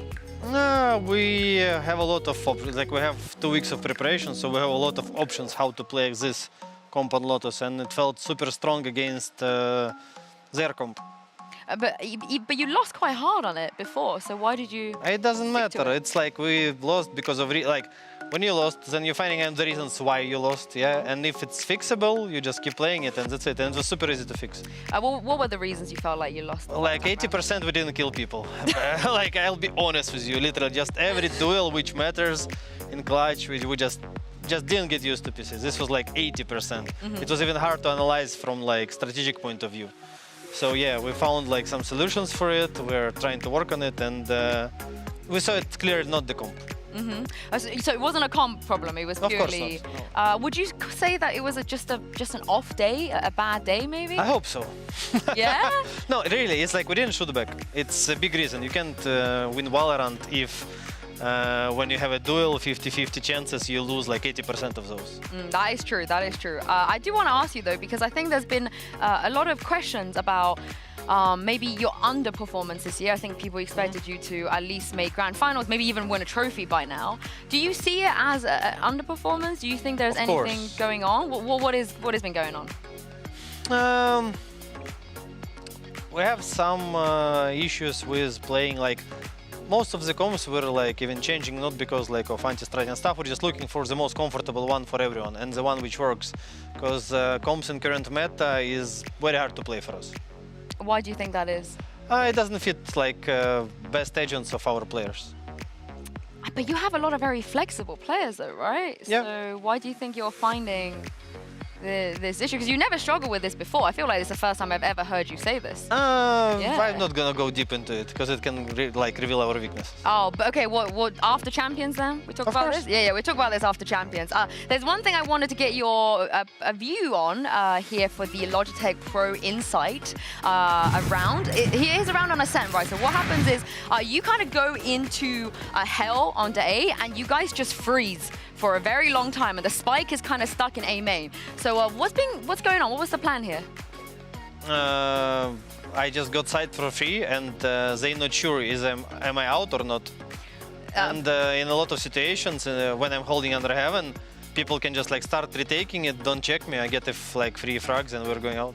So you were basically trying to wait for them to push you? That yeah, was the it's plan? like I'm getting a lot of information from under heaven. It's like, and plus, if nothing happens, we have sight for free, right? Yeah. We know 100%. So we're just holding, waiting for pushes, and then find the perfect way to like play out of it. And how long do you normally wait, I guess, in that situation? Wait? Yeah, I mean, were you thinking like, we don't plant yet? Because you could have planted a bit early. No, it's like smoke recharge is enough. It's a good reason, a good timing to go. I think that's what you guys are very, very good at, taking these timings. I will say, though, there was a couple of times, you know, the Navi FPX way, where you kind of run out of time to plant. We've seen that a couple of times today. Why do you think that was happening? Like, listen, time in round is the same kind of utility which you use. If you never run out of time, it means you use like just time wrong. Obviously, it shouldn't happen too often, but like once per like 2-3 games, it should happen. Otherwise, you're like gonna go into like people with utility play only fast. So you need to be flexible in terms of this. Playing slow rounds, playing fast rounds, letting enemy to do mistakes. In a lot of situations, you can win round just by this. Yeah. The conditioning, I guess. You don't want them to kind of get used to what you're doing. Yeah, Is that what you're saying?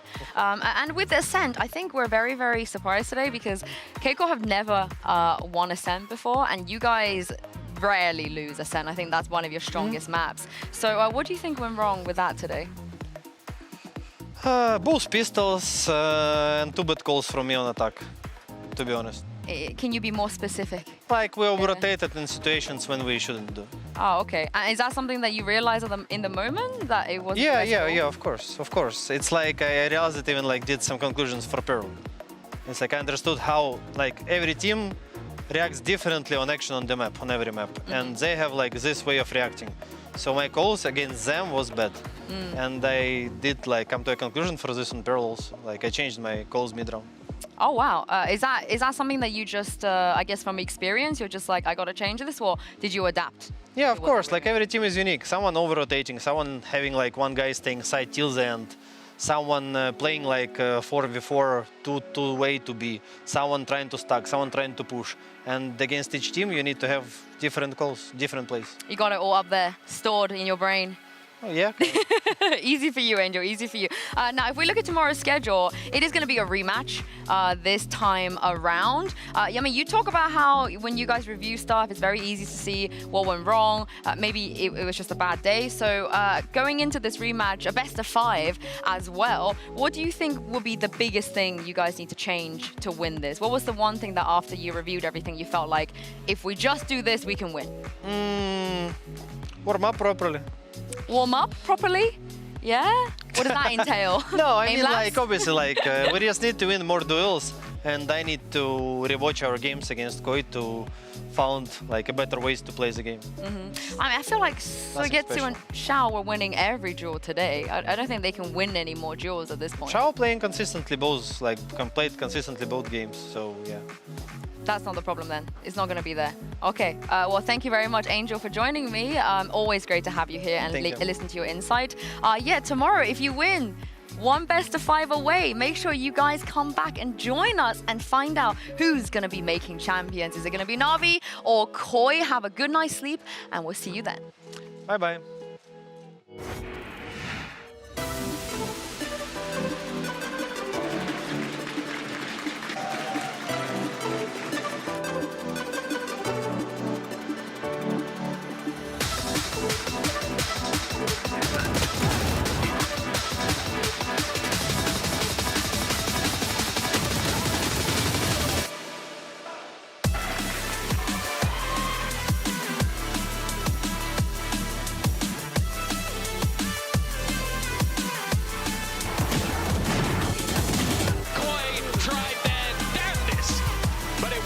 Giants to take it through on map number 1.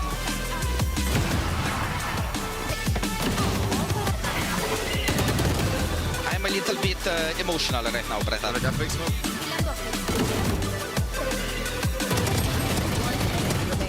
Fedinho still alive as he flies up above, taking 2. Giants have done it. 3rd time's the charm for Fedinho as he's going to LA.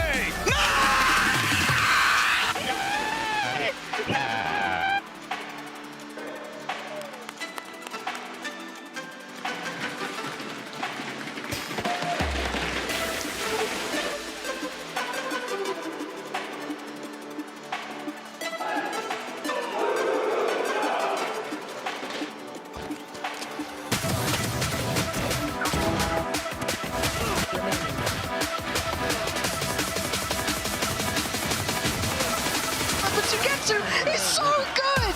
This guy's a monster! Hitting towards the bear. Oh, that's lovely. Down A.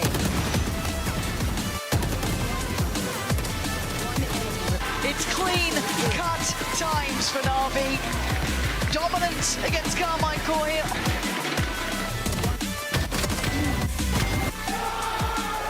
13-7.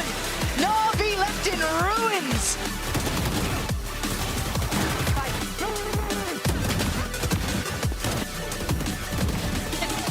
Close as you like, but a win is a win, and it's a lifeline for Navi, moving